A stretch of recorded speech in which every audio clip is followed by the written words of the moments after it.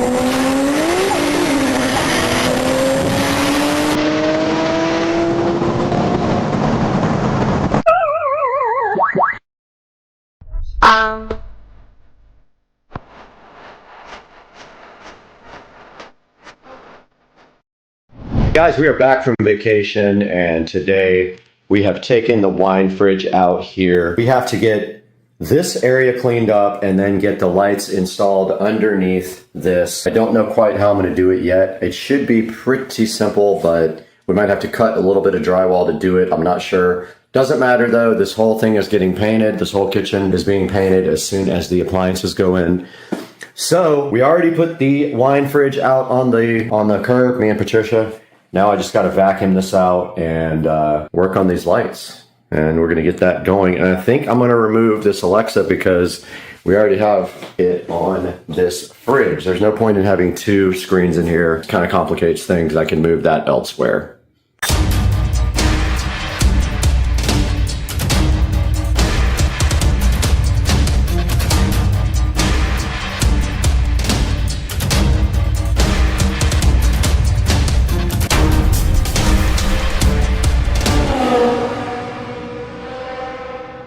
Alright guys, welcome back to the channel. After a short vacation, I went on a cruise and a vacation. We came back to find where we left off over here. We had installed the lights underneath that cabinet and we found out that we can only go right to left. That means the power wire has to either go underneath or on top. There is a gap. I am going to have to probably at least make a hole in the drywall right there for the wire to get behind there, because unfortunately the shelf is not even all the way. It's gapped there, but not right here. So first things first, we got to get this cleaned out because it looks like very bad and hasn't been opened up without a wine fridge for probably 5 years at least. Of note, I was having issues with the cameras outside, and this guy right here is the Hero 6 Pro. And it was in here. I tried it in the garage on the other side of the wall. Still not a lot of luck. So I ended up going ahead and getting a Hero 6 extender. And I still got to tie the wires up, but I put it right up here where there's power on the corner of the house. That gives me a good Wi-Fi signal out here to the cameras. And so this camera out here is now working perfectly. The one on the other side of the house, however, is still flaky, and there's a Hero 6 Pro like 5 feet from it, so I don't know what I'm going to do about that. But yeah, so now I've got a little bit better Wi-Fi coverage on the corner of the house where I have cameras, and as you guys know, I have like 10 cameras and like 6 Wi-Fi devices. Also, just remembered I need to order lights for behind the new wine fridge. This whole thing needs to be lit up. I wish I could do lights over here. Just not really a good way to do it unless I did it. I guess I could do it on the top. I'm gonna order white LEDs to put on the top of this and the top of this. Absolutely am. And back here I put power in way back in the day. Yeah. All right, let's get this clean.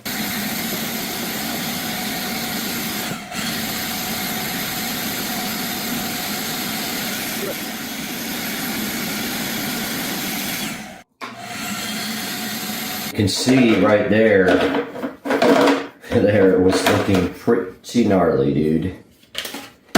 Underneath the lip where you couldn't really clean it.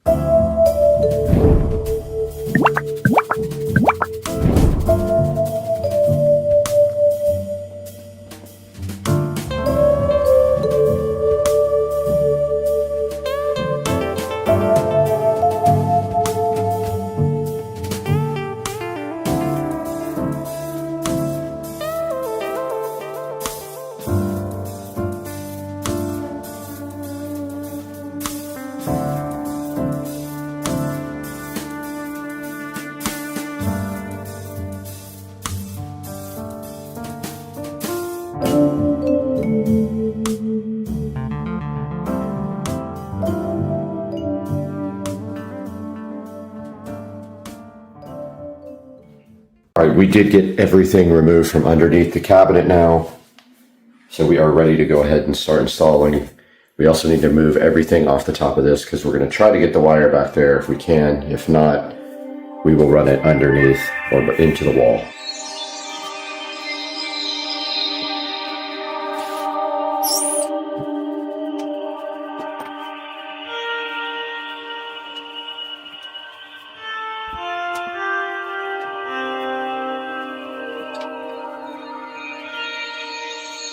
All right, these are the 9-foot Govee string downlights.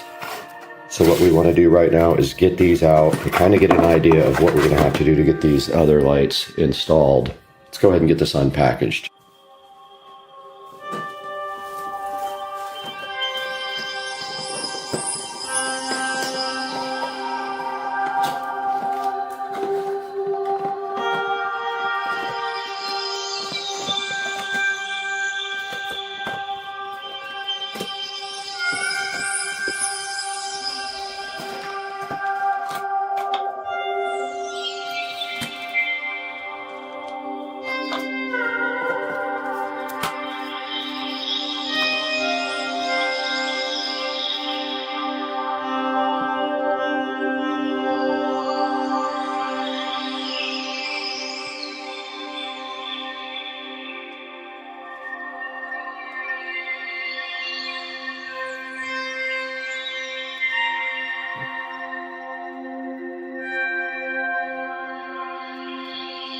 We would actually be perfect if we could go left to right. We could start on that side. Power would be easier, but we can't because the lights don't allow that configuration.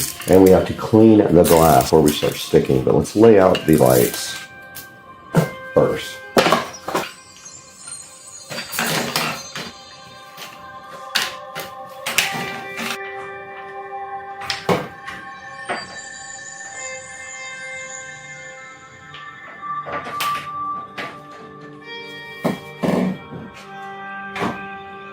Just don't know what to do with the wire over there. Okay, up here in the back, the wire will not fit through there to then drill through here. So I'm going to get a razor knife and see if I can cut a channel out right here.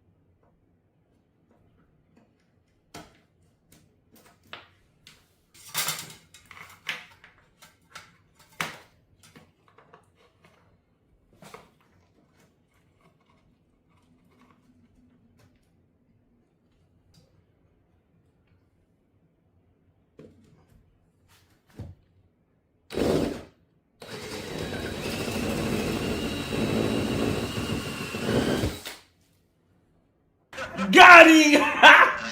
Got him! Oh! Whoa! Whoa!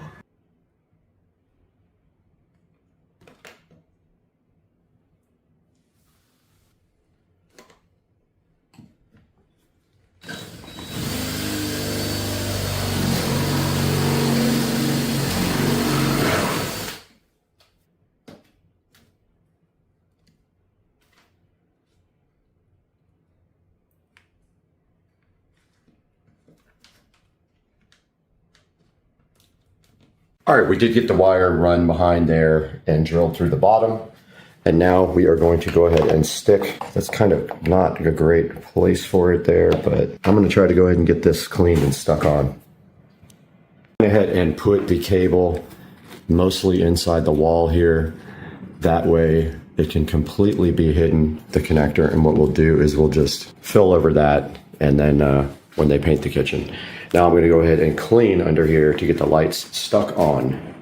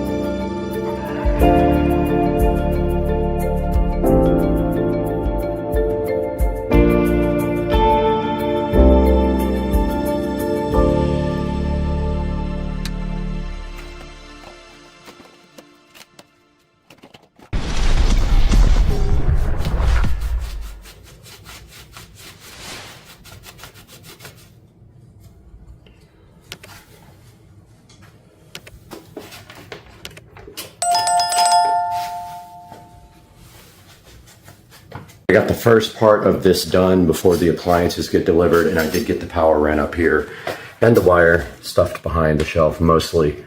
And then over here we will have to patch, and we will just go ahead and embed that wire in the wall. And then the Echo Show goes right there. Now I'm just gonna clean all this up and get to work at my regular job.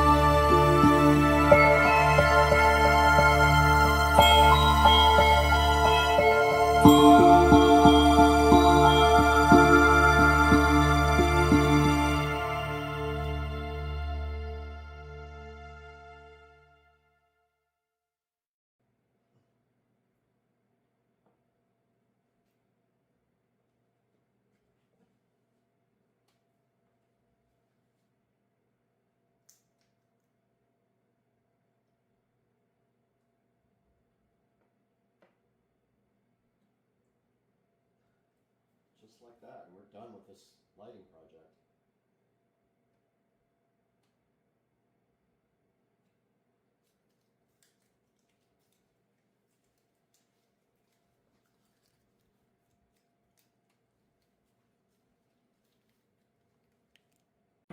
Okay, now that both sides of the lighting project are complete, we can go ahead and put these devices on same device type in the Govee app so that we can control them all at once. I'm going to go ahead and configure that now, but I wanted to let you guys see how this looked with the kitchen lights off all the way.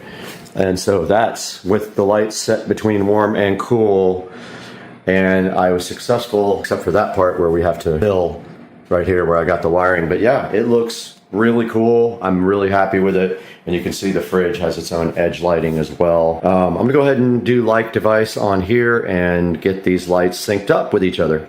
All right, now I have to get everything back underneath the sink here, and then that will complete this project. The only thing I can say is these lights do not do a good warm white. If you want warm white, you need to get a different step. These are almost yellow when you put warm white. In fact, they look completely yellow. This is halfway between warm and cool. And as you know, this stove has edge lighting. And if we go here and we hold down the settings menu here, you drag the little slider and you can see it going through all the settings. And there's the edge lighting. You click OK, OK. And then you can select a color here, natural, cool, or warm. And put it on cool. So now it is on cool white down here. There's what it looks like. So what we'll probably do now is put these lights on cool. The kitchen ceiling lights are warm white. But yeah, I'm gonna go ahead and put everything back under the cabinet and wrap this up, and you guys can join me while I do that.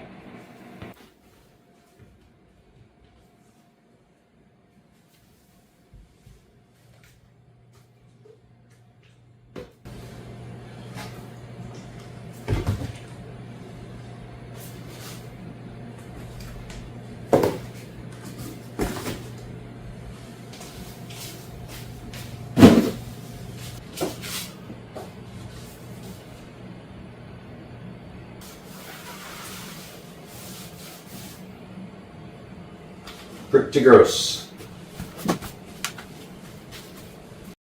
Hey guys, Supercar Street Racing here, sitting in the brand new updated home theater room. And today we're going to be taking a look at the Anker Cosmos Max 4K. We're going to be doing a little bit of looking at the menu system, some picture quality, and we're going to let you know what we think about it.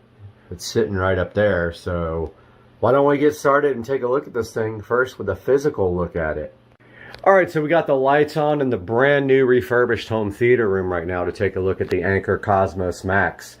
And the first thing I want to show you is the star field projected on the bottom of the projector. So yeah, my projector sits on a shelf with frosted glass and it's upside down. But this projector is really designed, and it's a pretty cool design. It's probably the best looking projector on the market, and it's actually designed to be portable if you wanted to. It has a 2.1 sound system built in, which sounds amazing. And I'll play that for you here in a little bit. It is true 4K native. It uses pixel shifting, I believe. It's LED. So there's no bulb. The bulb life is about 30,000 hours. Now once that bulb dies, the projector is basically trash. So you're going to have to buy a new projector when that bulb dies. So you just need to be ready for that. It is not repairable. They don't replace them yet. So just beware. Now, stepping up here to the shelf, here's a good look at the top of the projector, which is actually the bottom where you can see the mounts. You might not be able to see them there, but there's mounts for projector stand or an ANSI projector mount. But you can see here the thickness compared to my hand. It's pretty thick, and I believe that's because it has speakers built in. It's got a sub and 2 speakers with excellent sound quality. Really, I mean, it's probably the best sound I've heard from a standalone device like a projector. It has 2 HDMI inputs, and it does support HDR10 and true 4K video. So let's take a look at this thing from when it boots up. Alright, let's get the light shut off here. And let's power on the projector. Now we are running through a Pioneer VSX933 receiver, which supports HDR10 and 4K. You can see there we got the Nebula logo. Now that was a quick boot up. Usually it takes much longer to boot up, and I think it's because I didn't allow it to shut down the whole entire way. Usually it takes about 15 to 20 seconds to boot up and you see the Android logo. But yeah, I think it didn't go all the way into power down mode. So let's try that again. Alright, we're going to try this one more time. See if we get a full power up.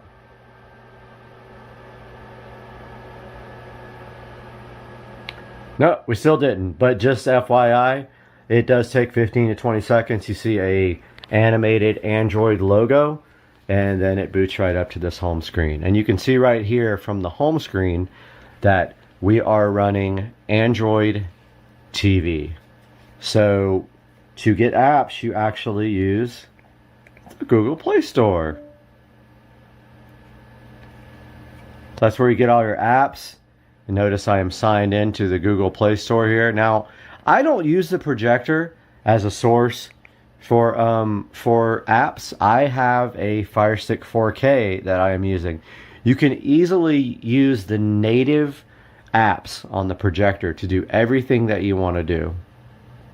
No problem whatsoever doing that. However, I have everything set up in my Fire Stick 4K, and I have Kodi set up there. So I would rather use that. And there is the receiver down there. That's the Pioneer VSX933.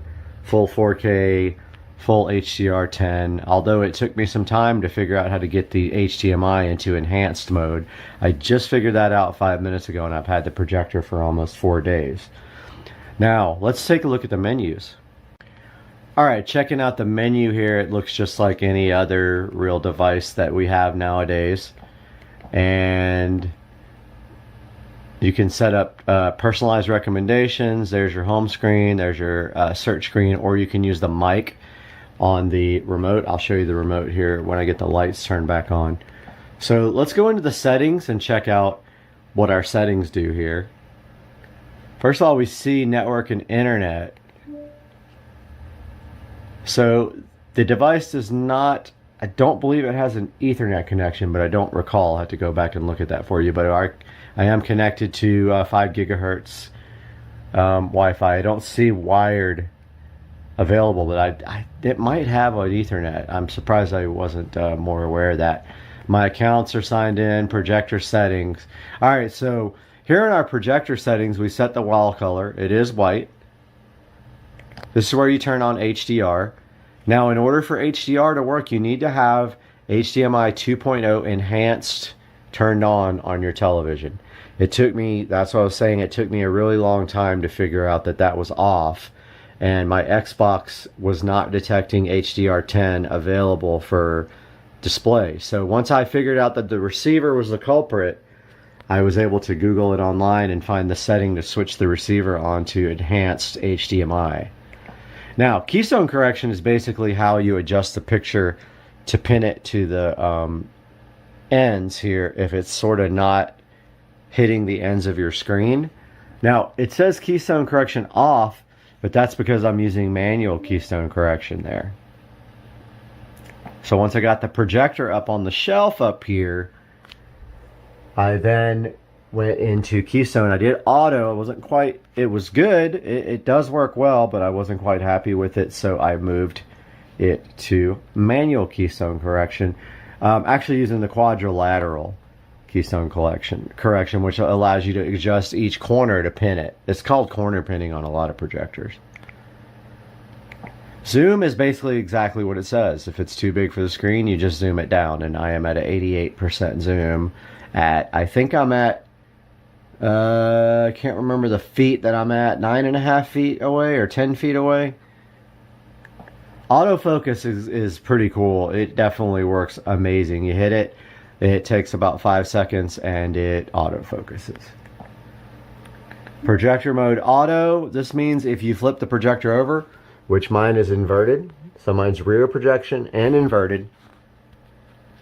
You can just put it on auto. It has some kind of sensor inside that knows that it's inverted and upside down, so it flips the picture.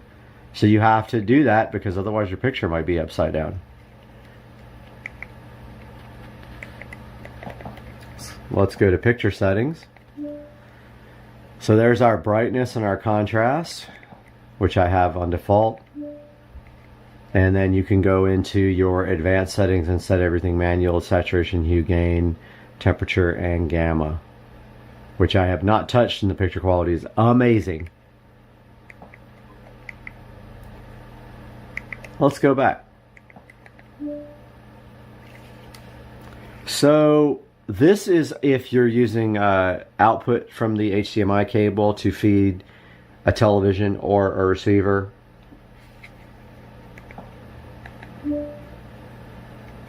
This is if you're going to use the optical out to feed a receiver or a television.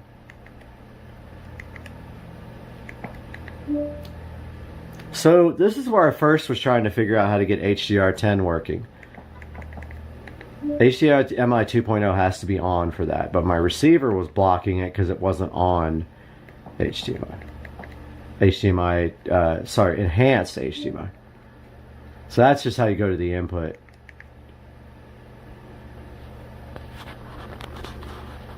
Let's go back to settings. And we were on HDMI. Not sure what memory detection is. I just leave it on HDMI. CEC is so that the device can feed back audio to your television and control your television. You can play with those settings as you wish. So this allows you to pair a device with the speaker via Bluetooth and play music. Here's your applications.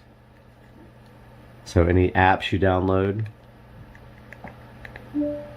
Here's all your device preferences. So we see here, if you're looking for system update, it's under device preferences, then about, and you click system update, check. And I did update the projector when I got it. You can name your projector, restart it. Here's the status. Shows you all the network information, the MAC addresses, shows you the model number, what firmware version you're on. It's running Android Pie. Shows you the Android security patch level just like your phone does. Shows you your kernel version, and then your build version. Date and time, we're on automatic, Eastern time zone. Language, obviously English US. We're using the Google keyboard. Alright, sound. So you can turn your system sounds off and on. And you can change your device surround sound options if you're using this to supply sound, which we're not. We are using the receiver with a Fire Stick 4K. Tells you how much you have left in your storage for the device, 12 gigs. Home screen customization. You can customize your channels. You can select and deselect which channels you want on. You can enable video preview, so when you're hovering over something it will preview. Same with audio. You can set up discovery, your apps, and then you can look at your licenses for your open source. Now, so this is for your LED on the projector. So this is for the logo. So see, off, on, Starfield, off, on. So your Google Assistant settings, it's actually on. Who wants safe search if you want to try to get porn? Chromecast. So this allows you to cast from any Chromecast device to the projector. Screensaver. You can change it from a backdrop to colors. When to start it. How long to put the device to sleep, or you can just preview it now. There's what's set. Shows you the time, the location services, uses Wi-Fi, your usage, tells you can send your usage to Google, who cares, security, so you can turn on unknown sources, you can verify apps before you install them so you don't install malware. Here's your accessibility contrast. You can turn on accessibility option. You can turn on high contrast, do text to speech. You can do talkback services and other services options there. And you can reset your preferences there. Under remotes, you can add a Bluetooth accessory. And I think that's the remote there for the Anchor. That's which is in my hand right here.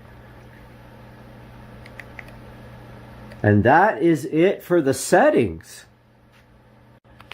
Just wanted to let you guys know also there is an app for the Nebula projector to control it and help set it up, available in the App Store.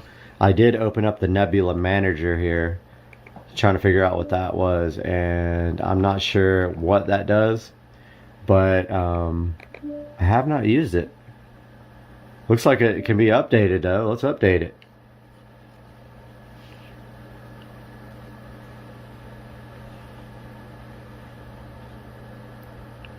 Alright, Nebula Simple Tool to create another app shortcut on your Android TV. And I want to take a look at YouTube now with you guys. Now this is the native YouTube app. And if we go to 4K,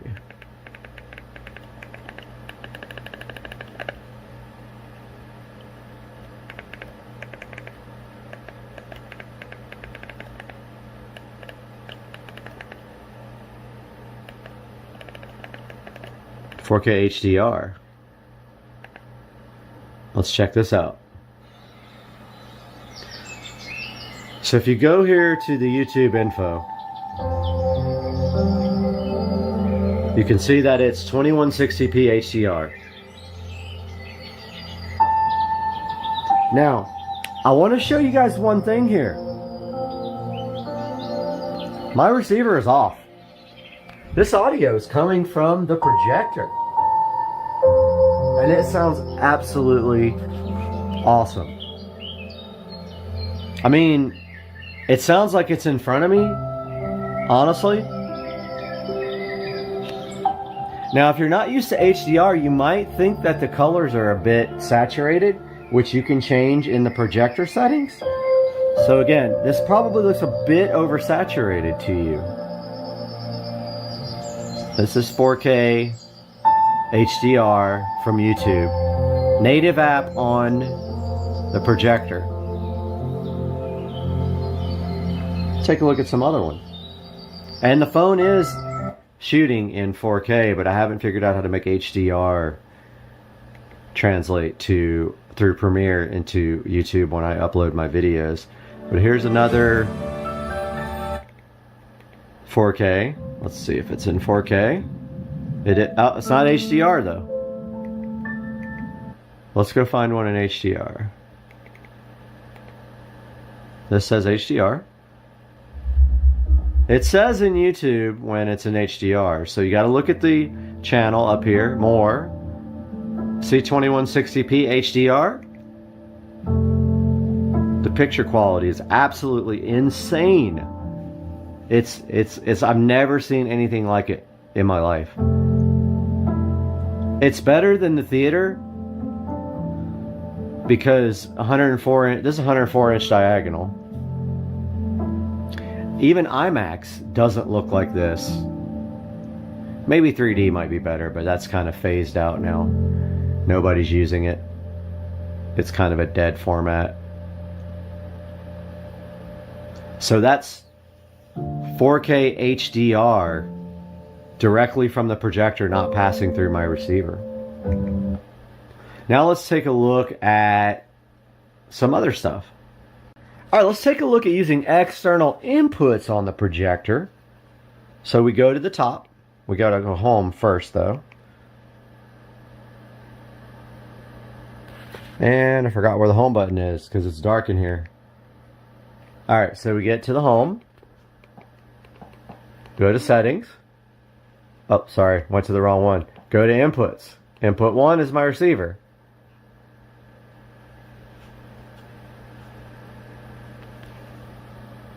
And it says no signal because my Xbox shut off. Powering on my Xbox. And my Xbox is back on. Let's go to the home screen. Let's go to my games and apps.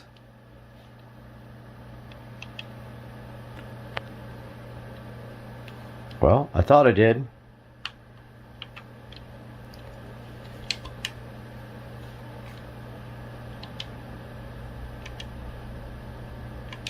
And let's see all of them. Let's go over to Asphalt. So after I was able to figure out how to get HDR10 working, the games look absolutely crazy amazing. And this is Asphalt Legends. Loading.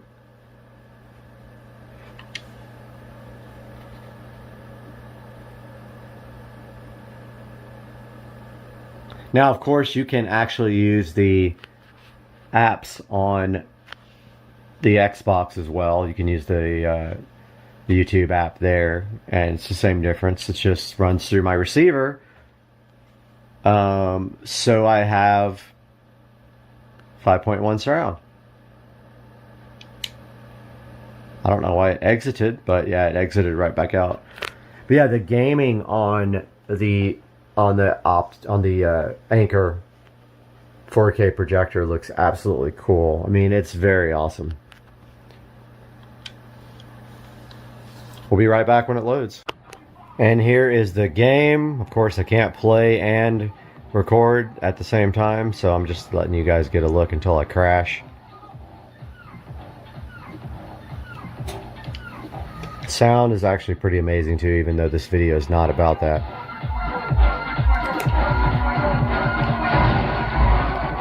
There's a look at 4K HDR gaming.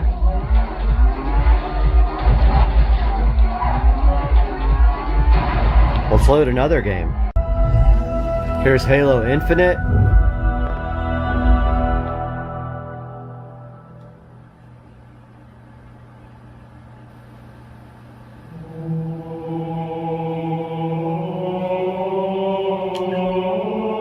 Which I have no idea how to play yet, because I haven't used this Xbox hardly at all. You can only play multiplayer on the demo. Let's see if it'll load.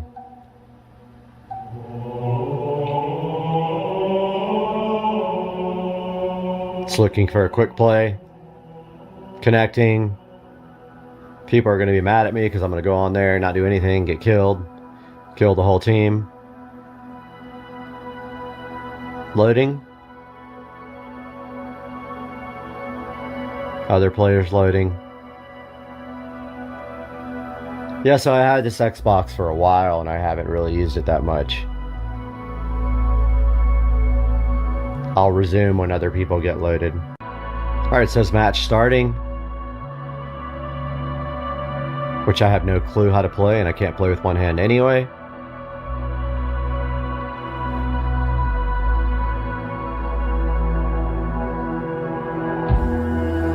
It shows you the player. Wow.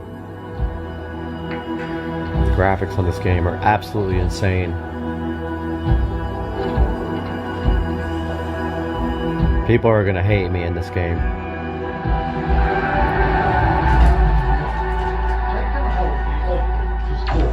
Yeah, I mean, it's very difficult to play with one hand, but you get the gist of HDR 4K gaming. It's amazing. It looks so good, right? Gonna get killed. Yep.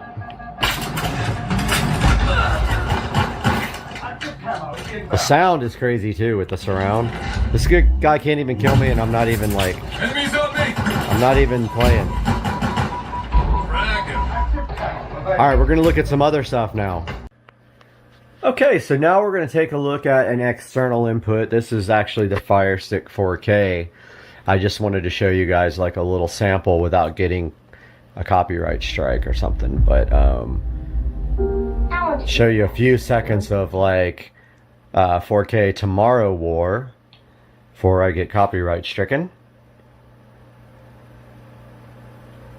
Absolutely insane on this.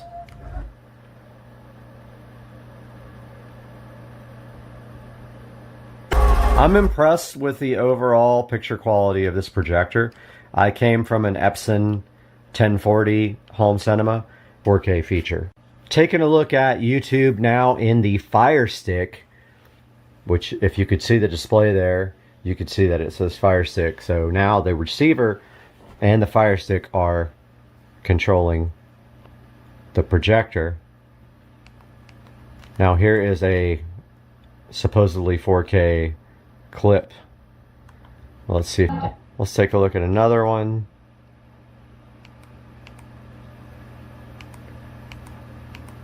Let's see, we got Matrix Resurrections here. And I can't explain to you how sharp the picture is even on the title screen there. Alright, the phone might have cut off on that last clip, but I wanted to show you guys the receiver here for a second. Now we have the lights on. So this is the Pioneer VSX 933, and I have had this for a couple years now, and I do have one issue with it. If I don't switch the power off, sometimes it will not have audio when I power it back on. I think something is starting to fail in there, and of course it's way out of warranty. Nice receiver though. It's full HD, full 4K, full HDR, does everything. Totally impressed by it. The speakers are JBL studio monitors and a Advent center channel. Have surround in the ceiling up there for the surround sound. And of course here is the Anchor projector sitting on a glass shelf, because I just like the look of that rather than a stand. And then of course there's the logo, which it's frosted glass so you can't see through it, but yeah, so all wired up to the ceiling right there.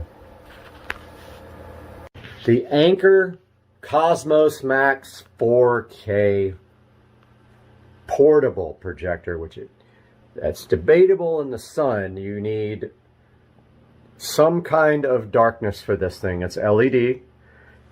It's never going to be as bright as a standard bulb projector or a laser projector. So if you're going to use it outside, it's got amazing sound. Highly recommend it for its picture quality and its sound quality. Built-in 2.1 audio. It's got 2.1 audio, and I think the speaker, I can't remember who makes the speakers, but the sound quality of this projector alone is phenomenal. The picture quality is amazing. Like I said, my one complaint is the light overspill. Even when you're cropped, you see the light outside of the thing, but it's not annoying.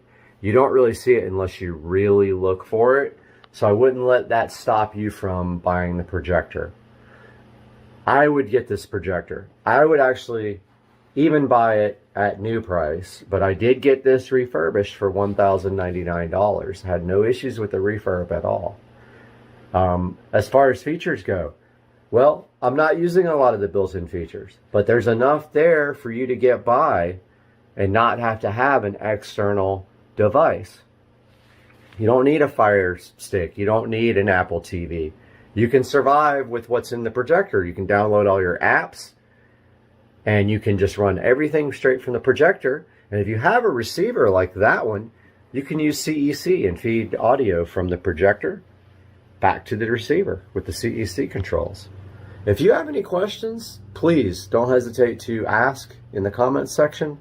And I hope that you'll subscribe to my channel. I'm enjoying making content for you guys. I really enjoyed the home theater makeover. And I hope you guys continue to support the videos.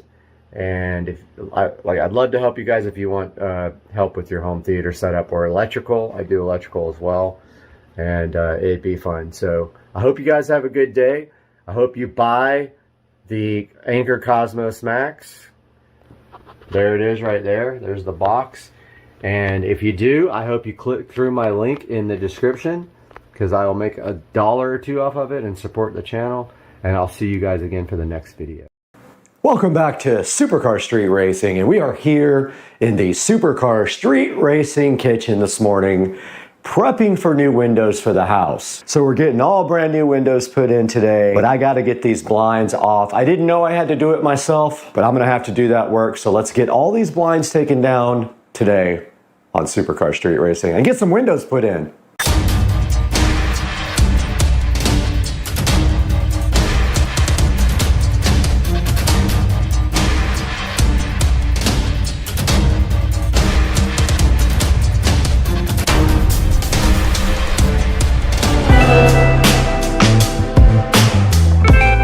Now we only have 3 of these to take down with these type of shades, and they're pretty simple.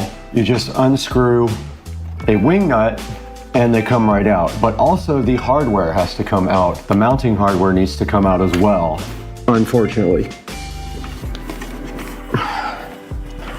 And it is going to make my life difficult.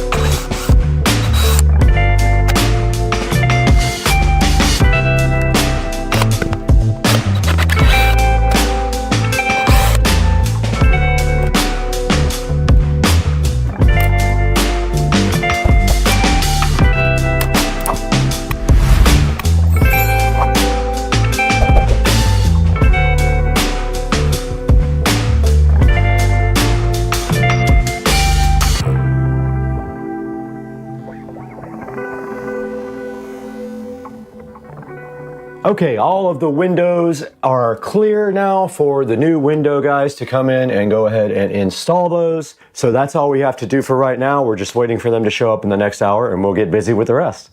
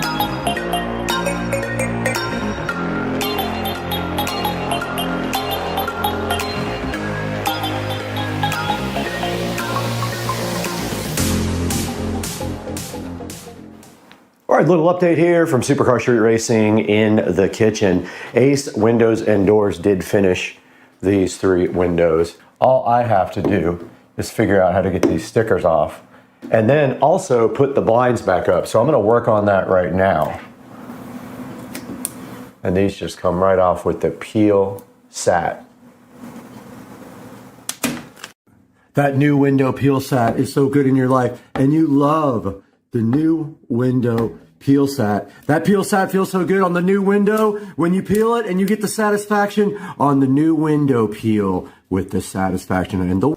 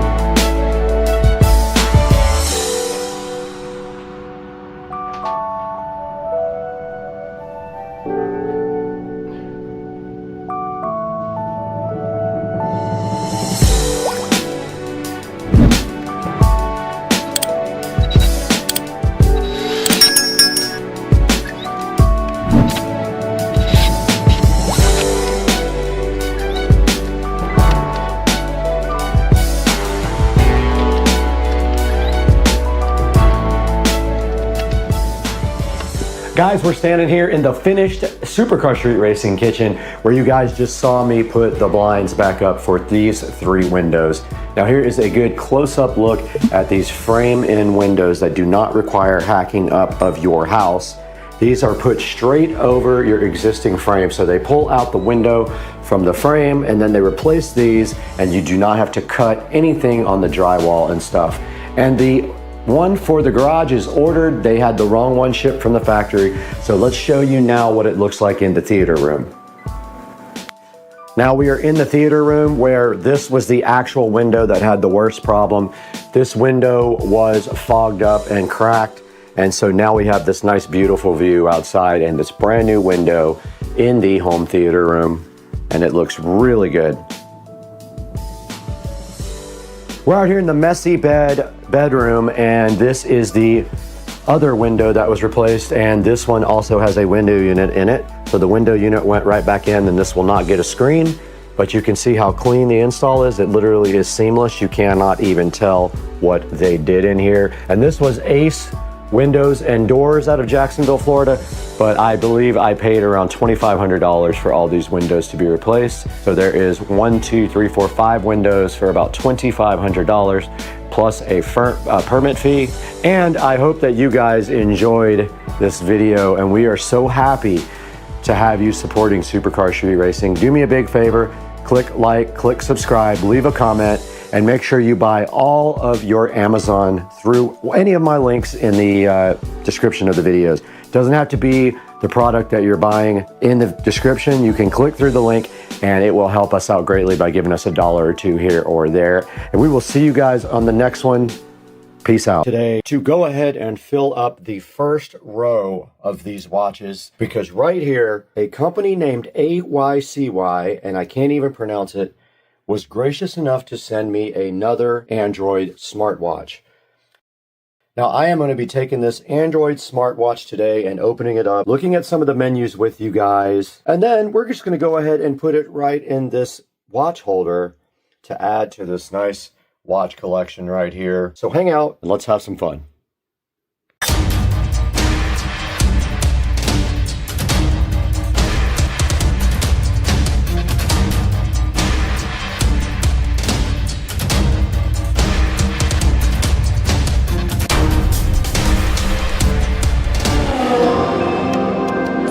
Right here in front of me, underneath this box, is the AYCY smartwatch and fitness tracker. And you can see right here, it comes in a variety of colors, and we have gotten the yellow one right here to look at. Now, this thing is IPS 68 waterproof rating. It does have a touch screen, and it is the brand AYCY, however you pronounce that. And it works with Android 5 or iOS 9 and above. And inside they did give me a charging cable, but I have so many of those, I just put it in with all my other extra cables. And here is the AYCY smartwatch, looking so fly. Taking it out here, you can see the form factor here and the band. A good look at the back of the smartwatch, and it is just like most other smartwatches, except the peel set. Go ahead and change the menu to a car because I really like that one. As you can see here, you can swipe down for some of the menus. You can swipe up for text and delete text with that same menu. And there are some more of your settings available by swiping down.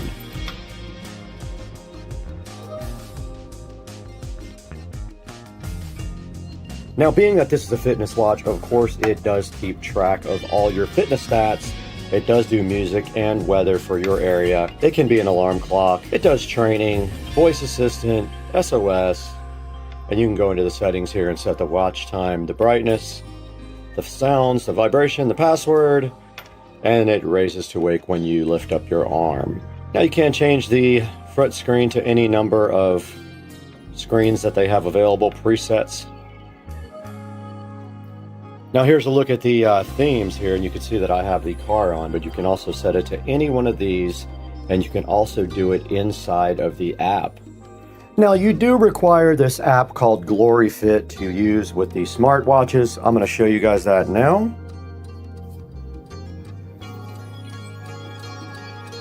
And there it is right here, GloryFit. And down here at the bottom where it says device, if you just hit that, you can see that it is linked up with a device right here. You can unbind with that device and bind with a new device. And if you click watch faces here and custom dial, you can see that that device only offers one custom. And there is the dial center. You can add any of these to the front of the watch, and you can see where I have added the car dial to my watch. And right here you can see me changing it to this purple moon sun looking thing. When I did it last time, it just said transferring or something like that, and it came right up on the phone. There it goes. It says sync on the phone now. You guys can't see that, but it looks like it is downloading the new screen for the phone. Now, going back into the GloryFit app here, it says that the call's Bluetooth connection is down, and if you want to use this with a Bluetooth phone, you have to turn that on, but all of these are your options for monitoring your heart rate, your SMS messages, and things like that. And then on this front page is where you would actually get your heart rate recording and your steps that are recorded for your fitness part of the watch. And right here, you can do running, cycling, jumping rope, or swimming, and it will record that data as well. And then right here is my account, and you can set up things like a training plan, some goals, and other things like that, and your just default system settings. And it shows you your firmware right here. Everything is up to date.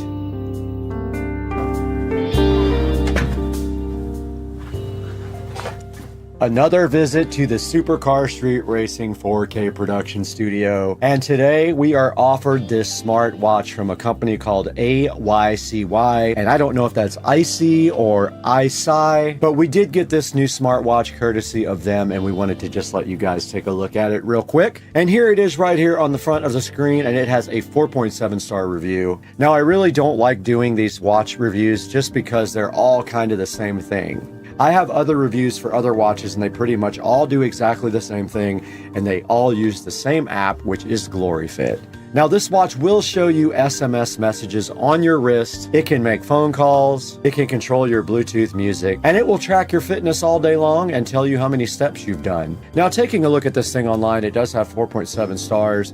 Most of them are 5-star reviews, and there's 15% 3-star reviews. Now, looking at the picture, there is only one picture of the watch available. You can see right here, it says it has long battery life and a versatile assistant. And if we scroll right on down past that, we can see that there are so many other choices for smartwatches that they are all basically the same, and they all cost about the same amount of money. You really can't go wrong with any one of these, but I wanted to get this one out in front of you guys now to show you what I actually have, and go ahead and add it to the Supercar Street Racing electronic watch collection. And I did play around with this smartwatch. This is it right here, and you can see I was able to change the face on it.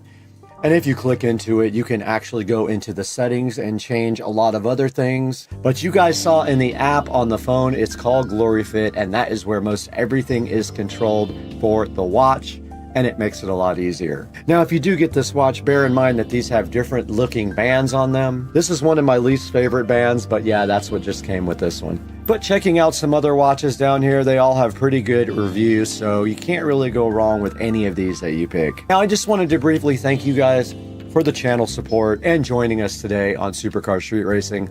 Like I said, I don't enjoy the watch reviews that much, but I wanted to get something out there for you in case you like the yellow band on this watch. It gives you a choice for that particular style. And it means so much to us when you click through our links and order products through our links. It gives us a little bit of cash, and it doesn't matter if you order the exact product, order anything you want through any of my links. It'll help the Supercar Street Racing channel out greatly. And the channel is growing, and we've noticed a big uptick in traffic here in the last month or so, and that's all because of your support. So guys, go ahead and like and subscribe to this video. But I gotta get out of here right now. I gotta go buy 10,000 new smartwatches, every color on earth.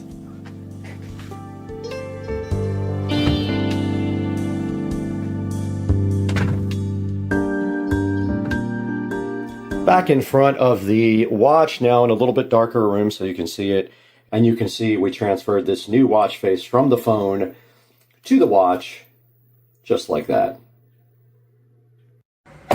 There you go. It's upside down though. Yeah, I know. Go. Oh, let's go.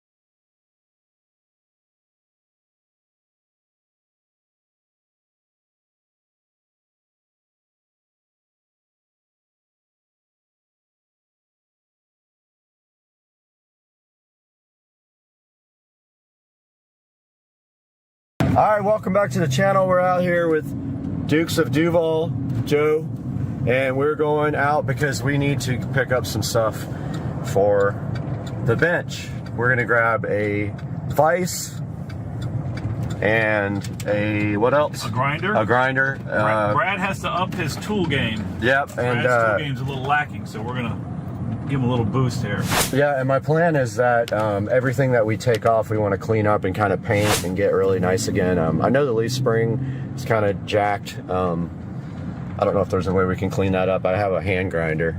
You'd have to pull, I mean, you could pull the whole thing out if you wanted to. We're gonna be taking a lot of stuff apart to get to it. Yeah. The bushing, so we're gonna get some wrenches too. I don't have a good wrench set or a good socket. I got one socket set. It's all deep well metric sockets. So we're gonna grab that. We're pulling up at the Big Orange store right now, and we'll update you guys once we get inside.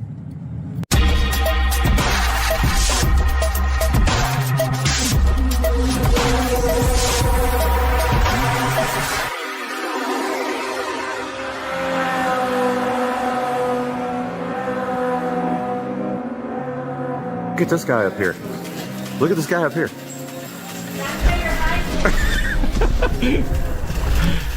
All right, so we are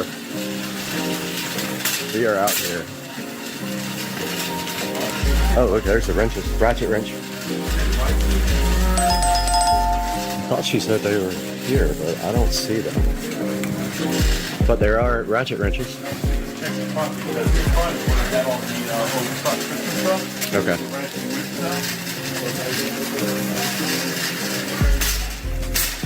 There ain't no, she probably thought we meant vice grips. Let me ask her. I think we're in the right place. They only carry one. And it's right here. Perfect. Got lights on it, all that stuff. Fine, whatever. All right, we got our. So, oh, you know what I don't like about it? What? Is that it doesn't move. It doesn't pivot. Oh yeah. And I mean, you could work with it without pivoting, but I like the pivoting. I do too. Yeah. That one there does. Yeah, so it's 99. But Yeah. you're gonna do it. Might as well. Yeah. Great. That's fine. Sorry. Picking. Yeah. Fine. Okay. Now we'll find the ratcheting wrenches. Found the ratcheting wrenches, and we found this Husky set here for 89 bucks. And then they got this gear wrench set. This one you carry around. This guy mounts on your wall, and it's $10 cheaper, but I think we're gonna grab this one. It's got 2 extra wrenches in it. freaking anti-theft on it. We can't even get it. All right.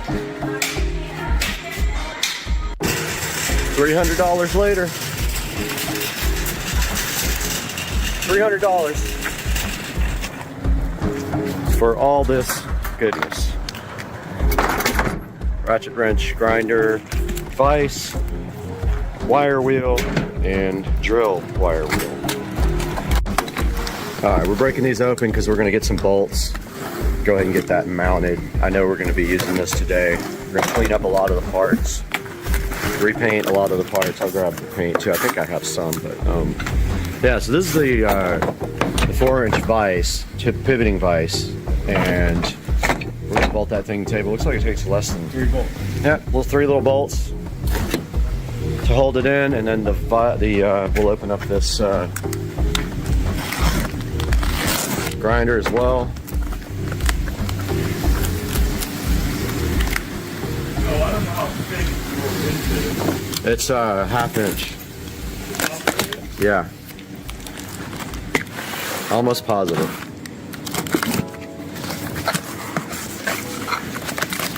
That's Joe's cart too. I don't think we really ever showed. Yeah, we did. We showed it on the race. Epic Street Racing, $1,000 bucks. $1,000 nights. Oh, it's got lights on it. So hyped.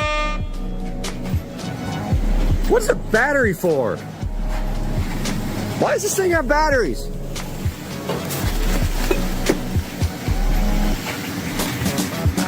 This thing's got batteries, bro. Battery powered. Oh, this is a tiny little freaking thing.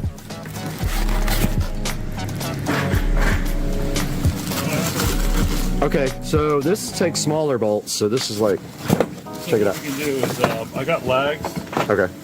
so we can lag it, Okay. and then we'll take, I'll just take all my, figure it out. Doing a bunch of tricks. Look at this owl. Big washers. Channel mascot, owl. And I've got the eagle over at the house to match it. Actually turned out to be a nice day.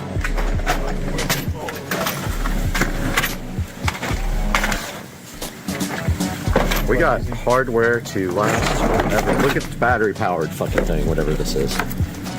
Batteries for lights? Yeah. Back up. That's stupid. Why don't they just use wall power? Ignorant. Hey guys, welcome back to the channel, and don't forget to look right here. Oh, that spot?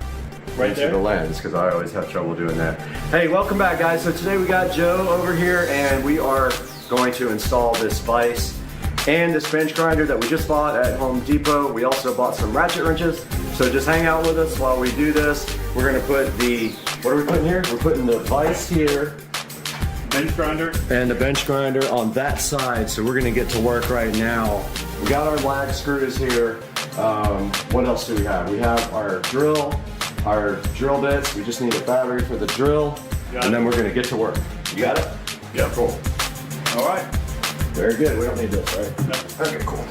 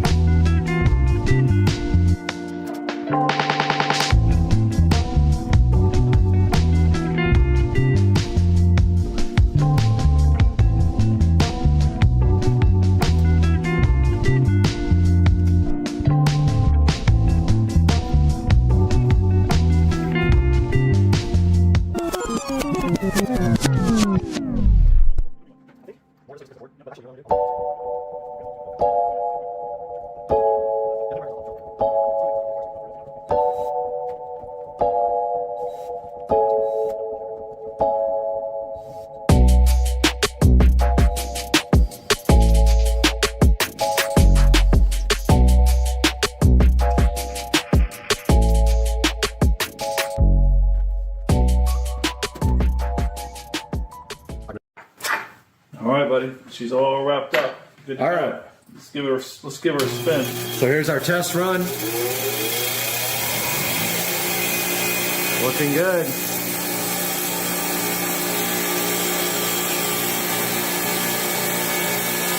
Thing rips. There you go, man. Oh, we That got was to do. close. That fucking thing. It hit almost hit your eye? Yep. A wire. That would have got you. You'd have been in the hospital with a freaking Wire in my eye. All right, guys, we are out here in the garage this morning finishing up. The project yesterday was to install this vise, and I'm working on a new GoPro, so bear with me while I get used to this. But here is the vise install, and here is the bench grinder install. We have to still get power run down through the bench to kind of clean up this, and then clamp the wiring up below to make it a nice clean project. So that's what we're going to be doing today, right here, right now. And we are going to grab our drill and start this process.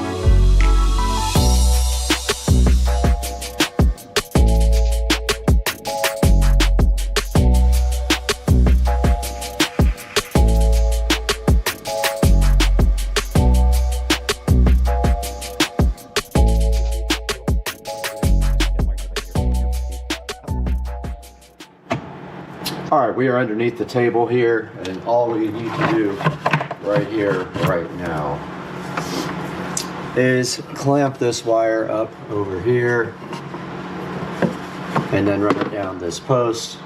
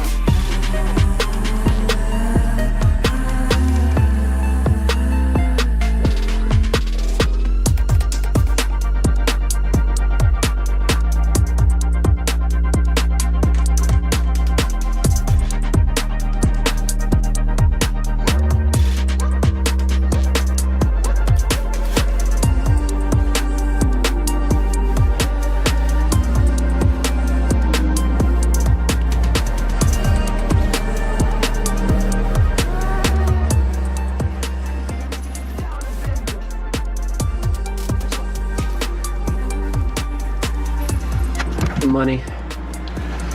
All right, that's done. Whole project is done.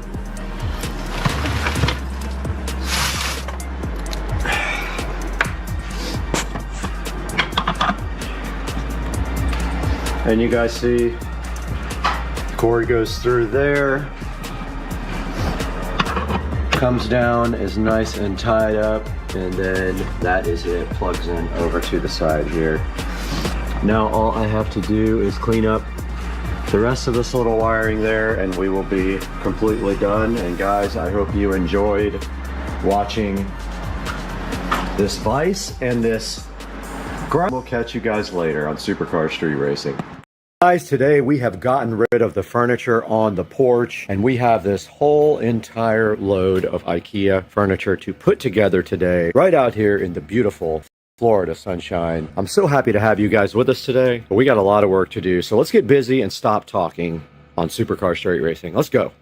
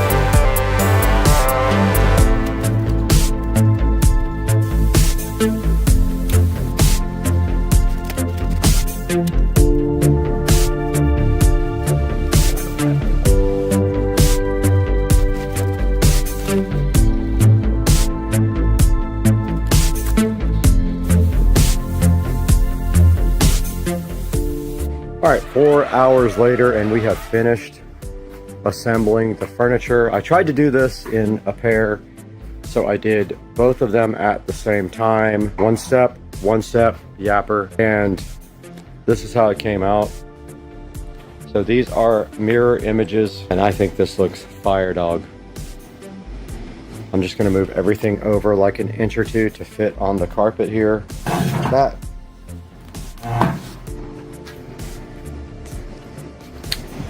This one here.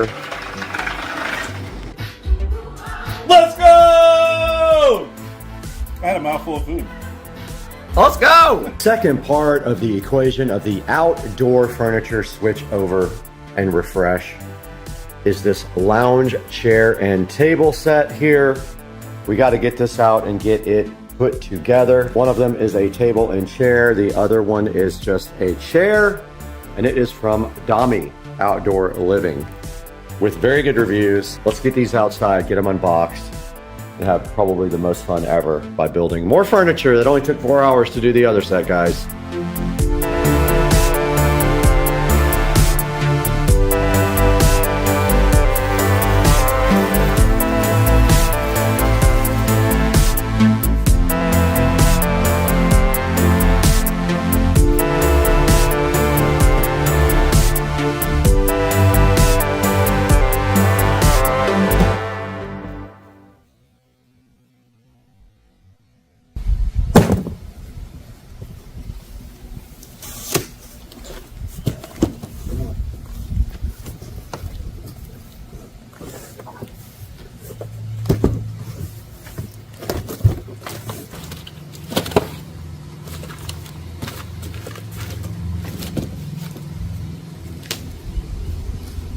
Okay, they gave us this nice toolkit with the accessories, but I went ahead and got my bit for these Allen head right here, and now let's go ahead and get this thing opened up and put together.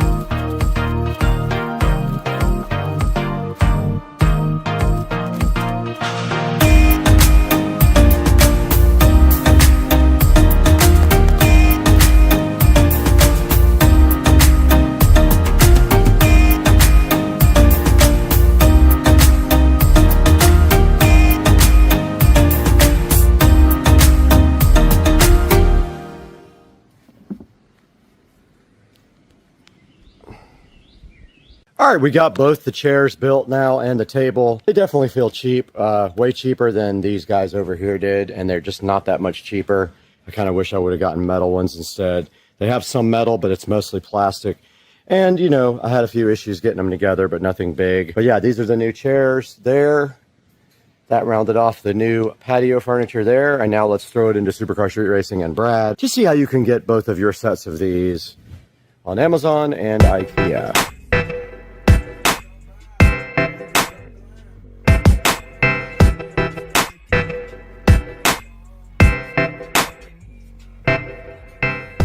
We're back at the 4K production studio today. My name is Brad, and if you haven't been to our channel, welcome.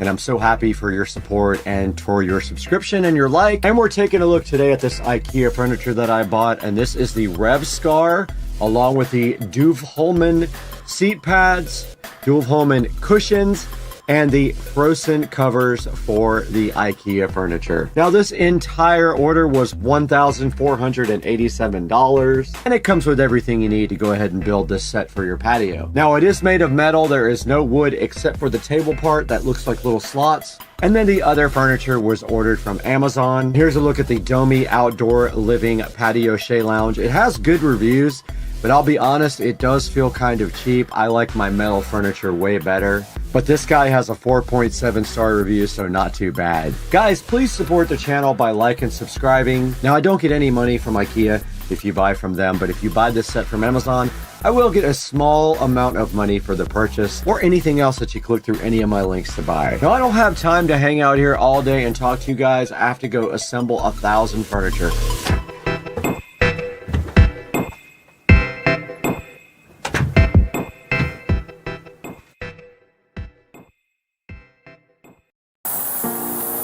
Good morning, guys. Setting up here to get up on the roof and try to fix this leak on my patio. My plan is just literally to throw as much spray foam at it as possible. It is in a little area where it's kind of a pocket. I'll show you guys when we get up on the roof. Yeah, I'm going to take you guys with me. We're going to check out this leak on the patio and hopefully get it fixed right now.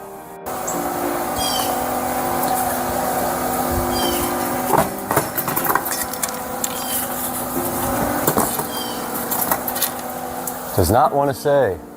Come on. This thing is being a jerk.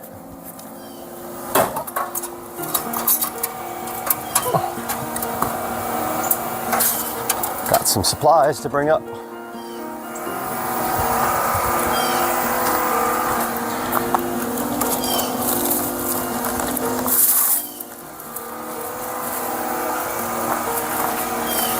So I honestly don't know what to expect up here,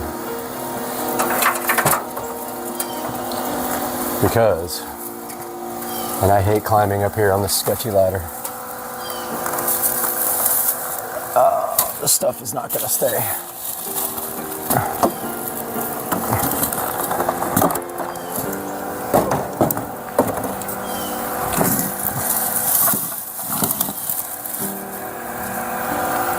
I gotta figure out a better way to get up here.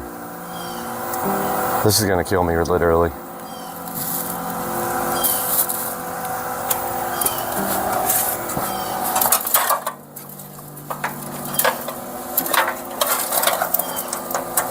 This ladder is the worst thing ever.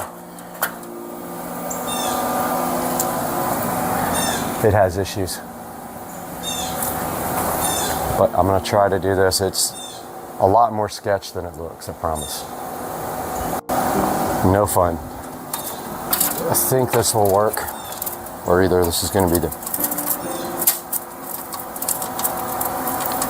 video, or I bust my ass on YouTube. My roof really needs to be bleached out. That's my next project. But that's where we're going over there, the patio. Okay guys, I think I figured out what's going on here. Looks like water might be going in right here around this flashing. You can clearly see where the water can go underneath that. I think it's dripping down through there. So I'm gonna give this all a good foam right here.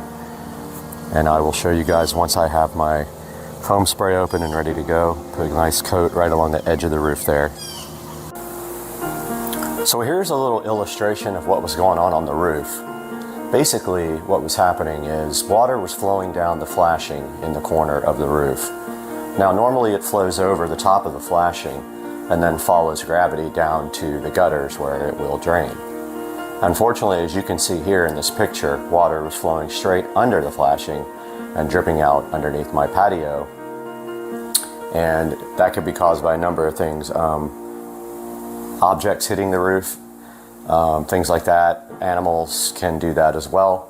So all we have to do is seal that area to make that water flow properly again. All right, you see where that also has some problems there. I'm gonna make sure I get this whole area really good.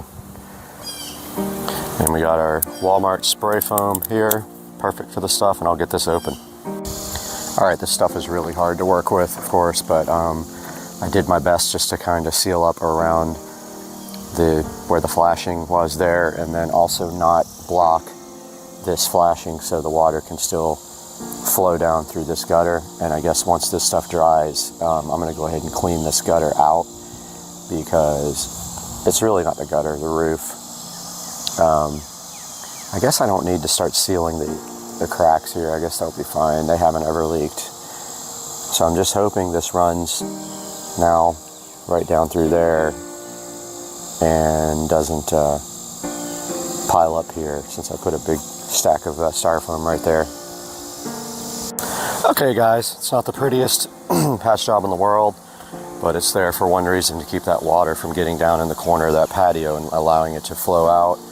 I went ahead and put the trash that I found in this gutter over here down at the end, and then I'm gonna get out and clean that out once I get down on the ground again. Now the tricky part is getting down. This gutter also leaks in the corner pretty bad. I'm gonna go ahead and seal it up with spray foam. Just gonna put it like around the inside edge here.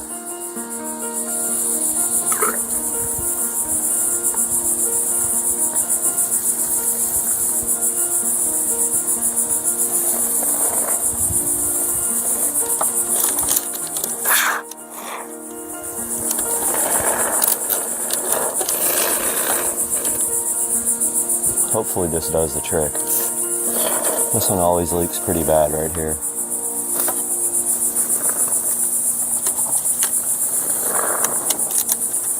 When it rains really hard, it comes out of the cracks down here where the gutter split.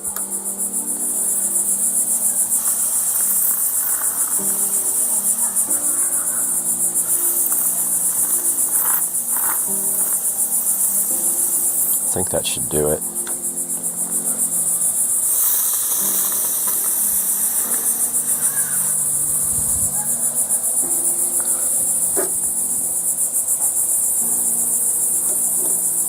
That should be good enough.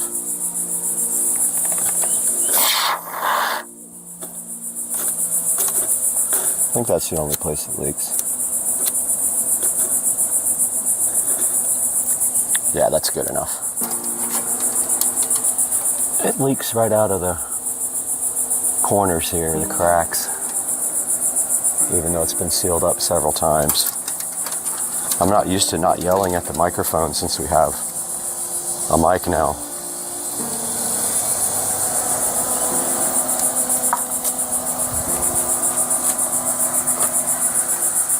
All right, now we just got to clean up. Made a bit of a mess.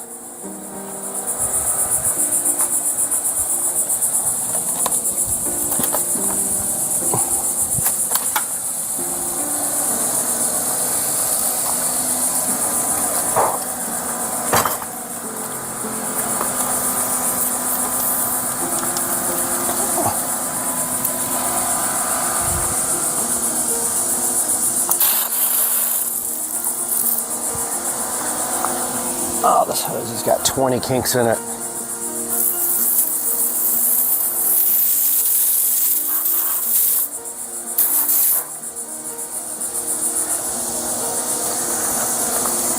Yeah, this hose sucks.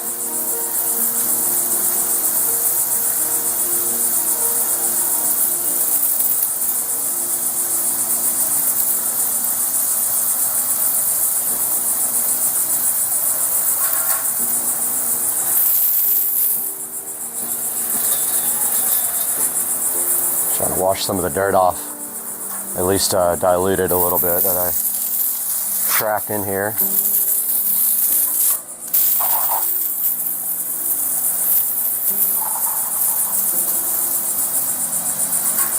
It's going to rain today anyway. I just want to get most of it off the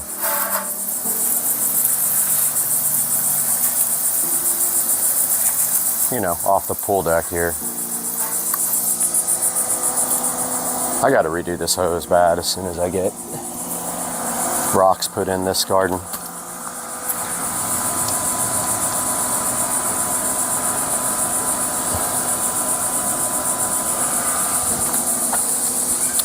And now we got to get our ladder and stuff out of here.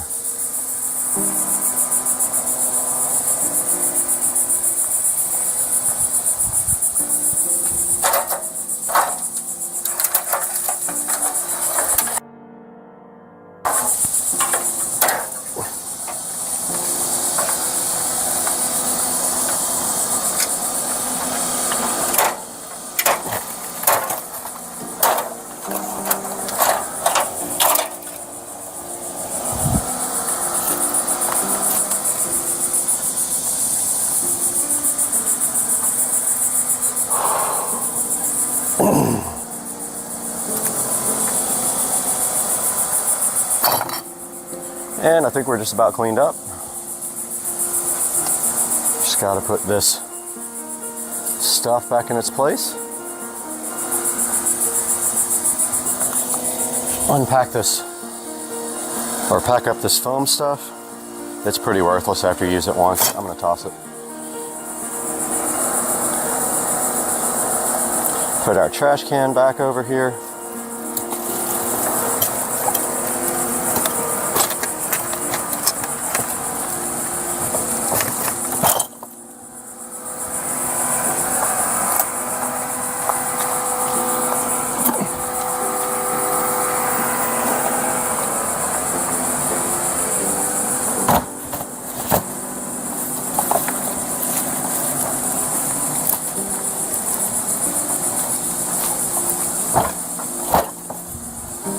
All these guys got to go out on Monday.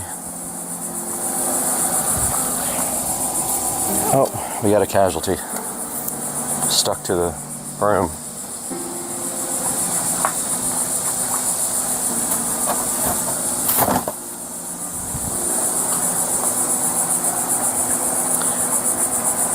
Now heading back to the garage.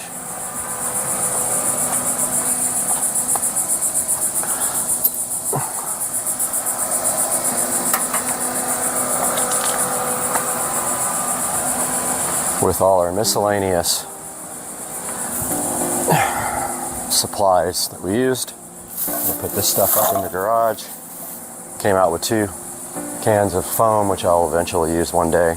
All this trash goes out tomorrow for trash day.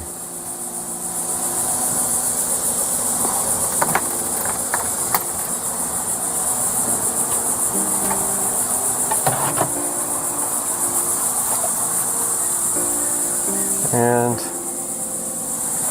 we're almost done. Until it rains, when we can give it a good test. There's Mr. Binks, waiting for me to come back so he can come inside.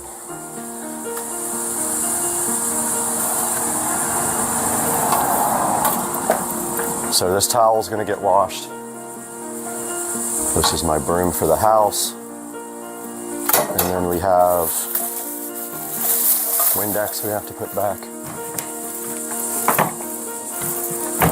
And we have 2 amazing spray cans left. They're only $3, so I'm not going to return them. I'll use these. I will use them eventually. Those 2 can go with the supplies. I know, kitty. And I can't find my other glove. My other glove is somewhere. Not in here. Kitty, I know. Well, apparently I lost a glove. But that's going to do it for today, guys. Hope you enjoyed this video. Little quick patio. See you guys next time. Good morning, everybody. Hope you guys slept well last night. Had a crazy night out last night down in St. Augustine. I went to a cool restaurant with my friend Sarah, and then we went to hear some live music and went to Sangria's. It was really fun. But today we've got some important stuff going on. The driver texted me last night to tell me the new car will be here this morning. So that means I have to go find the money to pay for the transport. And I'm also working today, so I have to kind of get that in there. But the car will be here this morning. My plan is to video the car coming off the trailer, and then you guys will know exactly what's going on with my car situation. Stay tuned, that's all coming up here shortly, in the blink of an eye for you though.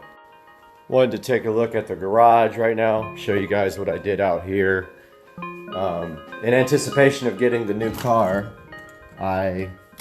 the other day I came through the garage and I completely cleaned out and reorganized the garage. Got all my car prep stuff here with all my microfiber towels.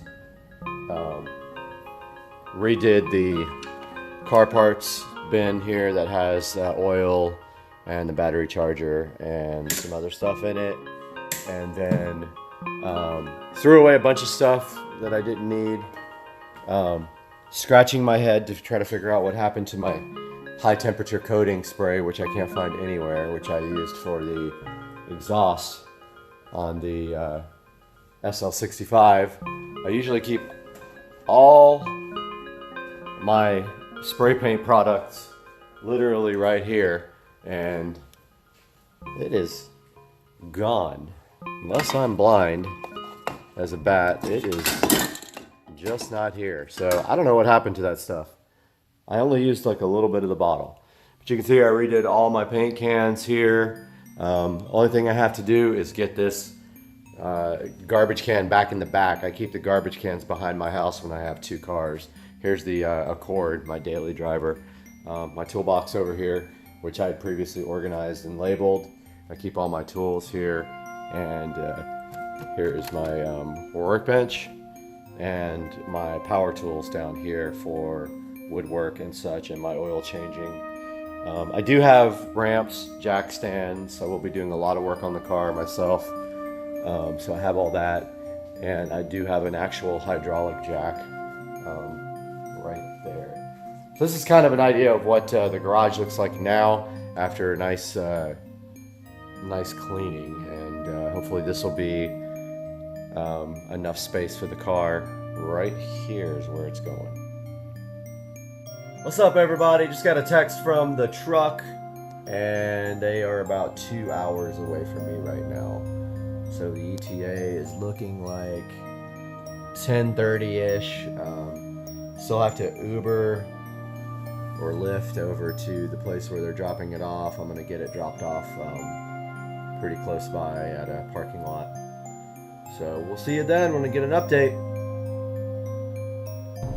Headed to the ATM right now. Got to get out $550, unfortunately, to pay for this car to be shipped.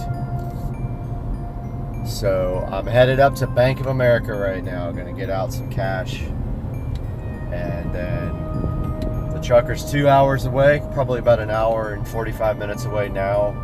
So we'll have another update here shortly.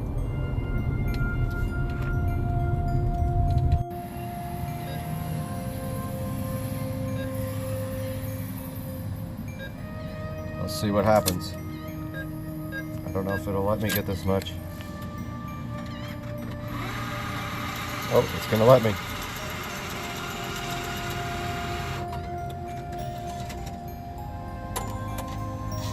Yep.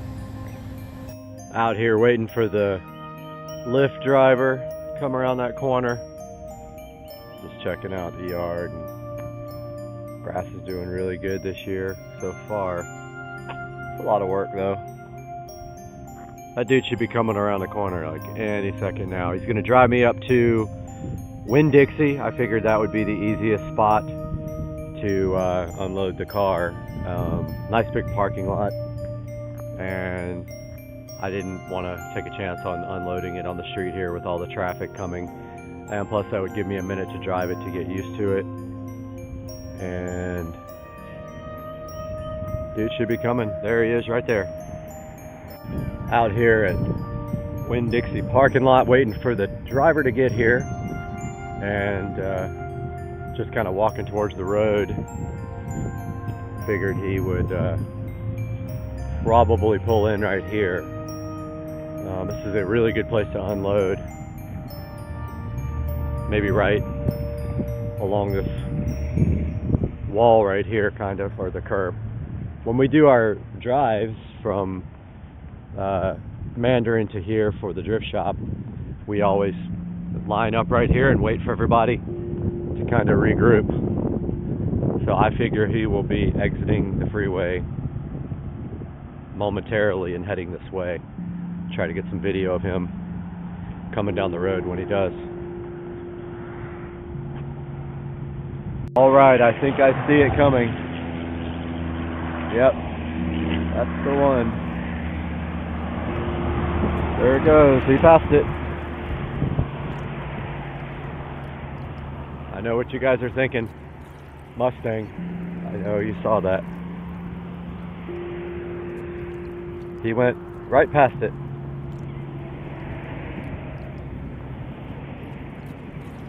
Let's see if he decides to turn in.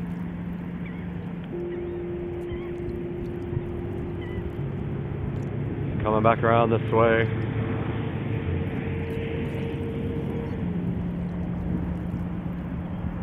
Looks like he's about to turn in. I don't know if you guys can even tell yet what was on that car trailer.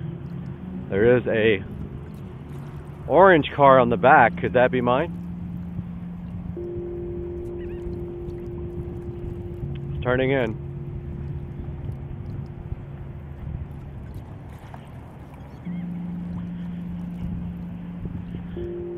And here it comes, guys.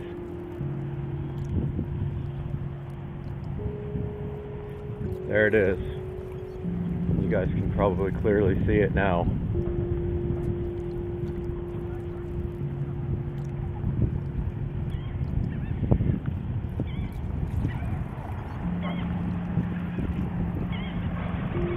There it is. There they are. How's it going? I figured like back there would be easy. Yeah, all back there, there's plenty of room. There's the car. It's not that one. Wow. Really does have great paint. So here goes the, somebody else is getting a Mustang, not me. Pretty nice Mustang.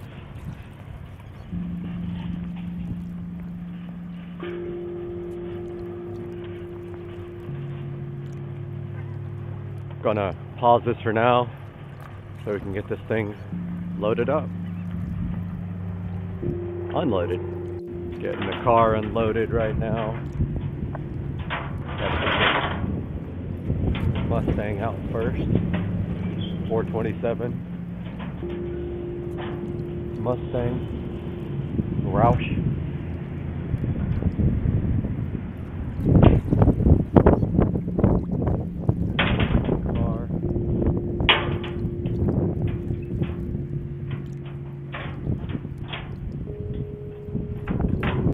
Getting the Roush Mustang off the trailer here. This is the easy one to drive.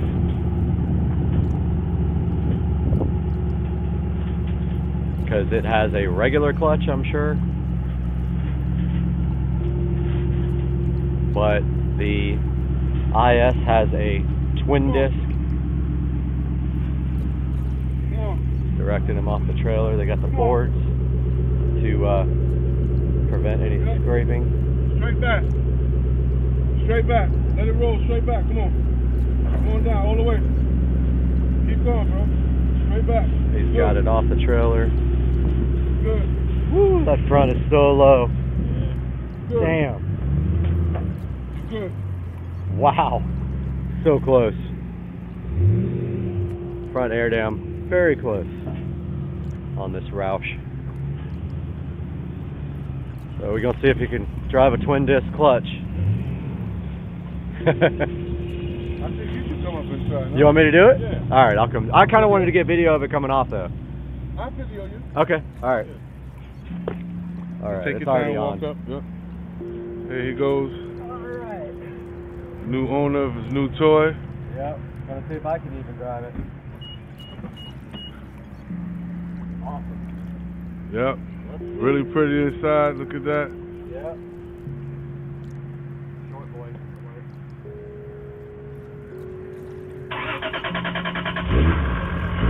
Oh, she cranked up really nice.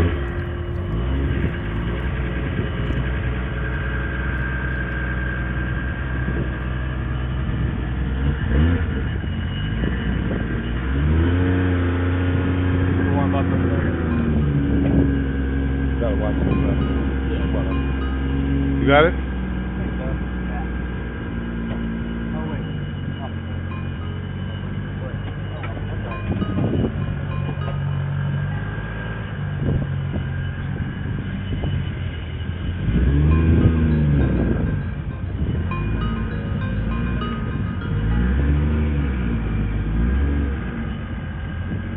Slow. So hard to punch super tricky. Yeah.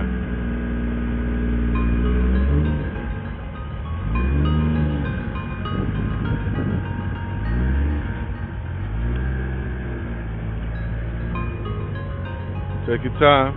Have a little dip. Come on. Come on. Yes, sir.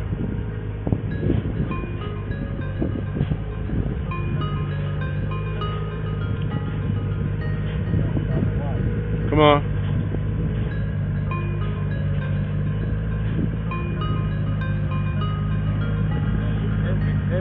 Come on, keep it coming. Keep it rolling.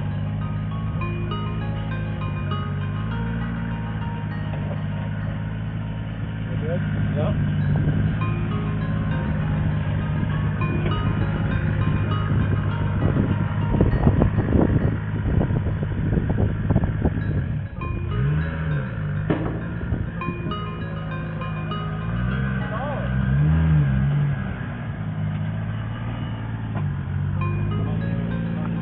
Yeah. Alright. Does it take brake fuel or? It will take E85. It will? You know about Okay, the yeah. E85 stuff? Yeah. Yep. About to try to drive this car without stalling it already. It's a little difficult to drive, but managed to get away without stalling so far. It's really off on though, as you can see right there. I'm still getting used to it. Wow, this guy just pulled right in front of me. Girl. So another thing, 6 gears really close to the emergency brake. You can really, it's hard to tell when it's in gear. This is going to take some getting used to.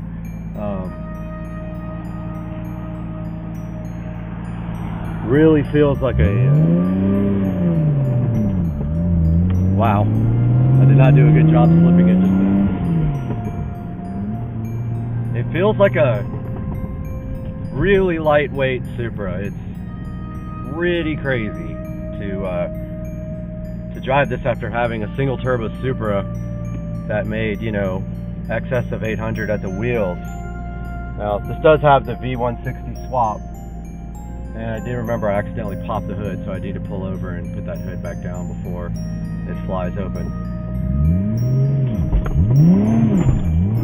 That's really hard to slip at first.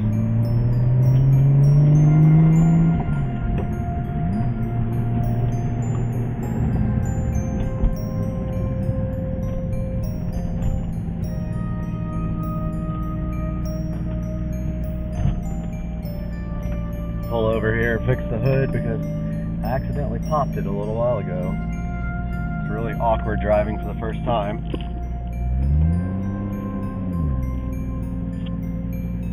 Got the car back home sitting in the driveway. Don't know if you guys can see that very well, but here's a good look at the engine bay. This is a fully built 2JZ GTE VVTi motor with AEM V2.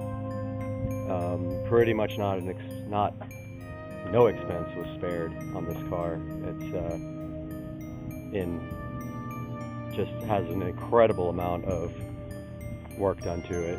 The paint's in pretty good condition. I wouldn't call it perfect. It has scratches here and there, and what looks to be maybe some runs, but it's nothing major. It's in good shape, and I don't know if you can see the flake in the camera, but it does have metal flake.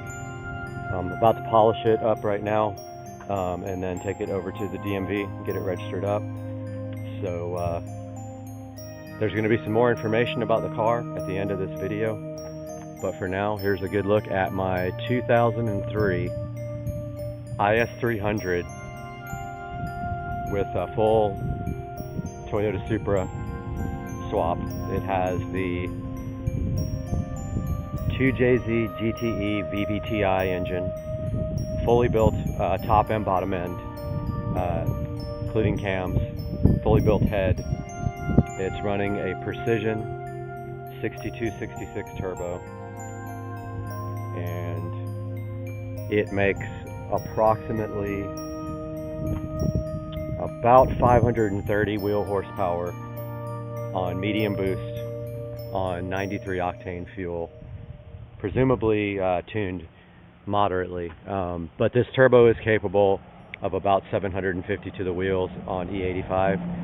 So that is the plan, to take the car up to Tracy over at Tuners Inc., throw another fuel pump in. It is only a single fuel pump, and we are going to run E85 in it. The clutch is very, very difficult. It's a twin disc clutch masters with an aluminum flywheel. It'll take some getting used to.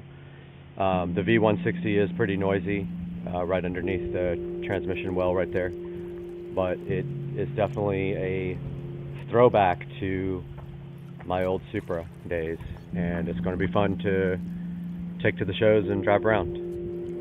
So stay tuned for the next one, and you're going to see so much with this car, you're not even going to believe it. See you guys.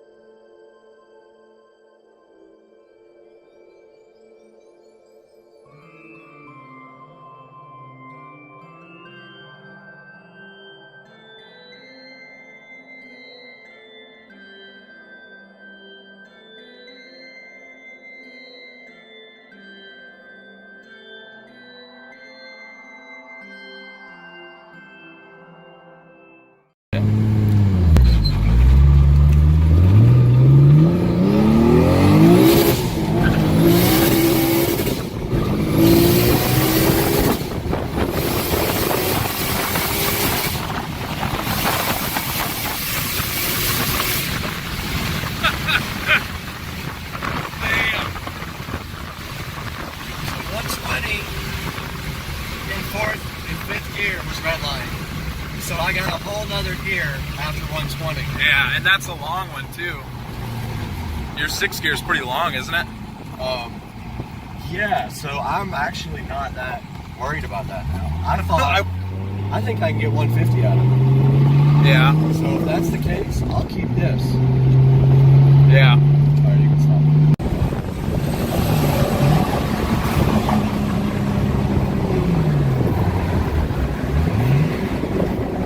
There's fuel there. Make sure we're not running lean or rich.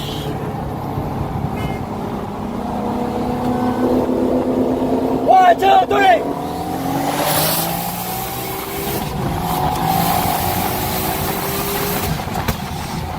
Shit, yeah.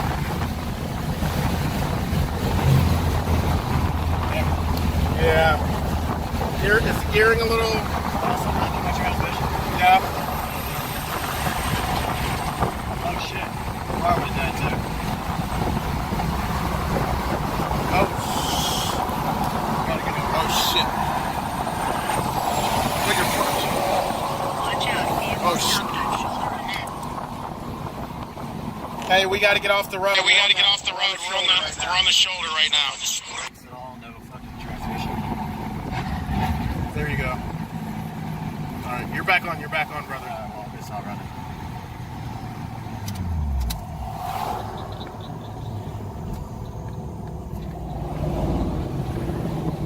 Fuck, I don't know what happened, dude.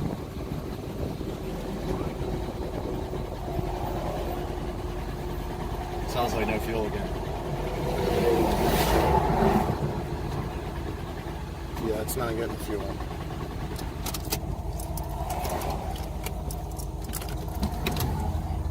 No fuel again.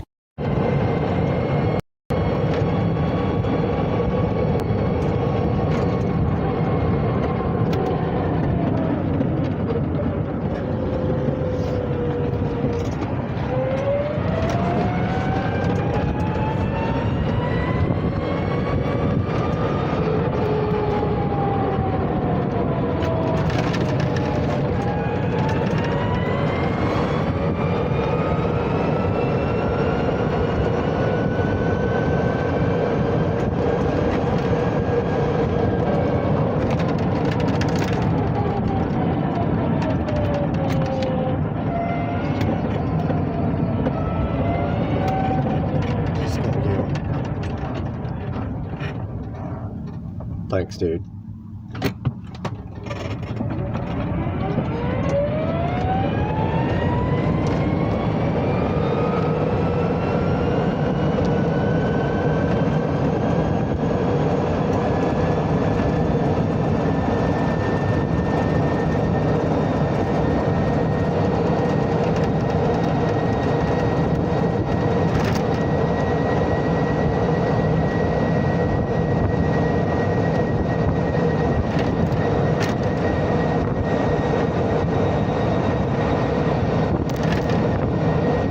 Guys, Dukes of Duval is seriously lacking in security at his new house, but we're going to change that today with the Wisecam pan and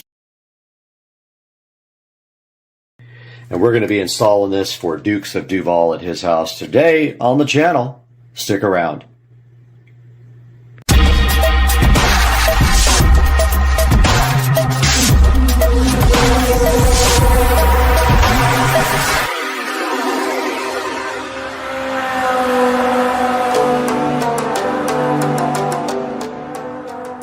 Okay, for the first part of this project,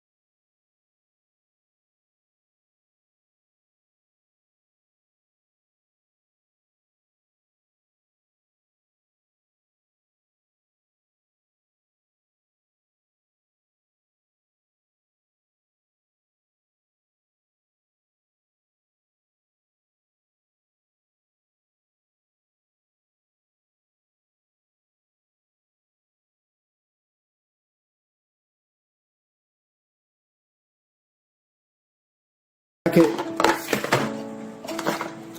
There is the bracket, and it looks like this.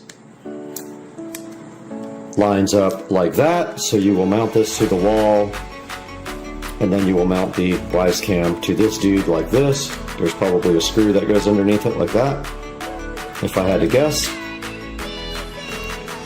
And here's the actual wise cam, and here's the peel satisfaction. Granted. And let's see what's inside this box of the wise cam pan. Looks like we have our power outlet.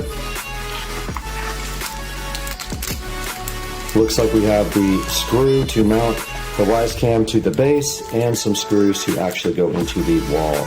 And inside of there is a lovely cord. Let's put this all back now.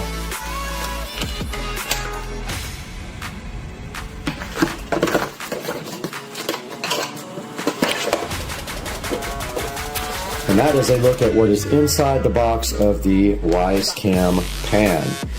Next step over here is go work on Joe's electrical and get that started. Alright, we are headed over to Dukes of Duval house to put his security camera in. He is currently at work, so we're going to surprise him with a new security camera. When he gets home, he'll be hyped and stoked beyond belief. And this is how close he lives. This house is right there. Welcome to Dukes of Duval.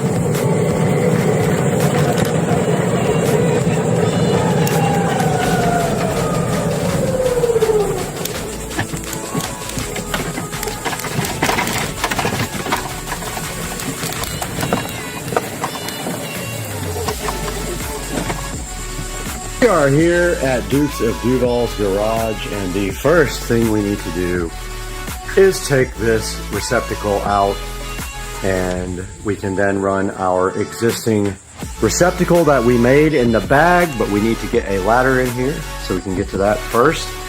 And he said there's a ladder on the side of the house, so let's go try to find a ladder. All right, if I was a ladder, I would be right there, apparently.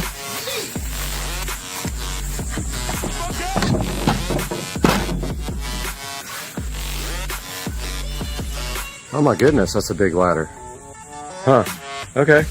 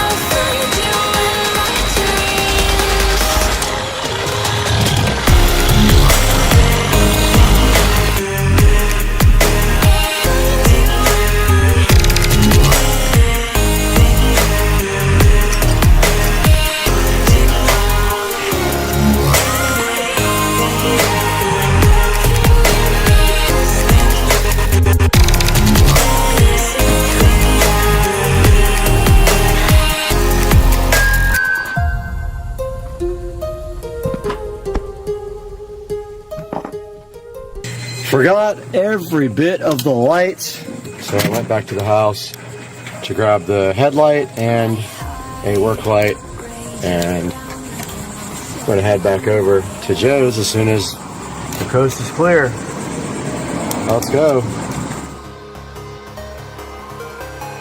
I can almost feel you walking in the distance, but I know that it's not reality.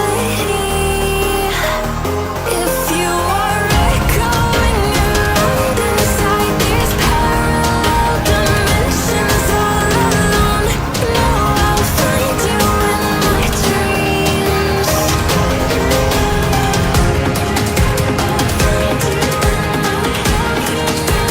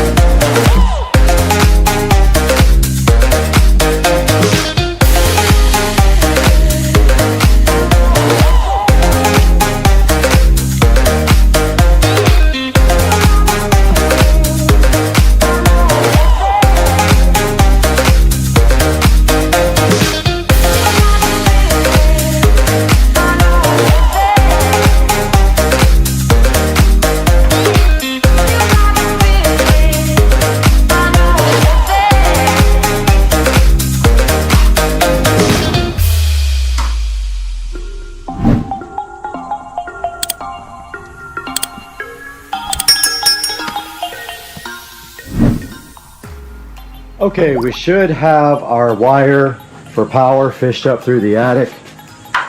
We've got our extension cord here. Let's get up in the attic and pull our cord for power.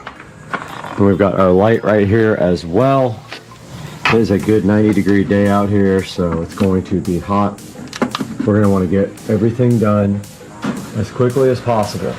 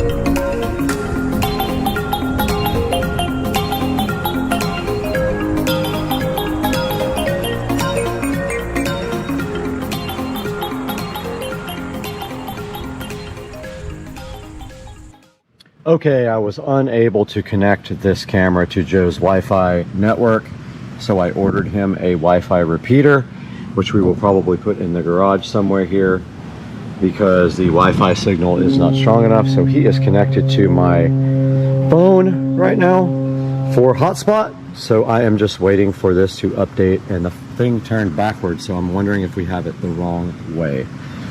As soon as this thing is done updating, we'll try it, but like it's about to storm. I need to get this golf cart home as well. So yeah, that's where we are right now. All right, guys, so we're on the way back to Dukes of Duval house. I have his Wi-Fi extender, so we're headed that way now. Go ahead and get that thing installed. See if we can get this camera working.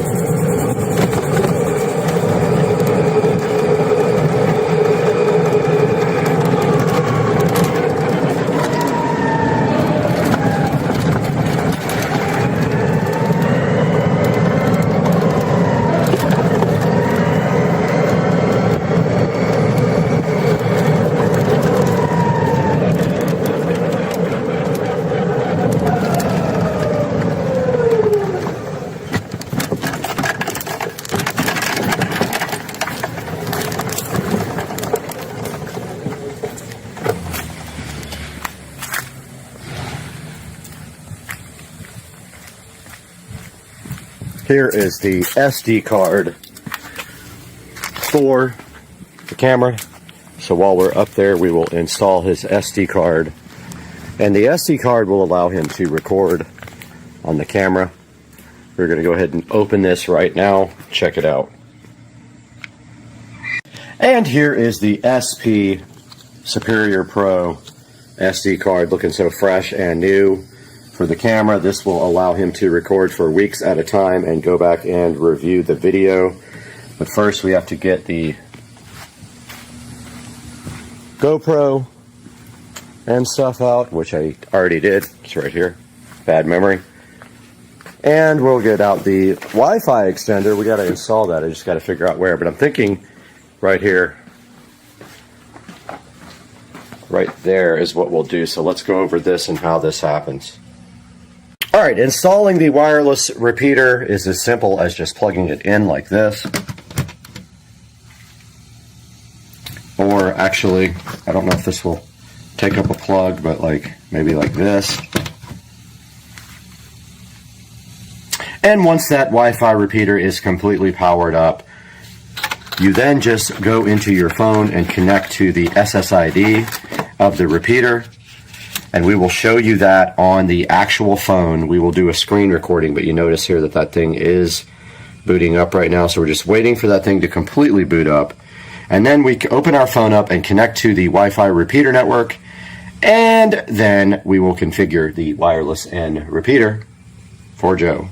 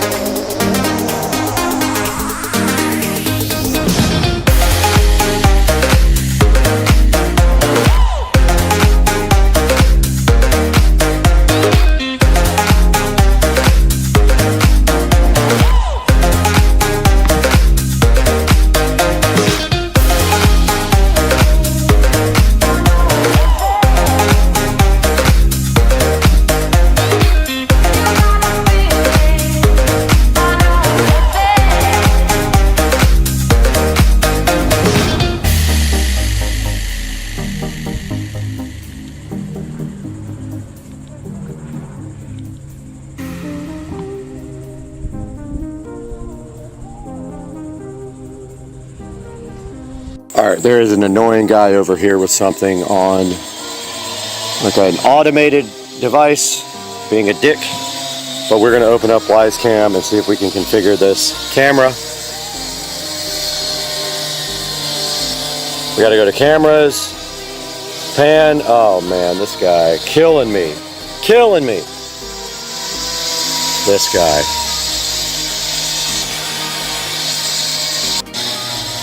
I hate this guy doing whatever he's doing, but we have to push this setup button on the back. It says ready to connect. We scan the code.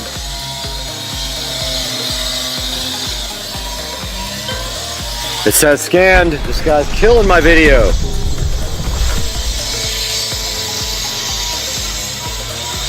I put in the Wi-Fi access point name. Sorry for the background noise. Guy.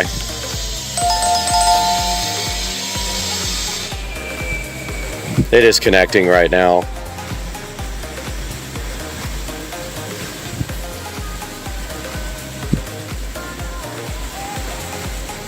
Should not take this long.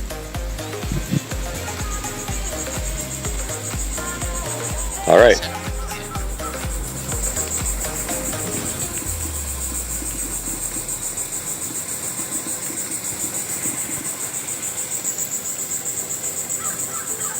All right, so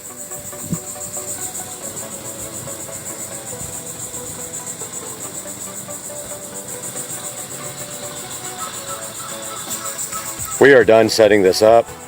This guy's going to continue his annoyingness.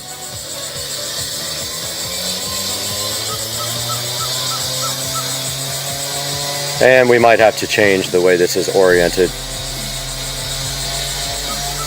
But it does go all the way around like this. Actually, we probably want to rotate it more. Yeah, so we need to take the screw loose and make it go more that way, because it's limited by the way we have the mounting. Let's do that now. All right, for the conclusion of this video, we have stepped into the echoey Joe's Crab Shack, and we will be surely having echoes in our voice, but we wanted to show you the camera. And there is the camera. And as you can see here, we have pan and tilt control. When we go back to this version, and we can go like that, and we can tilt all and pan all the way around to the side of his house where you can see the gate. And so this is a successful conclusion to an awesome project for Mr. Dukes of Duval and his Joe's Crab Shack. So I hope you guys enjoyed the video. Please like and subscribe and buy all your Amazon products through one of my links. It doesn't matter if it's the link for the exact product, you can still purchase through my links and help the channel out. And we will see you guys next time on Supercar Street Racing. How come you won't look at me?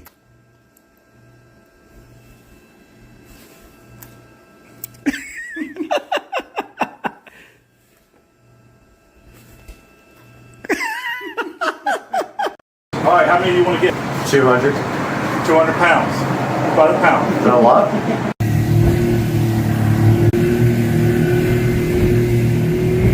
Biggest boat ever driven up this river. One Blue Jay, big hole.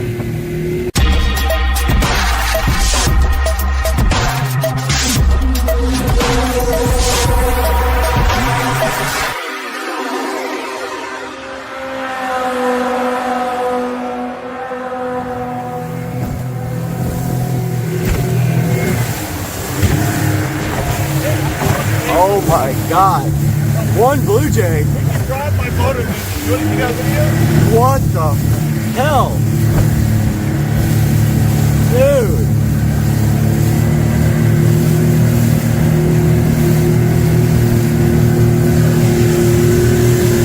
Oh. Got the depth.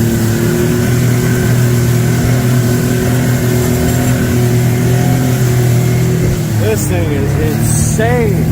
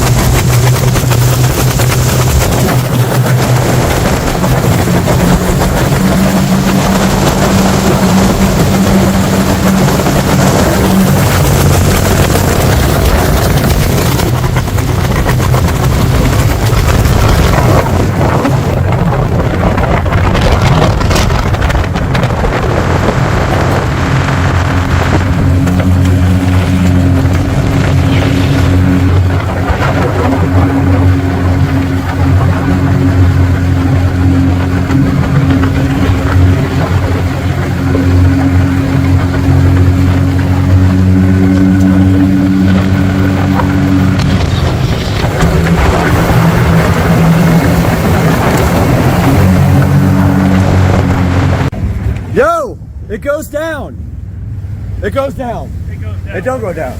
It do go down. Robert, it goes down. No, it don't. It do go down. It do go down.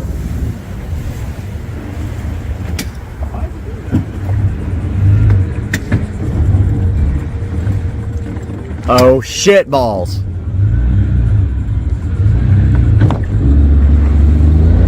Hell yeah. It do go down. I like this place. Man, it'd be fun to live there and just walk. Oh. Yep. Right on the.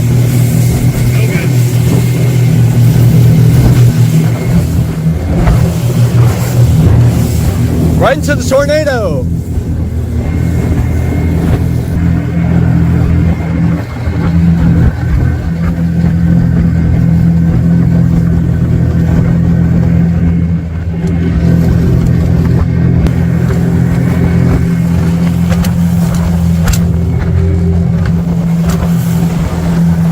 Water resistant.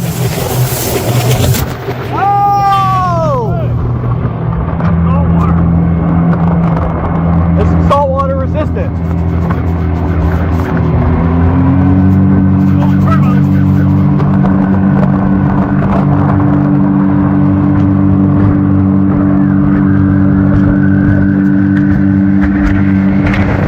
Oh!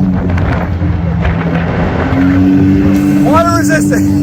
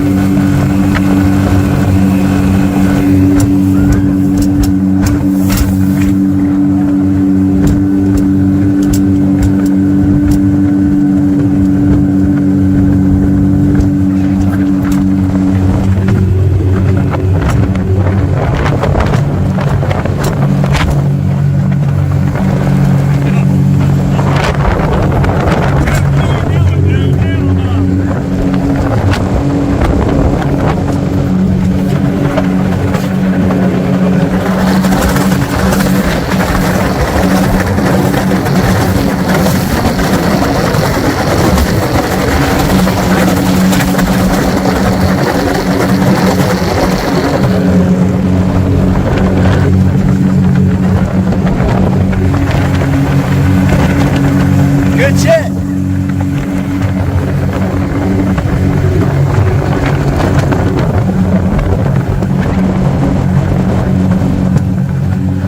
Weather.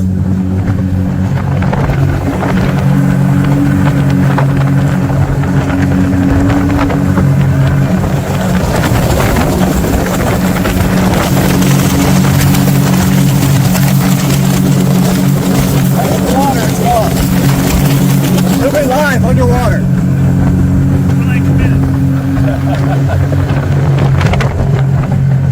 Let's go do shots. Here we go. Okay.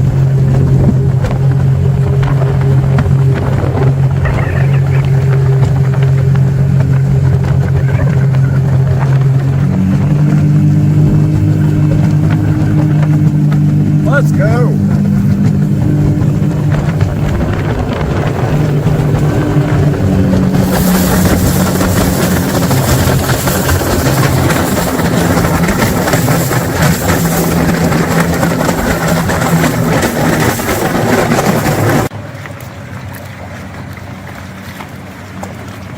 This thing's kind of sick. It's big.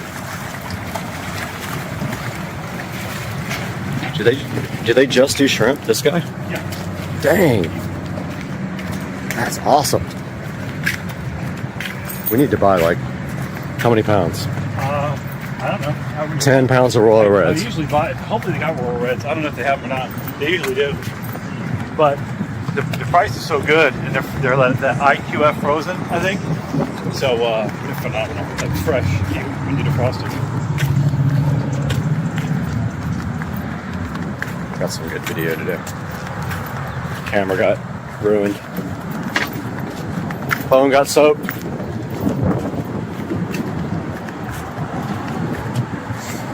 Saltwater resistant.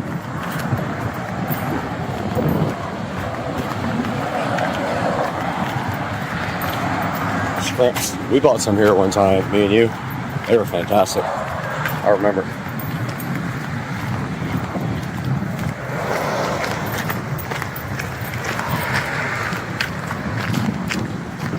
That's the net. Yeah.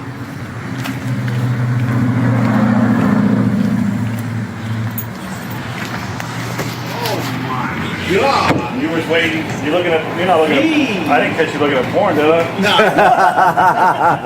I don't blame you. Where'd you come from? We pulled up on our own shrimp boat. We got our own shrimp boat.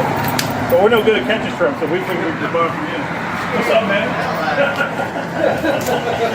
I was watching some HBO show. Yeah, no, it's okay. You got royal reds? I don't have royal red. I got small white shrimp for 3, really big white shrimp for 4. You got flounder medium? for, I don't have anything between that size. The only other thing I got is headless.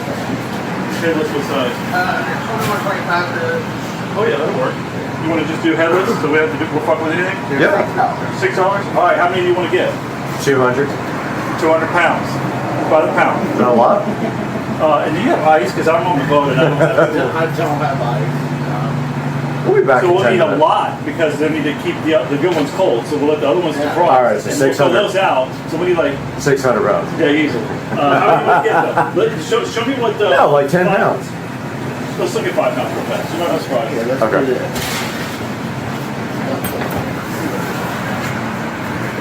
That looks about 5 pounds. Wrap it up. There you go. That's pretty close to it. God, that's going to be a good meal, dude. Actually, What if that's 5 pounds? it might be close to it, actually. We'll do shrimp and grits without the grits. Look at the bottom. Does it look good? Oh, you shake it out to get all the shit out of it, right? Yeah, I'm going to get all that now. So I put it in the basket. Yeah. That's perfect. When are you gonna have royal reds again? Probably not till December, Oh, January. really? Yeah. We usually don't get them till like around then. Yeah. These are going to be amazing. I can't wait to see like how we're going to cook them. I'm gonna do a sequel boil. Yes. There we go. And actually, we need to start defrosting anyway, so don't make sure. No, they're going to be fine. We'll be home in 10 minutes, to be honest. Oh, yeah. 10-minute ride. Scores is like 5 minutes away, and then we'll be. Scores? Is that where we're going? No, the one in Mayport's closer. Oh, Club. Man, I got.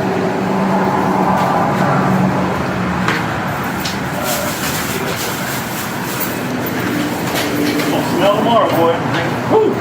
Yup. 5 pounds. Man, let's go, man. You were like, I don't know, man. You want that? Yeah, we'll take that. You want more? I mean, that's 5 pounds.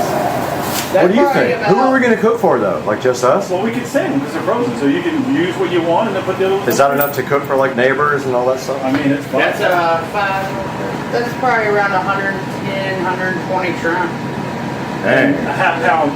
Most people, like if you put it in a boil Yeah. grade, about a half pound maybe. I say Okay. about a half pound to a pound when I talk about a boil, Yeah. usually for most So people. that's 5. So that's 5 people. So what do you want to do? You want to get more? Yeah. All right. Can we do like the same for me? Like you get 5, I'll get 5. You get 5. Okay. And then we'll You just take freeze credit them. card, right? It's Yeah. 5% charge on That's Oh fine. hell no! 5%. But I pulled up on our own shrimp boat. We have a discount. No, you Nah, man, you scared We have an the hell out of electric. me. That's a charge. should be more. But our boat's electric, so we get an It's true. electric negative discount. You get a tax credit, huh? Yep. Yeah, I'll get some too, and that way if we have. flounders, how they get you flounders? No, I'll catch them in the net. They're smaller. Yeah, they just come through. How much you ask for flounders? They're $4 a pound. Well, let's get a flounder. I'll buy a flounder. Get a flounder. Can we get a 200-pound flounder? 200 Or 200 1-pound ones? But you gotta fillet. No, but like what? I mean, just give us videos. I don't know anything about You them. know how to fillet them? No, you're gonna fillet. Okay. You got a fillet knife in the boat. Give us a flounder. You want flounder? Please, sir. Yeah. One or two? Probably 1, 2, to be honest. 2 flounders. Yeah, they're not that big, so. What are they, maybe pounders, 1.5 pounders, maybe? 2 pounder flounder. Big bag. Yeah, dog. Pretty good. This thing feels good. There's a lot. Why are you sitting here? You're gonna have a fucking blow on you. Oh, what? You're missing out on all the good cold air. No, I definitely work pretty good though, don't I? It does. You got a lot of shrimp, brother. Oh, this ain't nothing, man. Damn. This is literally probably 0.01% of what we get. And you guys, do you freeze them on the boat? Yeah. With that IQ, what's it called? IQF or whatever it is? Yeah, IQF. Yeah, what does that acronym stand for? Instant? I think it's like instant quick free or Oh, something like that, yeah. or individually quick pros, something Yeah. like that. Look at that, it's pretty much 5.5. Dude, your skills are on point. But yeah, I mean, some boats do it with like nitrogen and tank, Oh, yeah. like squeeze boxes, but we use like a brine tank, so Yeah. I think it's a little bit better. That's a We poke. don't use any Look at kind of this sick preservative. It sucks that they have to poke the air out of every little shrimp. They have to put like little pokers in them, I'm sure they do like that. the thing. Yeah. Terry, whatever his name was. The descending? Yeah, when you descend your shrimp, you got to poke a hole in each one. Exactly. What's going on, man?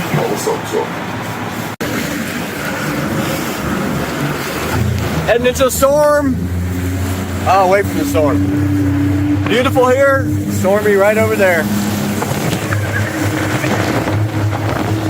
It's gonna be a good video.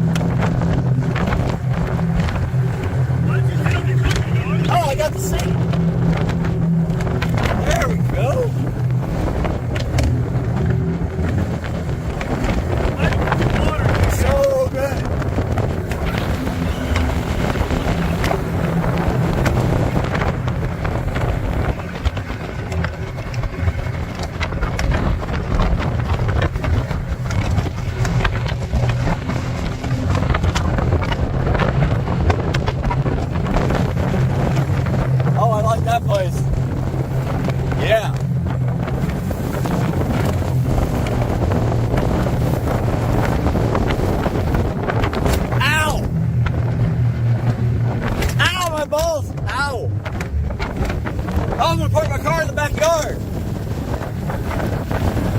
I'll park wherever I want.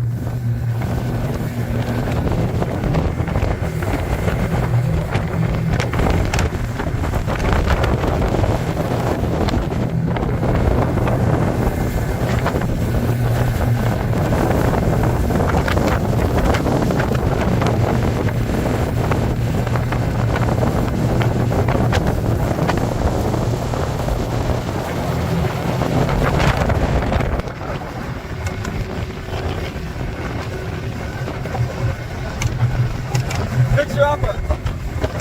Yeah.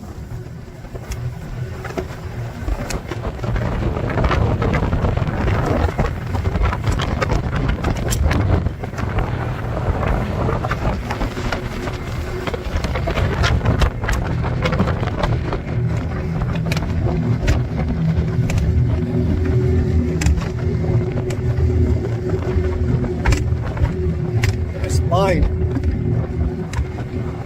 Ow!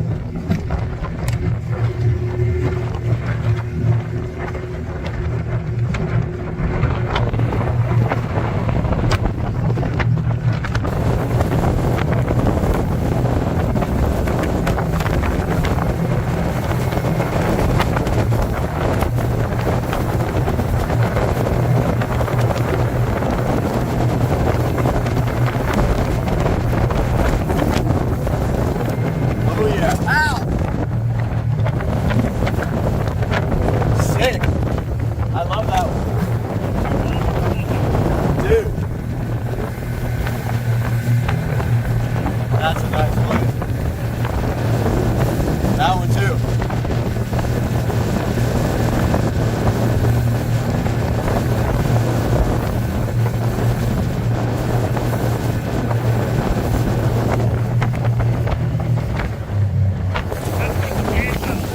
What? I remember. I haven't seen that boat. That's like a different one.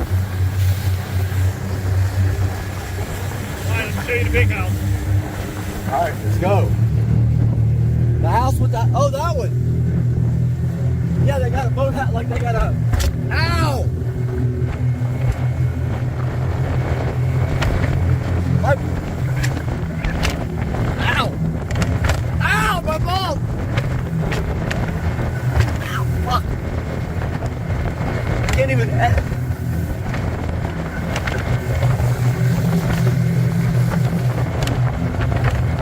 Oh man, that thing is sick.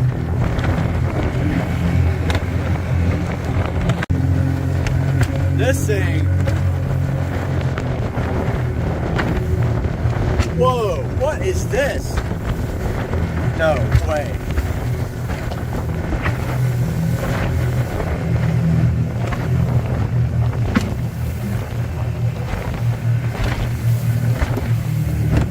No fucking way. That's a, what? What the hell?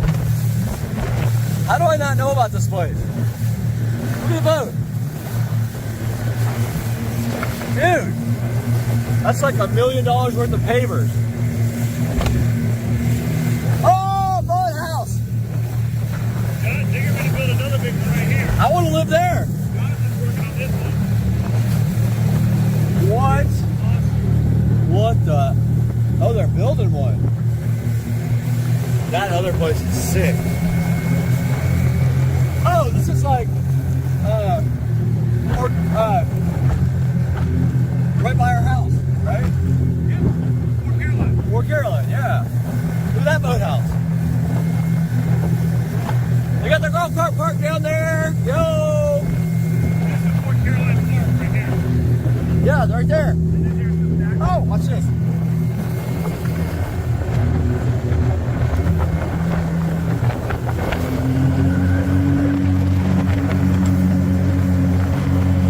What? Look.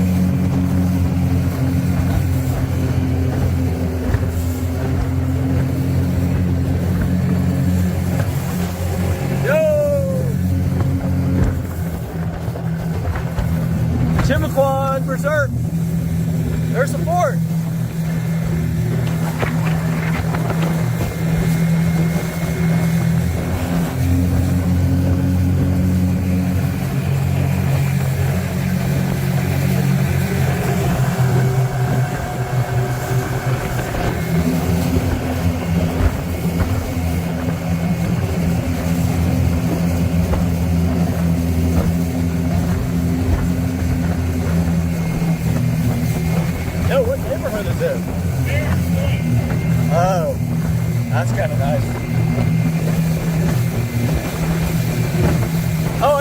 18 car. Oh, that's the where we always drive with the golf cart, right there. Okay, I know where we are now. Ow! Balls! Ow! Fuck! Ow! This thing needs better shocks.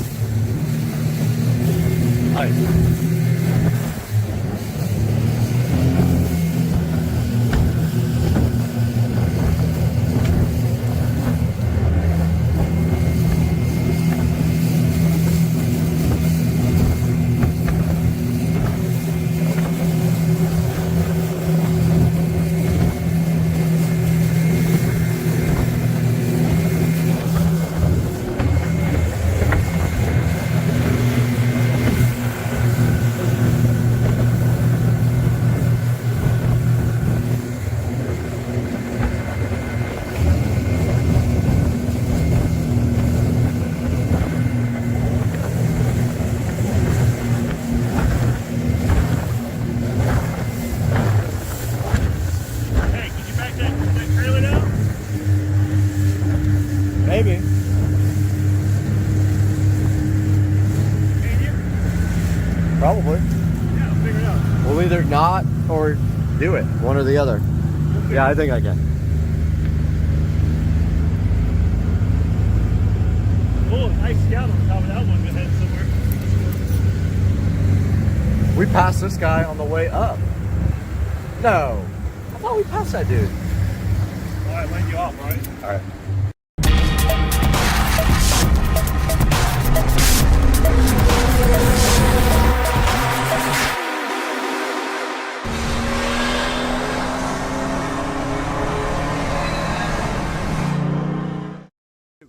All right, we got the guys out here getting ready to put the forms up. They want to be famous on YouTube.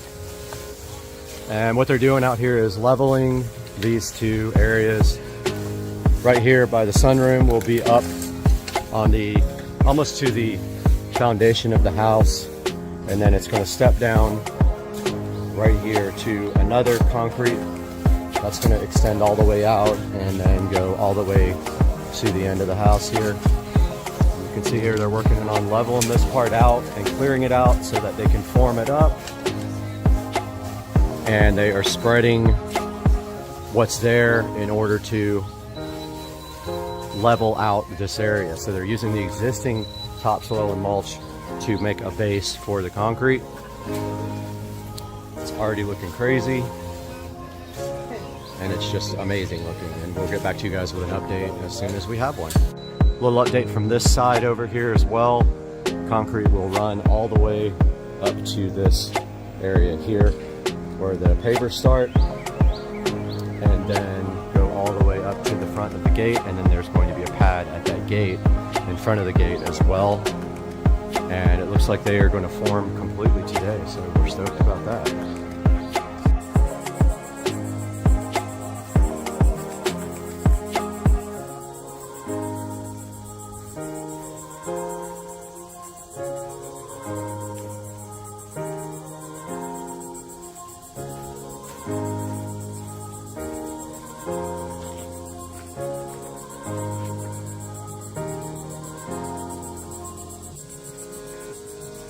Alright, so they are out here forming, getting everything ready on both sides. You could see the form for the step-up patio, and then this is happening on this side. Looks like they've been kind of raking and leveling things out over here. And that's what is happening right now. That's all I got for now. Hey guys, stepping outside into the very hot day and taking a look at what's going on outside. And we have the forms complete here, and I have to cut that wood and trim it so that it fits back into this location here. But basically we are going to be pouring concrete in there. See how it's split level to match the foundation of the house, and I have to do something with this ugly area over here. I haven't decided yet. and concrete all the way back there. And then when they get to the well pump right there, they will go around it and leave a little section there where I can put rocks down. And I'll do lava rocks there, kind of like what I have right here.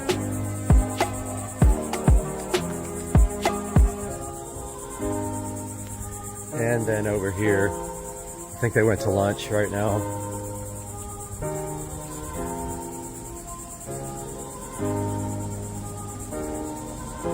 And over here, they are still in the process of trying to form this up.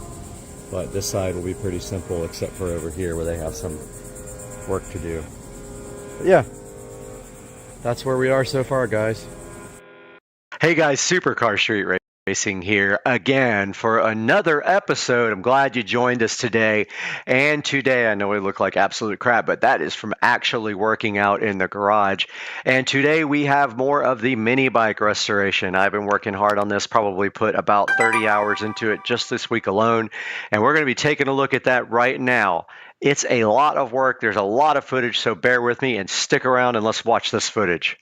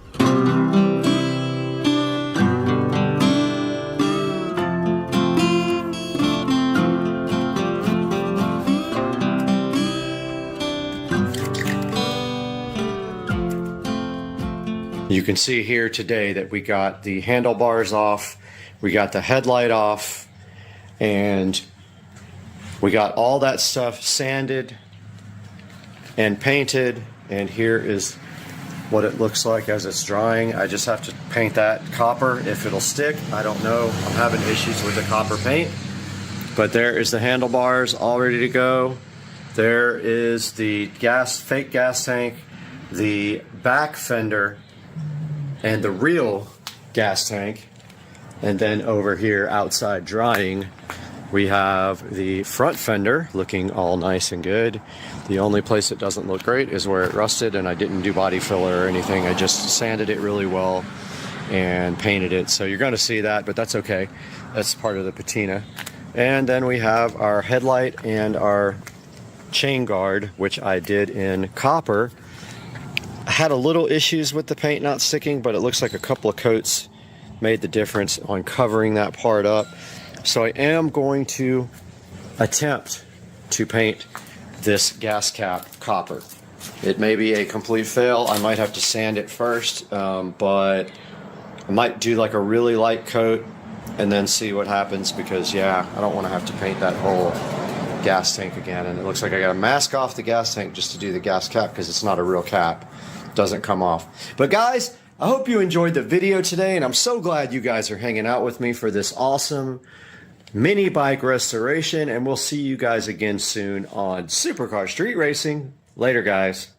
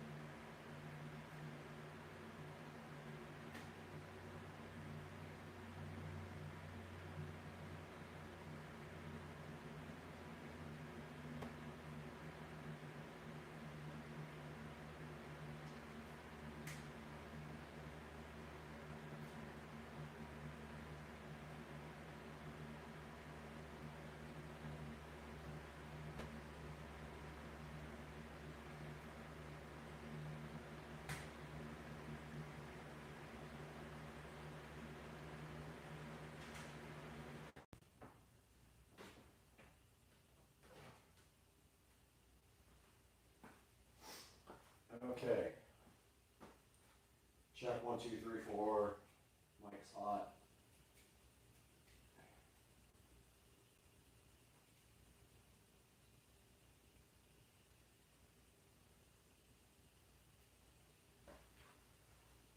Plenty of headroom. Okay. So leather conditioner, leather cleaner. Shake well, apply 1 to 3 lines of product on a premium microfiber, spread evenly, massaging the surface, allow to penetrate, wipe dry if desired. Reapply as needed to keep leather looking. We recommend using chemical dyes leather first. Okay.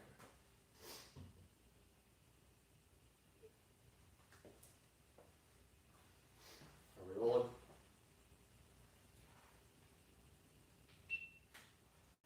We're on it now.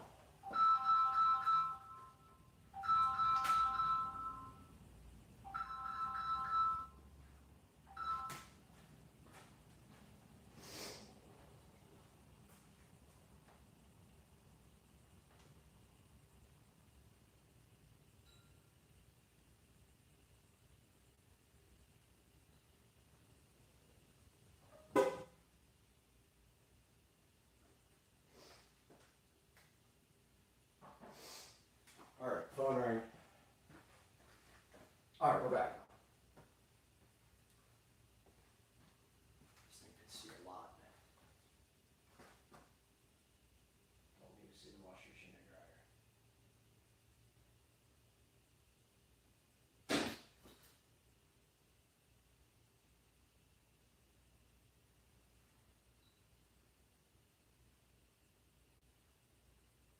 Man, this thing's got a wide field of view.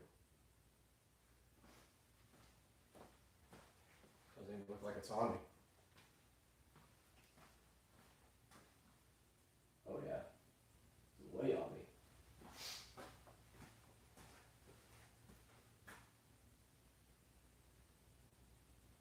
Ladies and gentlemen, welcome back to the SCSR Compound Garage. And today we have a new sponsor for the channel. You can see sitting right here on top of the Model S Plaid, another tiny Model S Plaid. And then right next to it, our new sponsor, Chemical Guys. And Chemical Guys was so kind enough to send us this leather conditioner and this leather cleaner. And Chemical Guys was so kind, they sent us this leather conditioner and this leather cleaner to show you guys. We're going to show you how to use this today right here on the 2023 Tesla Model S Plaid and right behind you on the 2014 Club Car Precedent. There are specific directions for using this stuff, and we're going to show you that today. So hang out with us on Supercar Street Racing while we detail the inside of the Model S Plaid and the golf cart.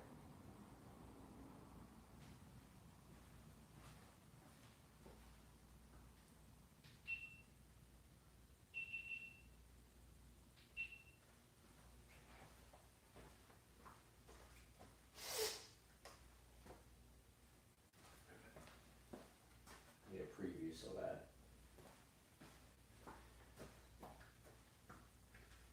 Welcome back to Supercar Street Racing, guys. You can see we're out here in the garage with our Chemical Guys leather conditioner and leather cleaner. They were super nice and they sent us this to show you guys. They're trying to get the word out about their great products. So today we're going to give you guys a look at these two products right here in the SCSR garage. Now, there's a certain way you need to apply these. There's a certain order and a certain way you have to do it. So we're going to show you today the correct way to do it because we're actually going to detail the inside of the Model S Plaid. Now, we try to keep this car pretty clean. We barely... What? What's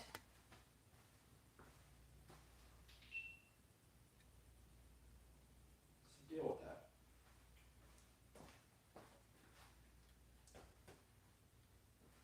Stops all of a sudden.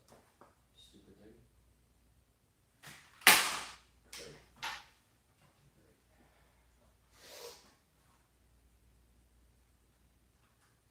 Wonderful.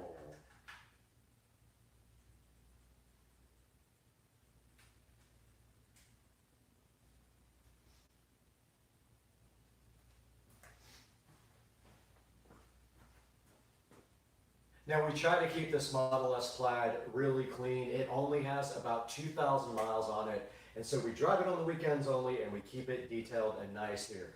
But today we're going to take it one step further. We're going to use the Chemical Guys leather conditioner on the seats. It does not need to be clean, but it does need to be leather conditioned every few weeks. So we're going to go ahead and show you that right now.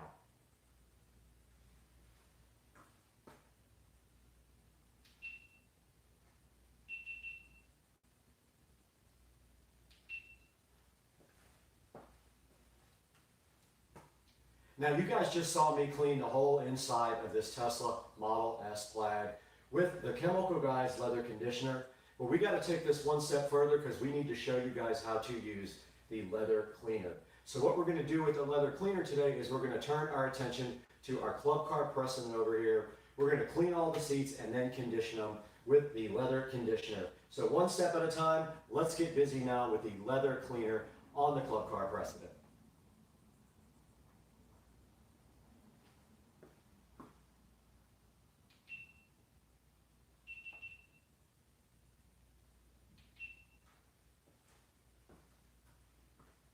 Back out here in the garage, and you guys did just see us clean and condition the seats on the 2014 Club Car. and you can see how good they came out. Using the approved methods by chemical guys, we went ahead and cleaned all the seats first, and then we followed it up with a nice coating of the leather conditioner by applying it to our towel first, and then going ahead and rubbing it on the seats afterwards. We want to go ahead and thank the chemical guys for being so gracious and contributing to Supercar Street Racing. Guys, do us a big favor. We'll put links down in the description for this. Make sure that you order everything from the approved links from Supercar Street Racing. You can order anything you want from Amazon through our links, and it helps us out greatly. In this case, we might put an affiliate link for the actual supplier that gave us this. Go ahead and order it from them. It'll do them a big favor as well.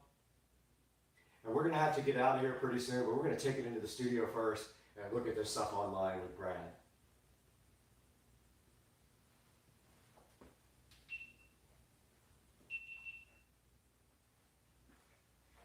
Ooh, it's hot in here.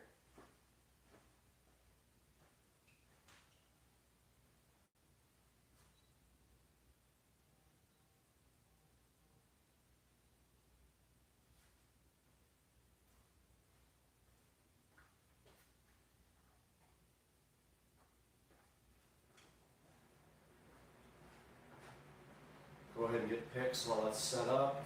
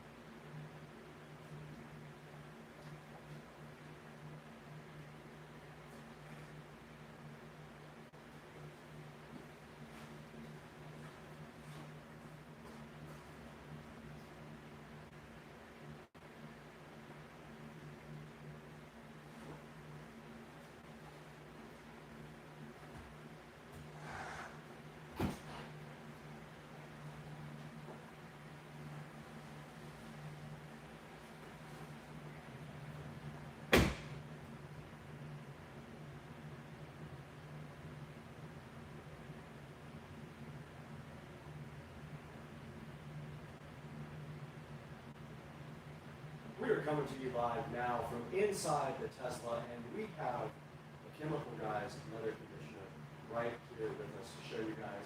And we want to show you how to actually use this as well while we have time.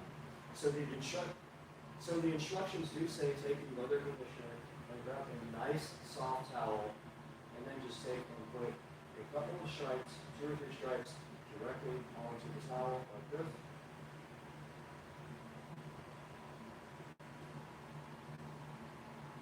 Take 2.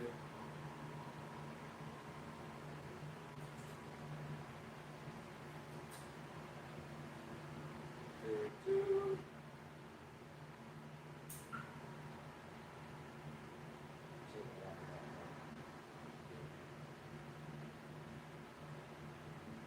Zoom in on this.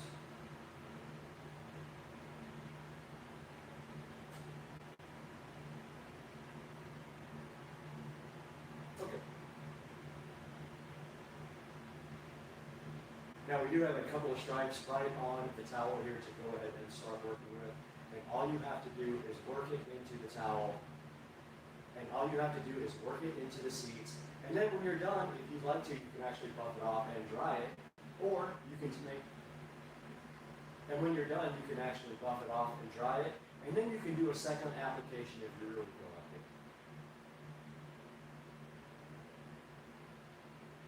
Let's get out. How?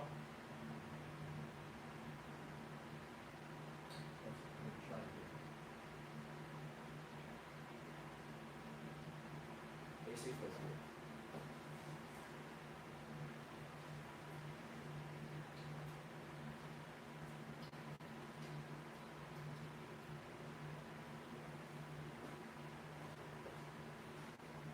Manage fan was on.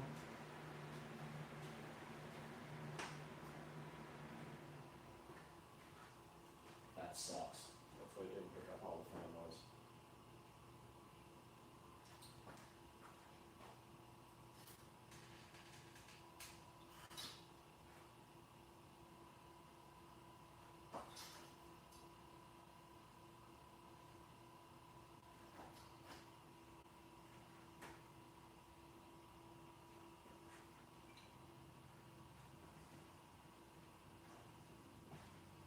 I guess in case that was a bad take, we'll go ahead and re-record that part.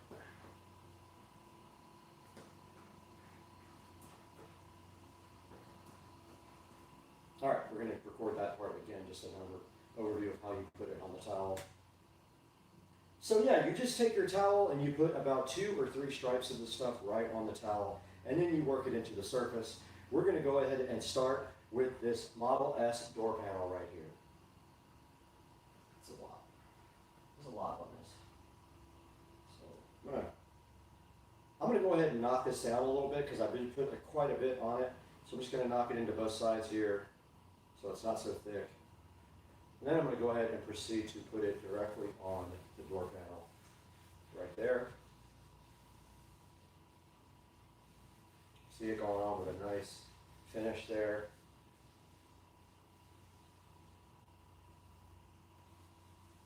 I'm going to go ahead and get all over the door panel with this stuff, and you can already see that it's drying.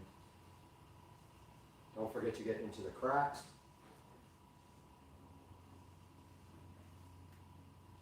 Everywhere that you would normally touch to keep it clean.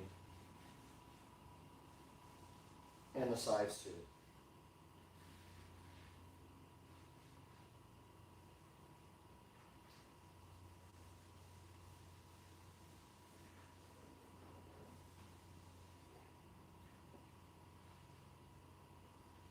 Now, if you'd like to, you can go ahead and wipe that off as well. You can buff that right off.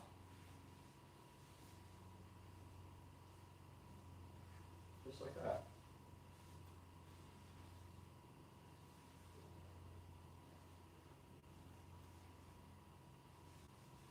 And that door panel is completely done.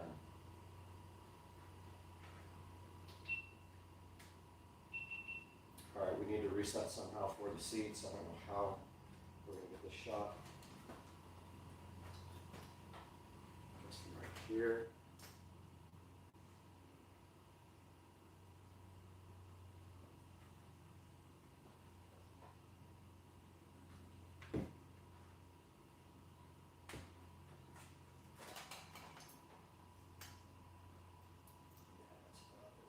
go get it, and this light is in the shop.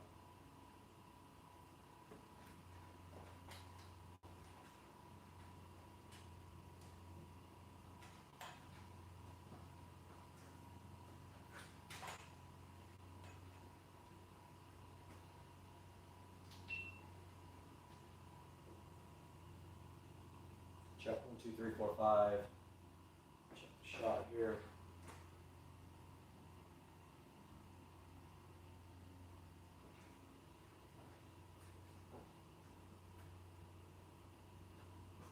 All right, guys, here is the front of the Model S, and we're going to go ahead and put a little bit more of the Chemical Guys leather conditioner on my rag here. I'm going to turn it over first. And this time I'm not going to put quite as much on it. I'm just going to put a couple stripes here. It comes out pretty thick, so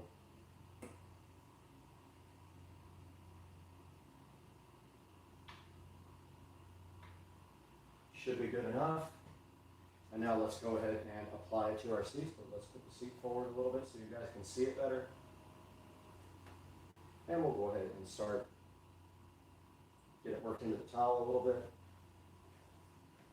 And go ahead and start conditioning the seats on the plaid.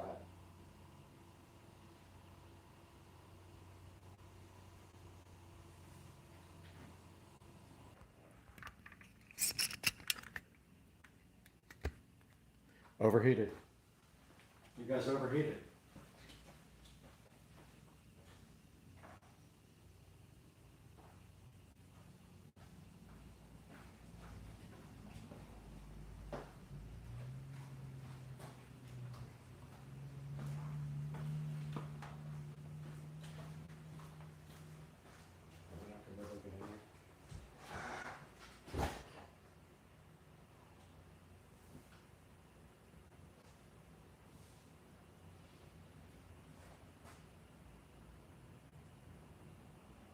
All right, we're on the other side of the Model S, and we're going to go ahead and put some leather cleaner. All right, we're on the other side of the Model S. We're going to go ahead and put some leather conditioner on our rag and do this other seat for you guys. We're going to go ahead and wipe it into the rag so it doesn't splotch a lot. Move the seat forward a little bit so we can get to it.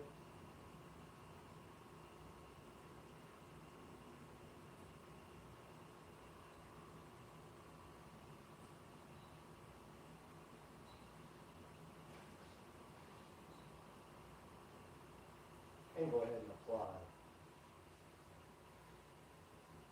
the leather conditioner.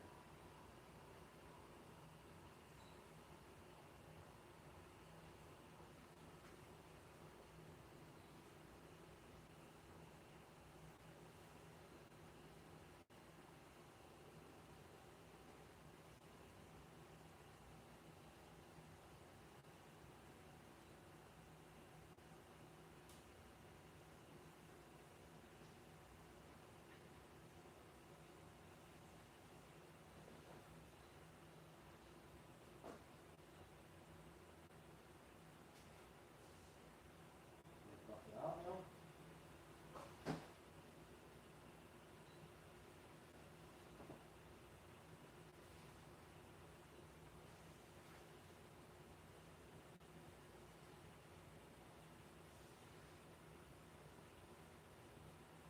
And we'll go ahead and do the bottom.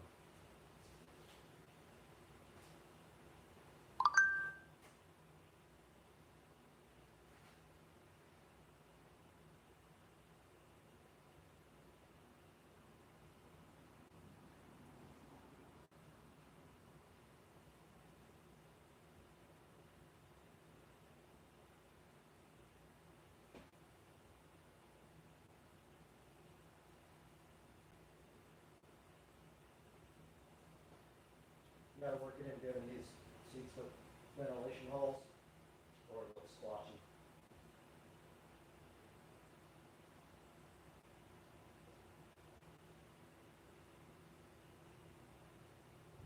And I'm gonna buff that out.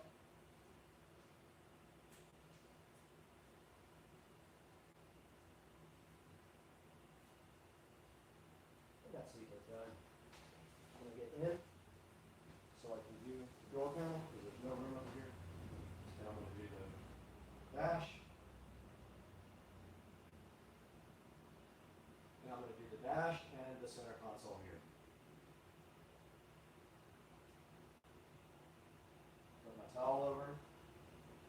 to try to do some stripes.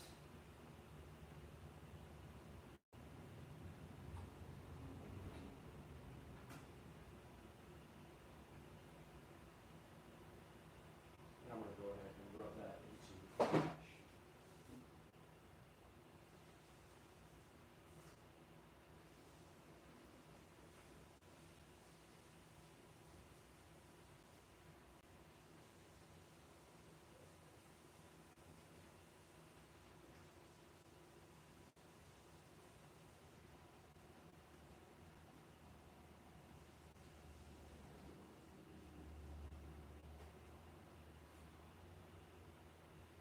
Wipe it off after. And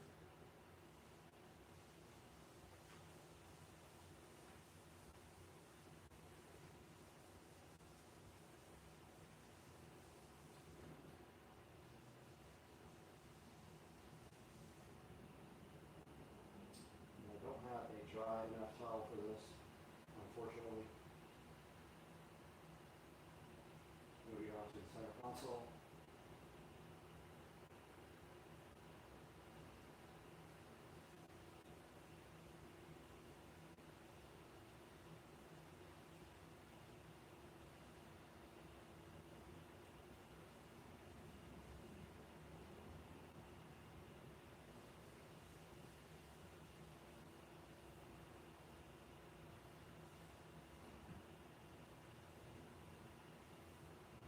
Now I'm going to get this underneath of the dash here.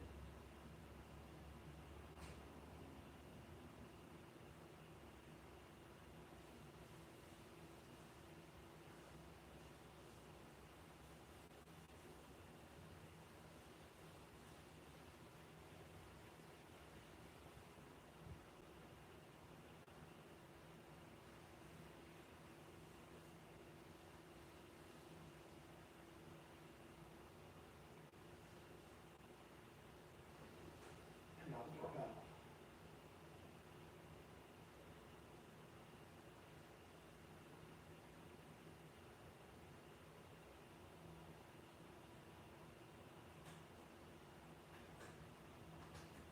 Lock came out that time.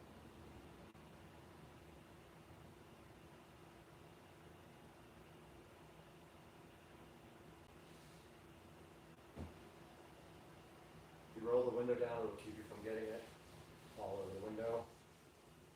But pretty obvious, but a lot of people don't do that.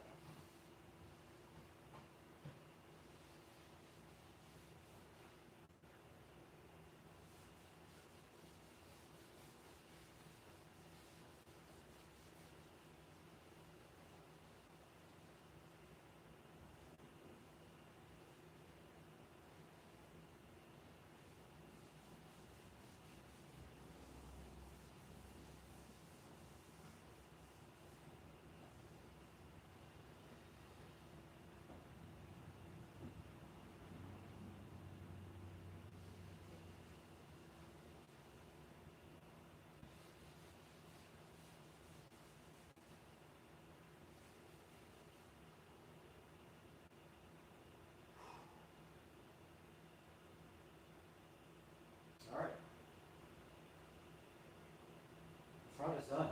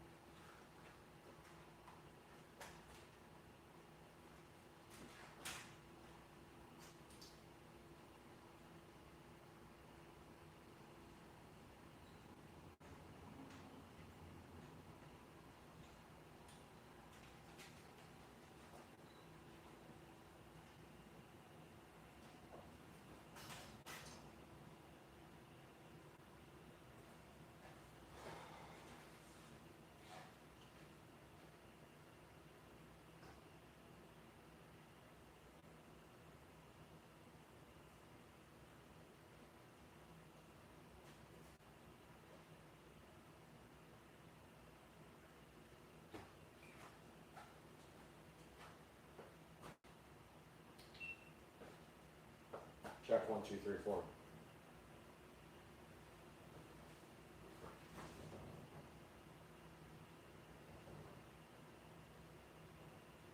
Moving on to the back with the Chemical Guys leather conditioner. We're going to go ahead and do the back doors. Try not to put too much on the right, and it came out a lot already. So I'm going to just take that and kind of buff it into the rag a little bit so it's not so thick. It came out a lot that time. Like a whole lot. And this window won't roll down any more than that, so otherwise I would.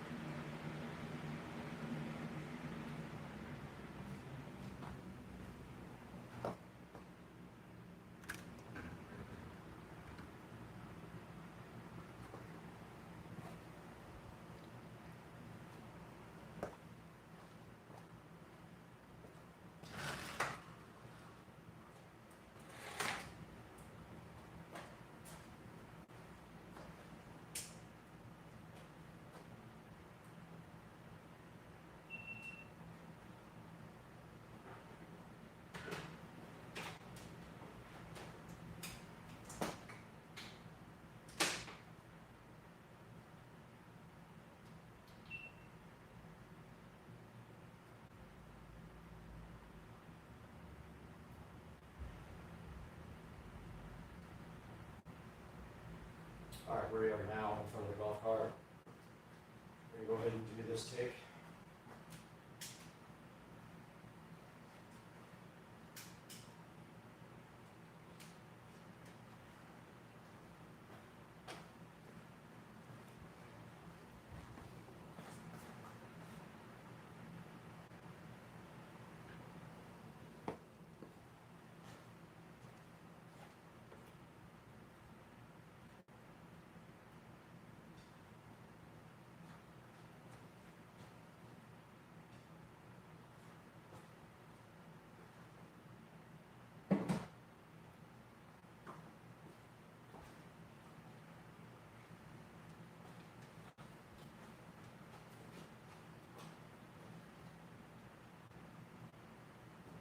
All right, we're back in front of the golf cart right now, and you guys can see we have the Chemical Brothers.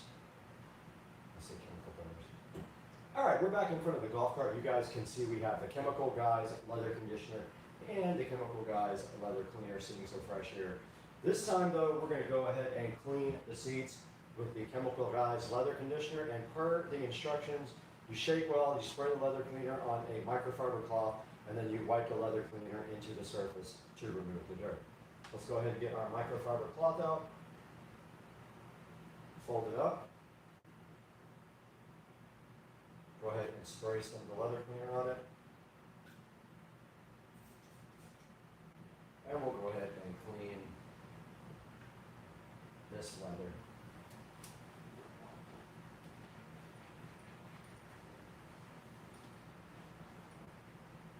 Does have a little dirt coming off of it.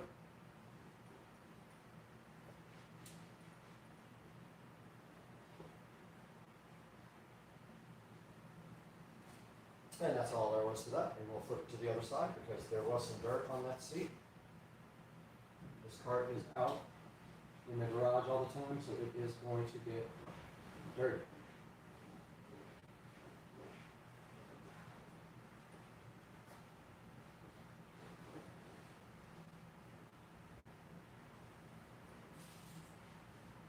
All right. That is the leather cleaner for the front. Now let's go ahead and get a clean cloth. That one is dirty. We'll put a few stripes of leather cleaner on it, or we'll put a few stripes of leather conditioner on the cloth.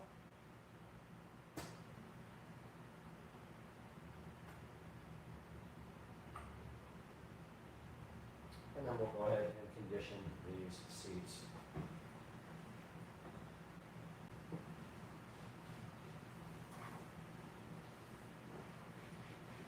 And you can see it's soaking into the leather already. Flip the towel over.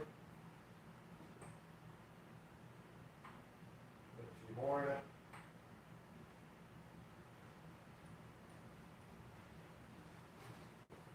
And the top seat is done. Let's move down to the bottom seat. Flip the towel over again.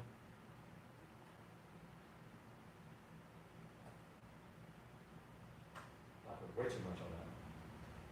That would be enough for the front and the back. We'll put some of this on this other towel for the back. Let's go ahead and do the bottom seat.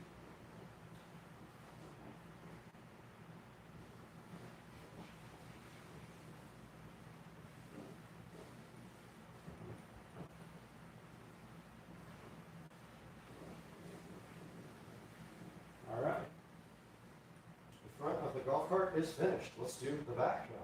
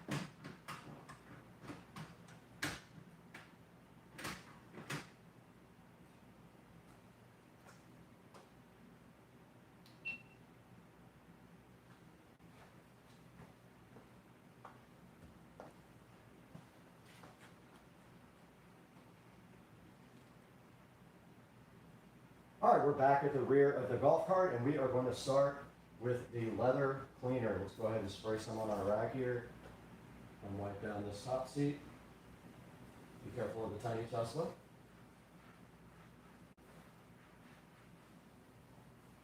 And that is clean, that just needs to dry. I'm going to flip my rag over and do the same to the bottom.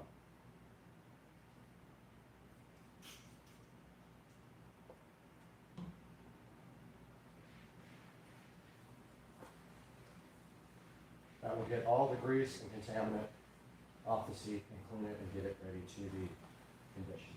Top's already drying, bottom is done, and this rag is also done.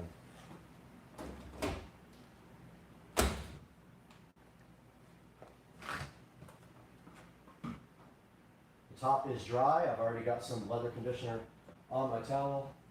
I'm going to go ahead and rub that into the seat at the top. You can see that's plenty. I had much on my rag, and I'm just going to let that dry however it wants to dry. And then I'm going to flip my rag over, put a little bit more on the back. Hopefully not a lot this time.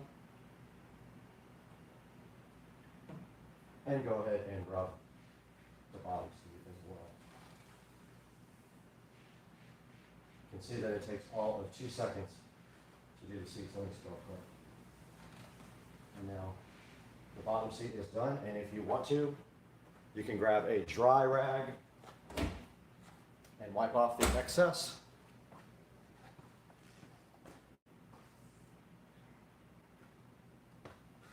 If you feel like it. If not, you can let it dry naturally, but you can buff it out like this.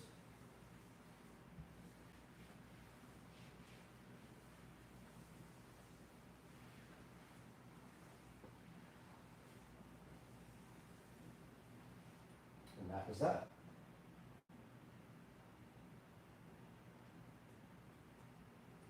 I'll do another out.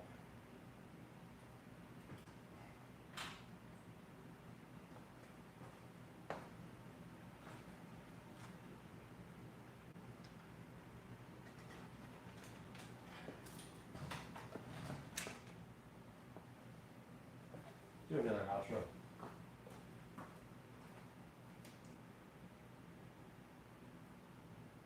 Above the chemical guys cleaner.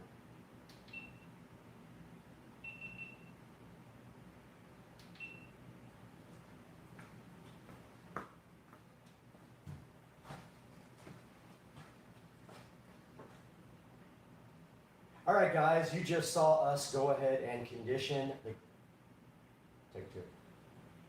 All right, guys, you just saw us go ahead and condition the seats on the Model S Plaid. And then we came over to the 2014 Club Car Precedent. We cleaned the seats with the Chemical Brothers. I want to say Chemical Brothers all the time. We cleaned the seats with the Chemical Guys leather cleaner, and then we proceeded to go ahead and condition them with the leather conditioner. If you want to pick up this product, it's going to be down in the description. Go ahead and check it out there.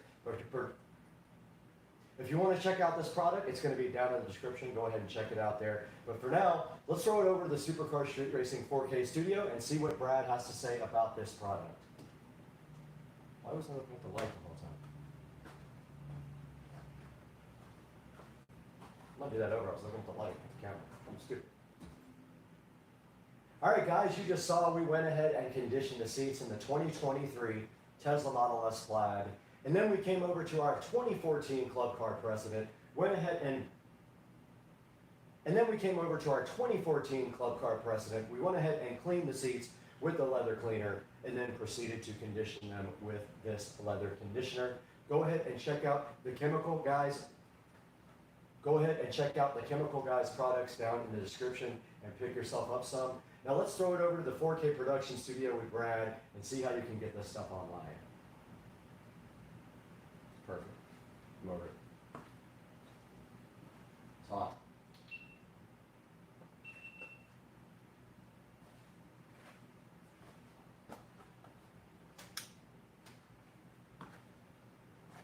It's hot. And everything keeps overheating.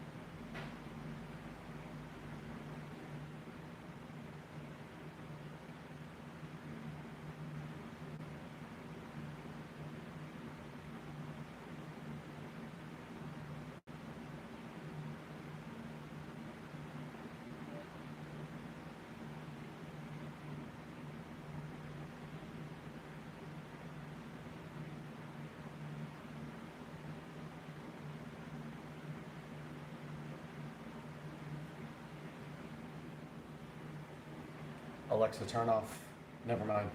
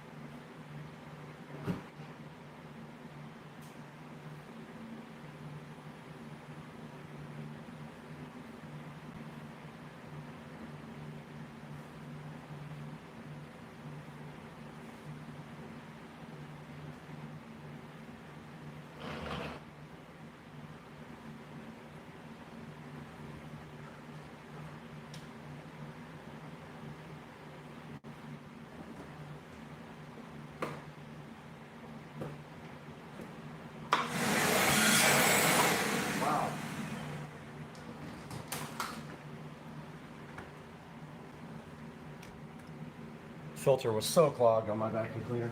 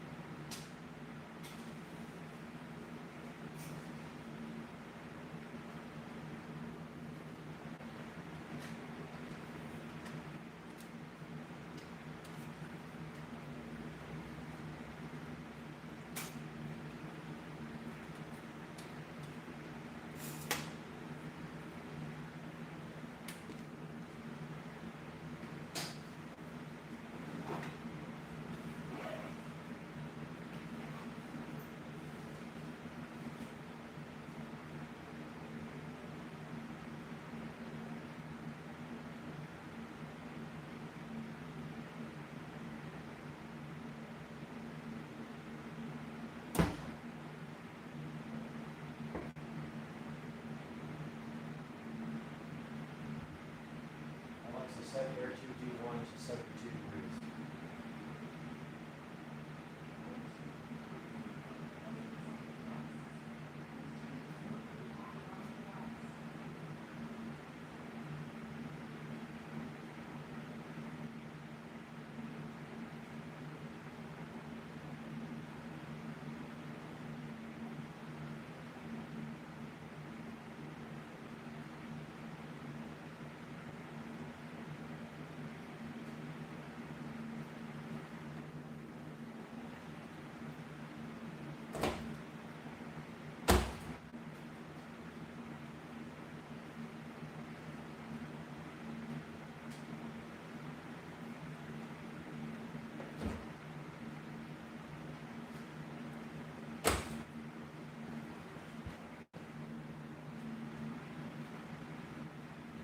Alexa, fire up the studio.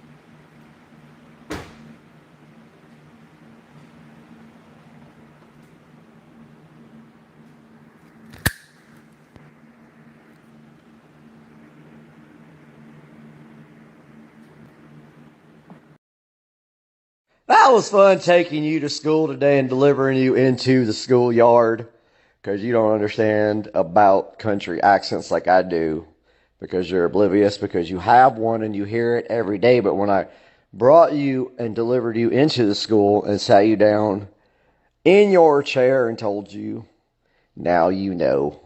Blessed day.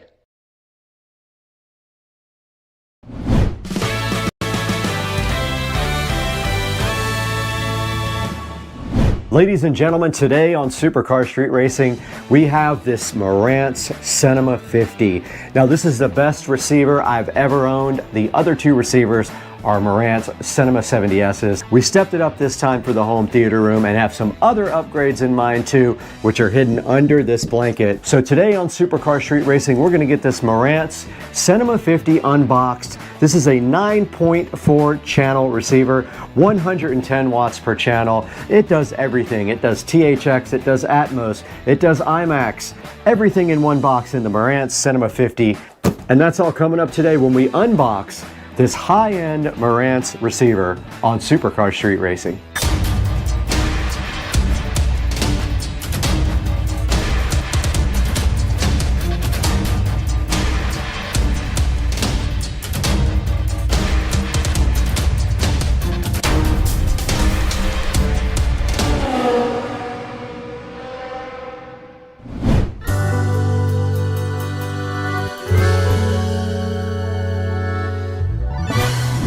We are back on Supercar Street Racing. Welcome back. If you're new, welcome to the channel for the first time. And if you've been here before, we appreciate you coming back to check out the Marantz Cinema 50. Now, this is one of the 3 flagship models for Marantz. There is a Cinema 40 and a Cinema 30 that go below this one. But the Cinema 50 is a 9.4 channel receiver with 110 watts by 9.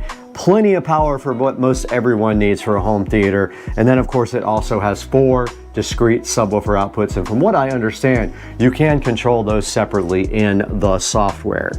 Now this Cinema 50 I picked up on Black Friday for $500 off. It was a total of $2,000. It is not sponsored by Marantz. I was gonna try to get them to sponsor it, but they never answered my emails. This was paid for in full by Supercar Street Racing to bring directly to you guys so we can show you what this thing is all about. Now in the bedroom over there, we do have the Cinema 70S. The S is a slimline version of the Cinema receiver. And also in the living room, we have a Cinema 70S. And I'm super hyped to have this in my home theater. And you can see right behind me here, we have a 4K projector from Anker. This is the Cosmos Max, and we have been using this projector for a couple of years and have had no issues whatsoever with it. We're gonna be coupling this with the Anker Cosmos Max to see how good the sound is, and we're gonna let you guys know. Now, I want you to be prepared when you get the Cinema 50 that this thing is heavy, so be prepared to lift when this thing comes to your house. I was actually out of town and my neighbors brought it in for me, but it is sitting right here on top of this mystery box, which will be revealed at a later date. I say we go ahead, get this thing unboxed so you guys can take a look at what's inside the box.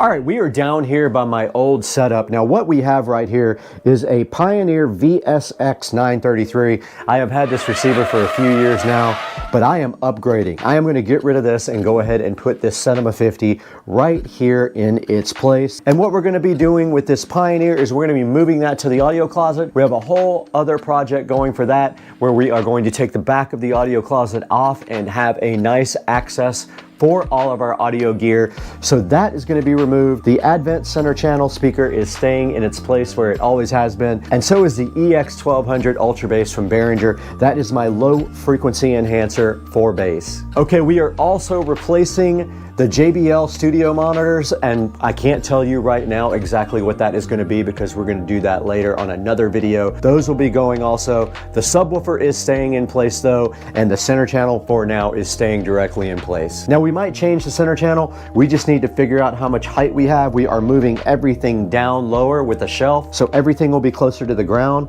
I'm hoping that we can put a nice center channel in right above this.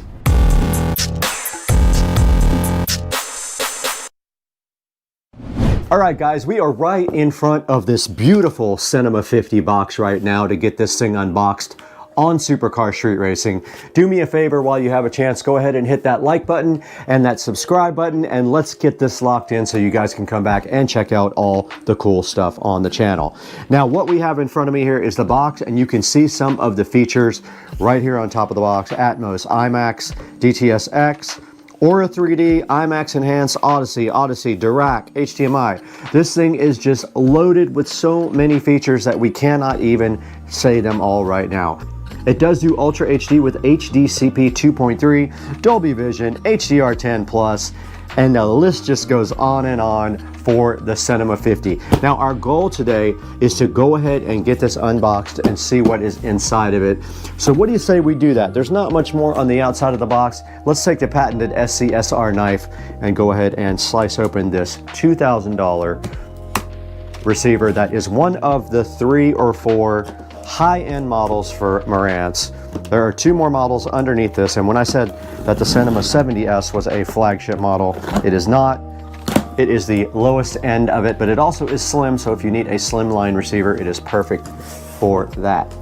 Looking inside the box, this thing also is compatible with your smart home. But if I say the name, it'll wake up. It is compatible with the Amazon ecosystem. You can use it with that. I don't know how that goes yet, so we will have to check that out later on.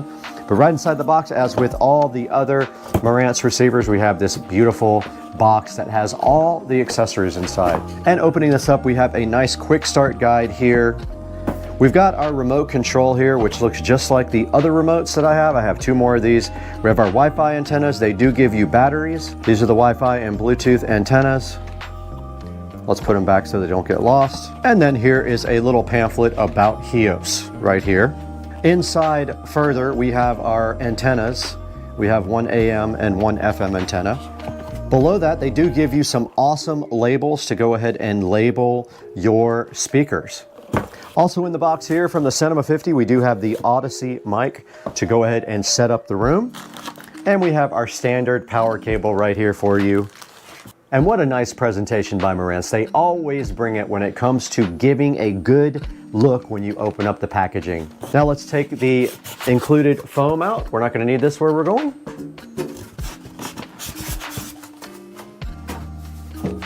And then sitting so fly and so fresh right below that is the Marantz receiver with a nice sticker on top and then covered in styrofoam to protect it. Now let's get this out of the box and onto the table.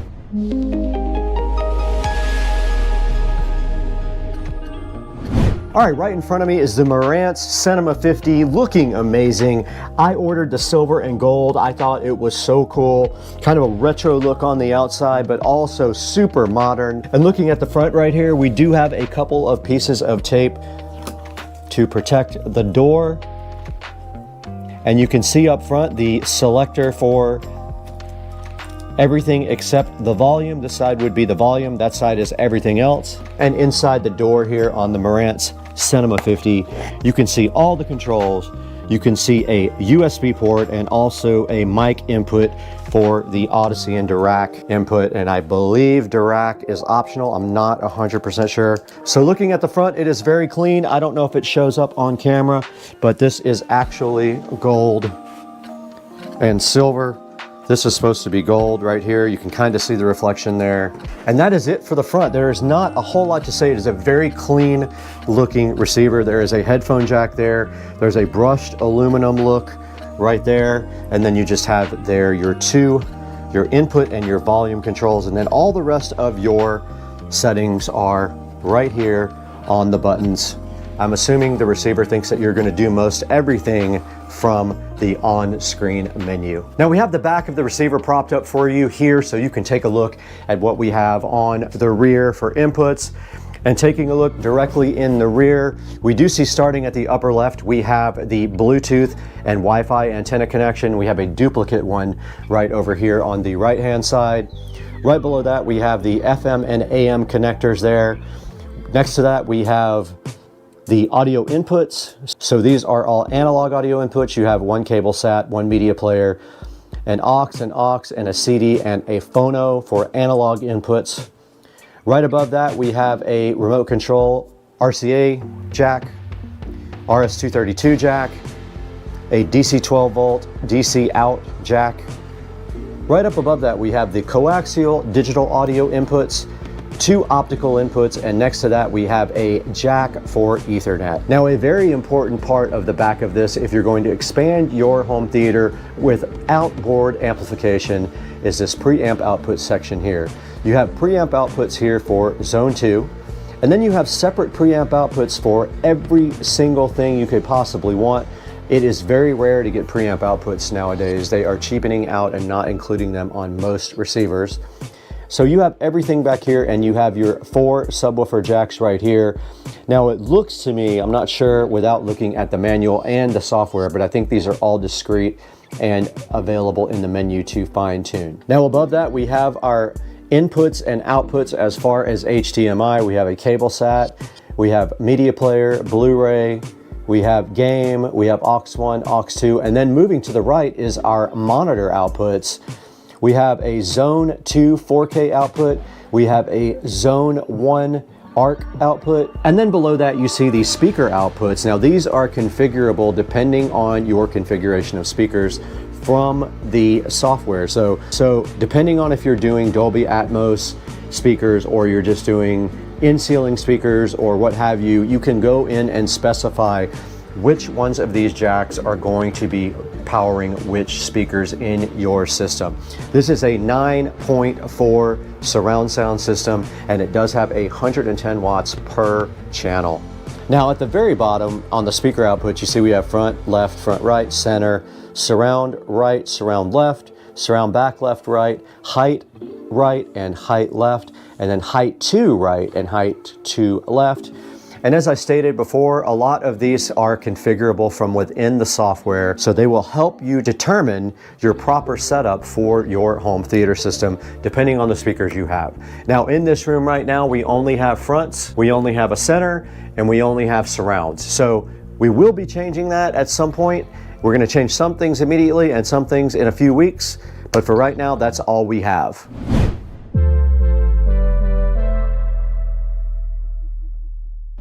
Okay, connecting this receiver to my system will be easy because all we have to do is basically plug in the power. We have banana plugs for our speakers. We have a network cable for network. And so it'll be as easy as pie to just go ahead and swap this receiver over. So what do you say we get this old thing out of here and bring in the SODIMM 50 to do its job, what it was designed for? Let's get going. All right, we're in front of the old setup here. We have our Advent center channel sitting right on top. Now this is very old. The center is very dusty. This center channel has been around for about 15 years. It has done itself a good service. However, this will be being retired when I get a new center channel speaker. Let's go ahead and unplug that. They are banana plugs on the back, easy peasy. Let's go ahead and turn that off so we don't break some stuff. And there is the center channel uninstalled. Now our Behringer Ultra Bass is sitting on top of that. It is also very easy to remove. Let's go ahead and remove the center channel banana plugs from the back. And now they are removed. That is our center channel wire. Let's go ahead and get the Ultra Bass out. And the nice old Pioneer is being retired, as I said before. We have our projector plugged into the ARC output. We have a Fire Stick that is also being retired. We have an Xbox One S that is being removed for now. There it is. Okay, we have unplugged our Xbox One S. It is out. I'm gonna unplug the network connection. We have a Cat 5 cable running in here for network. I might replace these banana plugs. These are terrible, terrible connectors. I remember when I made them. And I'm unplugging the surround speakers, banana plugs. And then I'm unplugging the Behringer Ultra Bass. It is connected via RCA to the subwoofer output. This thing is ready to be disconnected. All right, we're now able to remove the old Pioneer and take it out of service completely. And even though we are changing our entertainment center, we need to wipe down the entertainment center right now.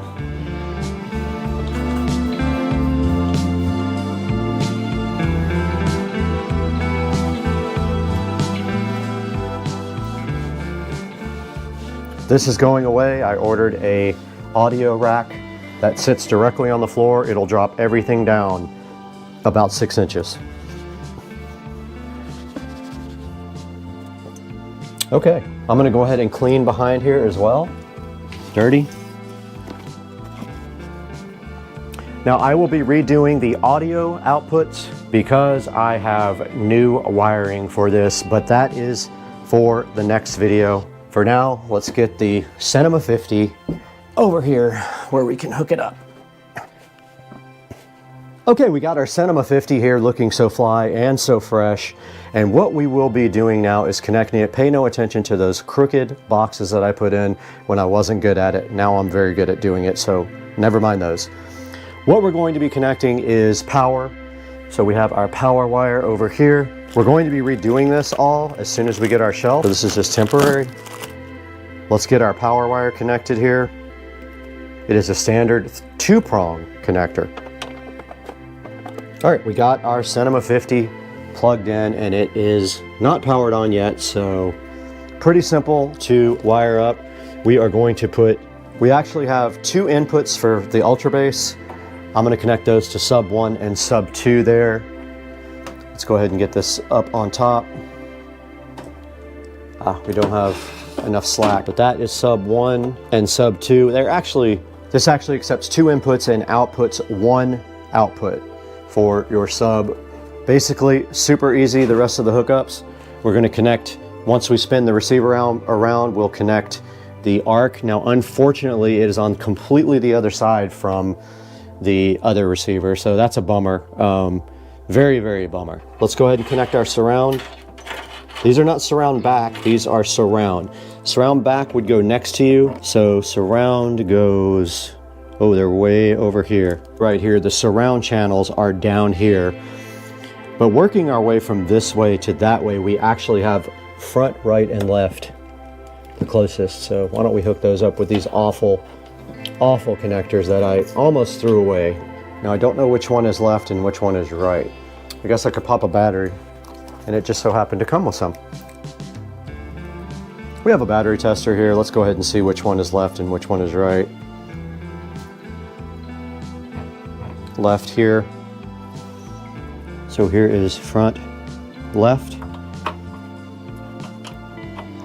and right. This one is coming out of the actual connector. It's so bad. But don't worry, I am redoing that ASAP.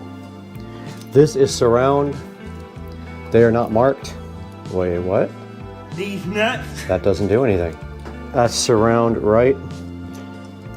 This should be surround left. It didn't do anything. Speaker's blown up. The speaker does not work. Surround left does not work. So I have some troubleshooting to do. Maybe the speaker died. I've had it happen before. And now let's plug network in. And our Wi-Fi and Bluetooth antennas. And the last thing will be our HDMI, but it's way on the other side and that means it has to bend. Okay, it is plugged in to the ARC output. I am bummed about that speaker not working though. Okay, we did discover that our surround speaker is not working for whatever reason. I don't think it is the wiring from the receiver to the wall. I think it must be the actual speaker that is blown. Sometimes these old speakers do that and you have to like tap them and they will come back. But for now, we do have the Cinema 50 hooked up. We have not powered it on yet. I want to go ahead and get it powered up and get all the firmware updates done if there are any. So it is connected to ARC. So we need to move our projector input over to ARC. So we go to input. Let's power it up. And it did power on. We see the Marantz logo up front. Aha, we have 1920 by 1080. All right, we are in the setup assistant. Let's lower the lighting in this area. All right, it says 8 next. I don't have more than 9. Now it's asking me for all of my speaker setup. This is the wizard. I do have surround speakers. They are already connected. One of them is broken. That was the subwoofer setup. It will allow you to do directional if you have double subwoofers or more than one. Your sound from the left front. There we do. Ah, the right's not working. It's that awful connector. No sound from the back speaker. Something is up with that speaker. Yep, I'm gonna have to get that speaker taken out. I need to see what's wrong with it.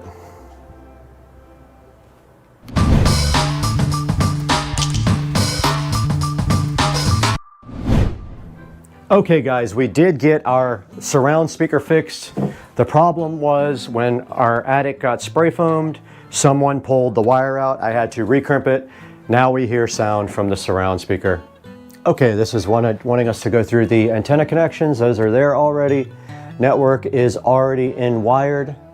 I heard sound. Now we go to home theater to name this. We want to go to auto update. We are Eastern time. This is asking you to download the HEIS app for the full experience. I do have the Marantz remote app already set up. So this is optional. You can buy the Odyssey Multi-EQ Editor app and you can buy Dirac. We already have the owner's manual. Let's go to done and let's see if we have any firmware updates for this guy. Let's go to setup, general. It's at the very bottom, firmware. All right, there is a firmware update. Let's go ahead and update it while I start making dinner.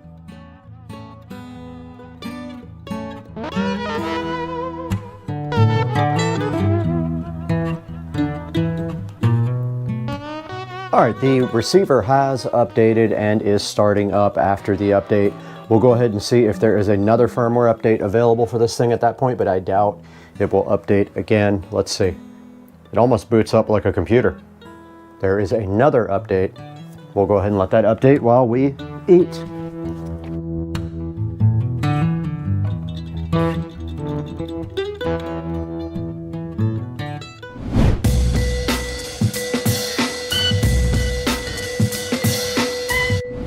All right, guys, we did just finish updating the Cinema 50. It took 2 firmware updates to fully get up to date, and now it is finished.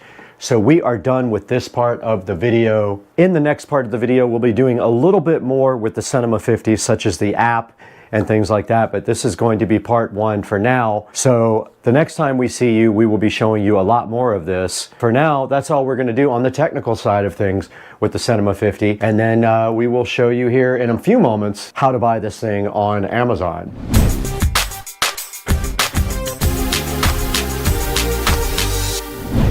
Hey guys, and welcome back to Supercar Street Racing once again. We're out here in the 4K production studio. I'm Brad, and I'm happy to have you here on the channel. If this is your first time, please like and subscribe. Or if you're a repeating watcher, thank you for being here once again, and I think you'll like what we have for you today. We have the Marantz Cinema 50 9.4 channel amplifier sitting in front of you right now. It's 100 watts by 9, as you can see right here on the Amazon listing. It has 4.6 stars, and I did buy silver and gold for the home theater room. It does 8K UHD, it does 3D audio, it does Dolby Atmos, pretty much anything you could want. Has a bunch of preamp outputs, and it supposedly has excellent sound quality. So we're going to test that in the next video. But yeah, go ahead and pick yourself up one. This is a good look at the Cinema 50 here. It's very stylish. And take a look at the back there at all the inputs. You can see all the preamp outputs and stuff. And then also it has configurable outputs for all the rest of the speakers. Like this room has 3, 4, 5, 6, 7 speakers in it. Would be perfect for one of these, but we're just using this for editing. So yeah, go ahead and grab a Cinema 50 if you need one, and make sure that you order it through the link in the description, and it will help me out greatly. And it helps the channel out because we don't make any money on the channel. We just need to get a little bit of dollars here and there. But right now, we got to get straight out of here because we got to go do something. I don't know what we have to.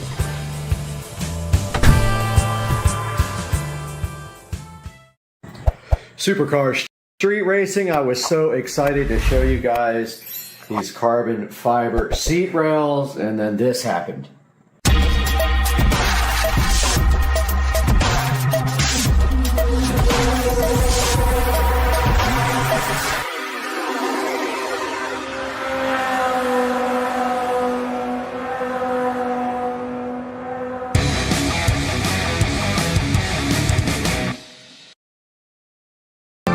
All right, ready to go. Go, Bakery. Go, Bakery. Go, Bakery. Go, Bakery. Is this your are you a cheerleader? Why wouldn't I? Are you trying to be a cheerleader?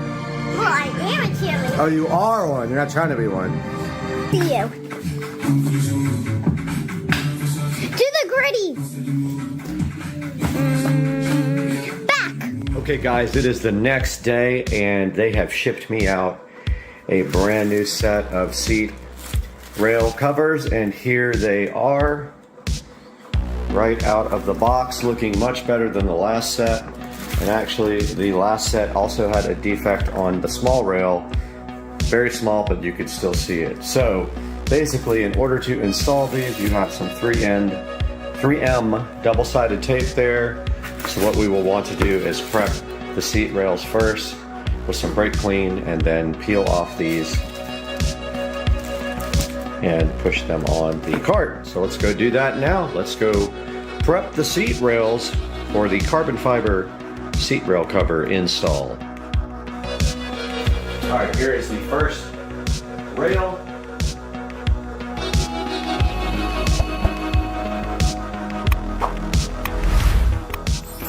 We got our brake cleaner right here.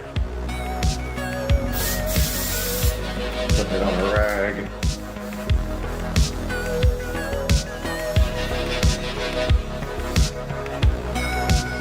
And just wiping off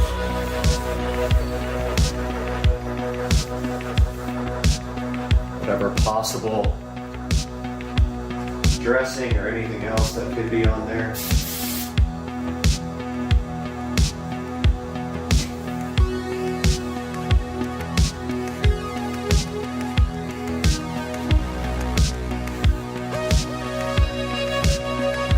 That's simple.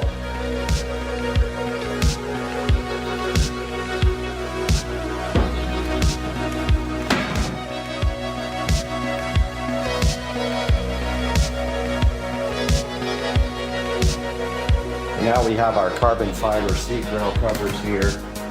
And this one goes on like this. just like that. It kind of clicks on, so let's get the 3M tape off if we can.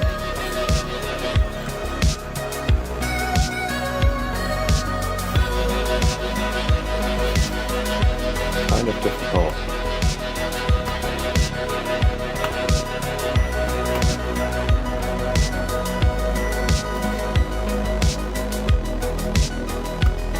Boy, that's really tough to get.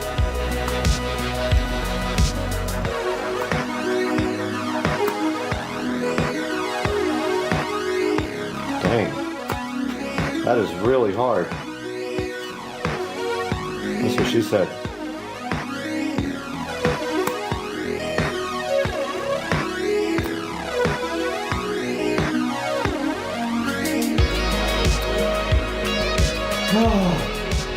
It's so difficult these days.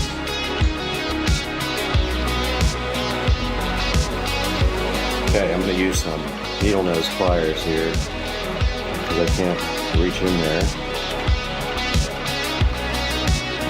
I can't even use needle nose pliers.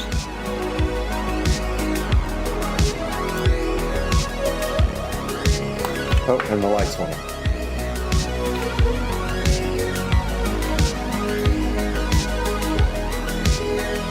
Guys, this thing is being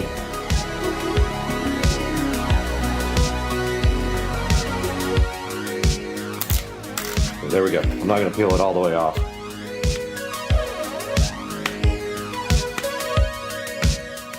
But it is hard to get off.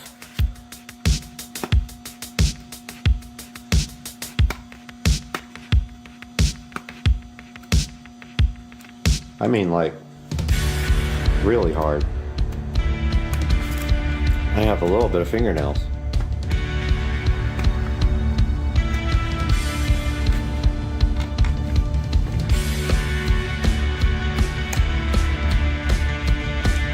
Doesn't help that these are trashed.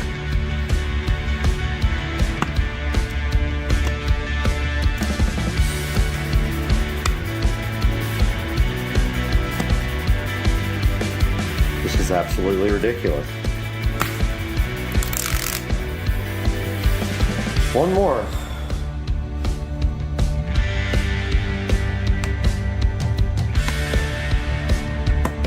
Why don't they have the ones that split down the middle?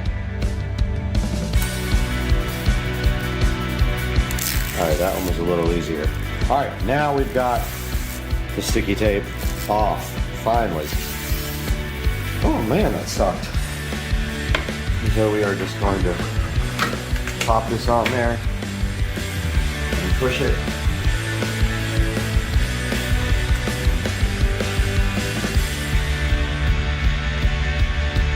And hold it. Keep some pressure on it for a minute.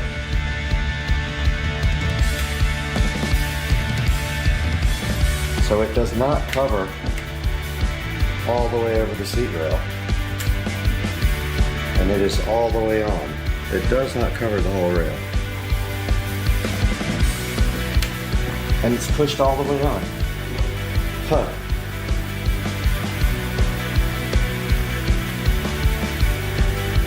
This side is a little bit gnarled up too. So yeah, so that's what it looks like installed. It does not cover the whole plastic. So if you're expecting it to, too bad. It's not wide enough to cover the seat.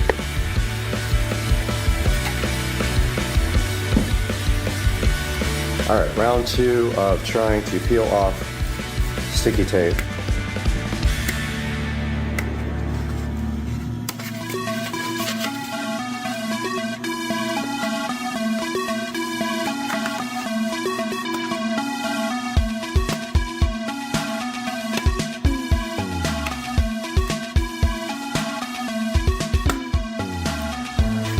Oh man, this stuff is gonna drive me insane.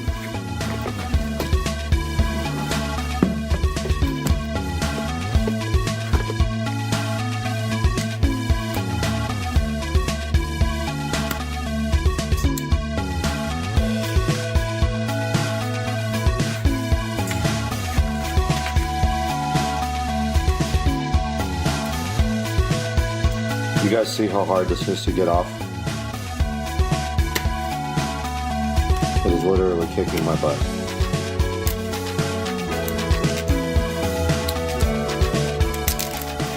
Okay, I got one edge up out of 3.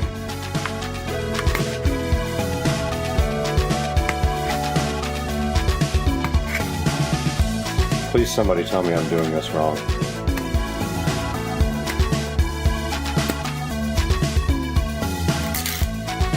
Alright, I got 2 out of 3 edges.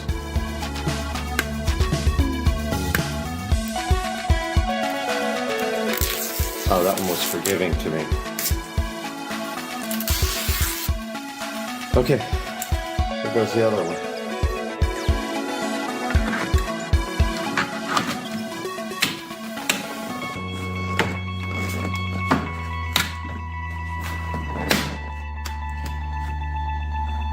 Again, it doesn't cover the whole seat rail. So, you can see right here on the inside, it does not cover the whole rail, which is kind of disappointing. But they are there.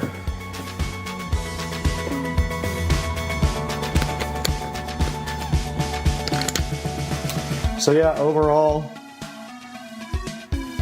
they're okay, but that, you see that? It doesn't cover most of the rail. Does on top, but not on bottom. All they had to do was make that a little bit wider. Hey guys, welcome back, and I wanted to just go over with you guys my Amazon shopping cart here for the upcoming audio install on the cart.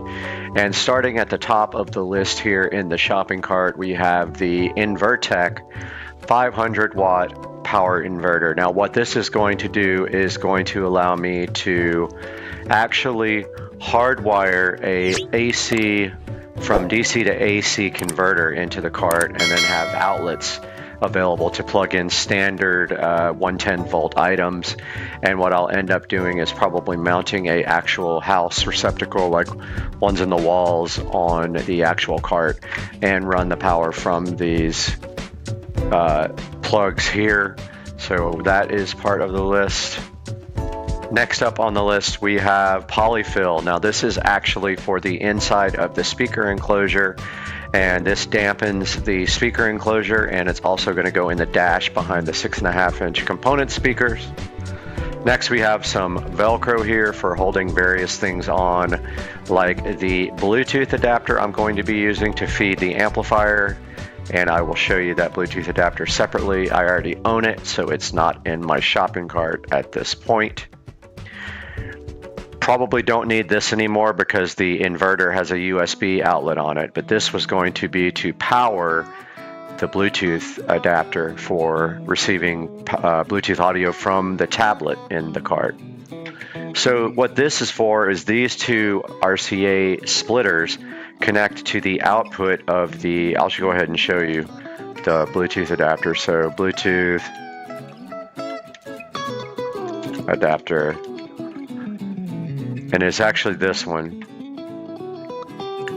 Now if you notice here, it's got RCA outputs. We're feeding both a front channel full range, and we're going to feed a subwoofer input as well.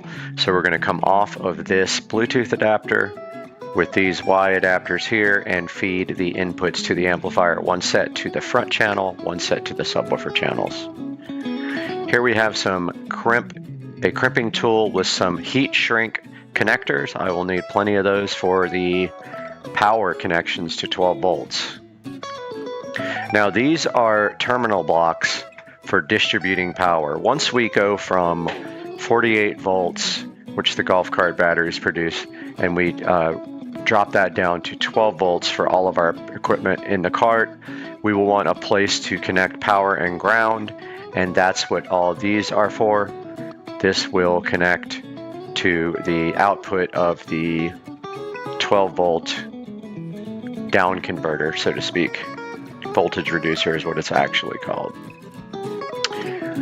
Now we have our front speakers. These are the Infinity Reference 6530 CX, and they look like this. These will go in the front on the dash, in the speaker pods on the dash, and they have little tweeters here that I'm going to attempt to flush mount if I can find someplace big enough to put them. If not, they will surface mount somewhere. Let's hope. I haven't taken a good look at the dash, but we should have enough area available. Now we have our box. So this box is actually going to fit in the back of the golf cart between, so where people sit in the back and hang their feet down, there's a spot there for just storage, and this seems to fit perfectly. It will just hang over a couple of inches, but that's okay. It's not going to get in the way of anything. It'll hang over towards the back of the cart, but it won't get in people's way. It's going to hold a single 12-inch woofer, and we will stuff that with polyfill that I showed you earlier. Here we have our woofer. This is the SCAR audio, and this is a dual 4 ohm voice coil woofer, so meaning it has 2 voice coils. You can see 1 voice coil there, 1 voice coil there. Those are 4 ohms. When you parallel these 2 voice coils, you get a 2 ohm load on the amplifier, and that is what we want. We have a mono channel on the amplifier, so we're going to load it with 2 ohms, which it is safe at 2 ohms. Here is our voltage reducer. This is going to take our 48 volts from the golf cart batteries, and it is going to produce 12 volts. And the only bad thing about these are they are not switched, so I am using a master on-off switch, which is in the list somewhere. Here is a good collection of wire connectors for connecting to the battery. So they have the copper connectors, and they have the heat shrink tubing to go over them, and then you crimp the end on or solder it in. I don't have a torch to be soldering, so I will most likely crimp and then heat shrink the ends on. Here's our battery disconnect switch. I'm going to use this from the output of the 48 volt to 12 volt reducer. I'm going to be able to switch off our 12 volt accessories with this one switch. So this will actually go before the 12 volt reducer, and we'll switch off 48 volts into the 48 volt to 12 volt reducer. Then out of the reducer we'll feed our terminals here. This is just cable loom, so this will dress up all the cabling and make it look really nice. So we have 2 sets of those here, one 1-inch wide and 1 1/2 inch wide. I'm not sure if that will work, but that is what we have now. So that's a look at what is being ordered tomorrow, and then we will start on the audio part of the golf cart. I hope you guys enjoyed it, and I hope to see you next time. And if you enjoyed this, please like and subscribe to Supercar Street Racing.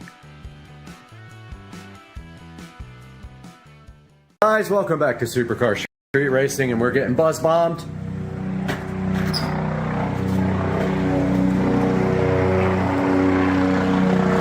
This dude won't stop.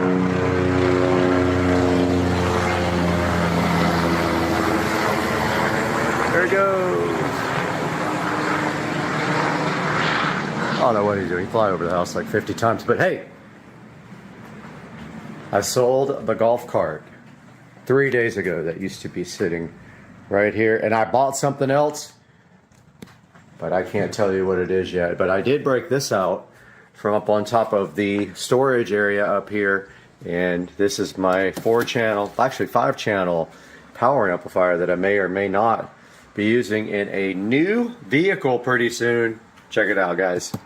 5-channel Rockville amplifier.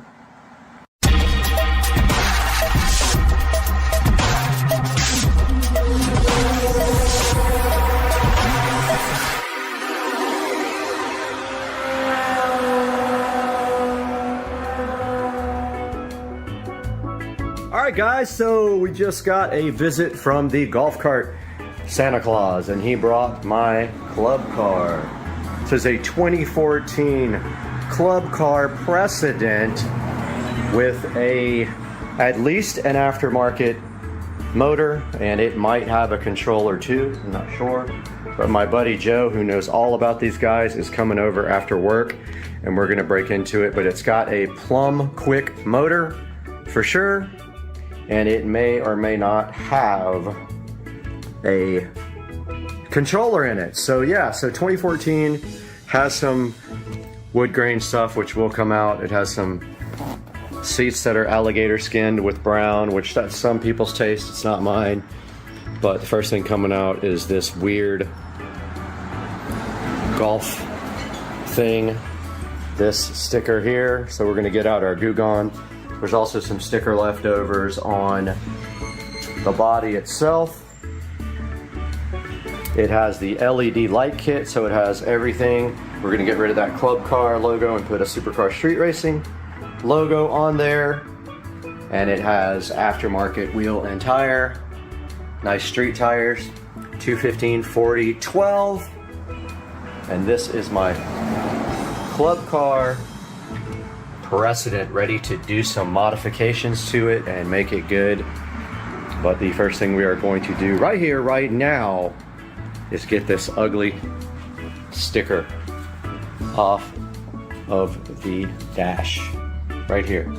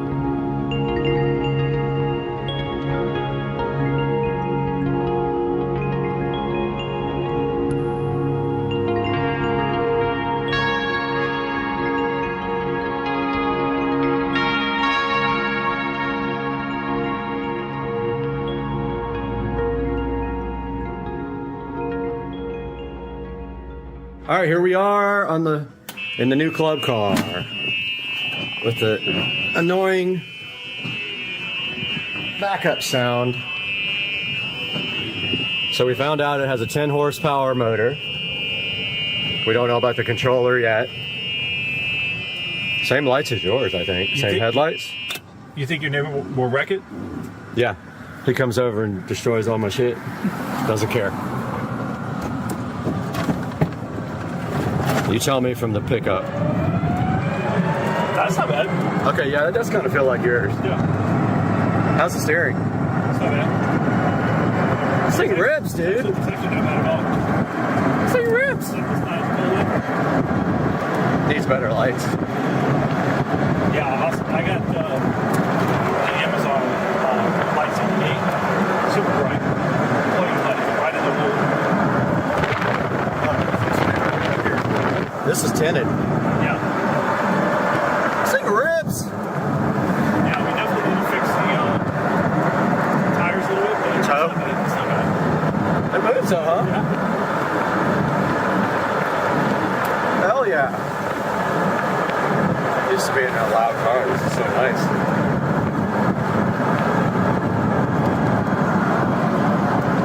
Yeah, I think the first thing's going to be, I don't know, maybe a matte. Maybe rip these side things off, paint them satin black, or they have powder coated on mine for like $70 black. Rips. And then, like, if there's any suspension parts that we can replace easily, like bushings or anything, Bushings. let's just fucking do it. I mean,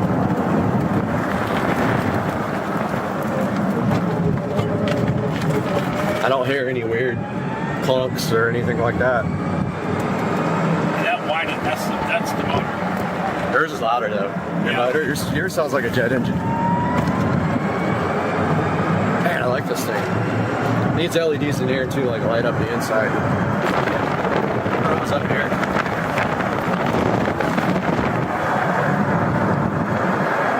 Yeah, those lights are not. One thing you always want to make sure is check the air pressure of the tires.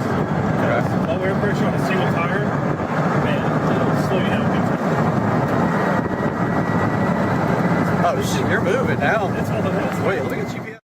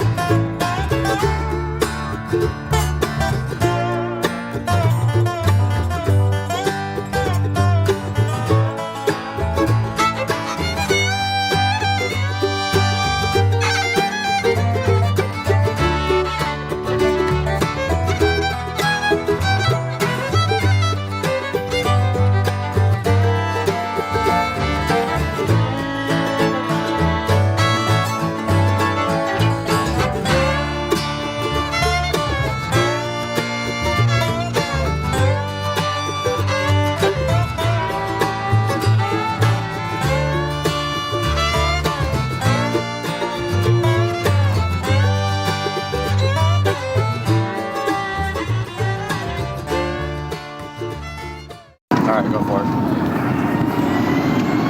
I'm recording the screen now. All right, here we go. Ripping it.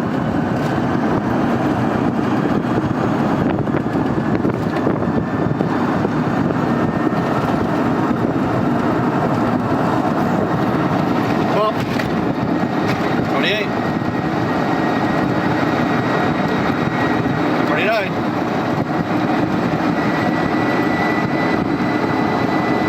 There's 30. That's what I wanted. 30. That's what I wanted. Nice, you got your 30. Sick. All right, Rich is driving the cart. Like a And he's ripping it. And so 78 miles an hour. 78. Double the speed. No, it does good, man. It's fun. It's plenty fast enough now. And it's clean.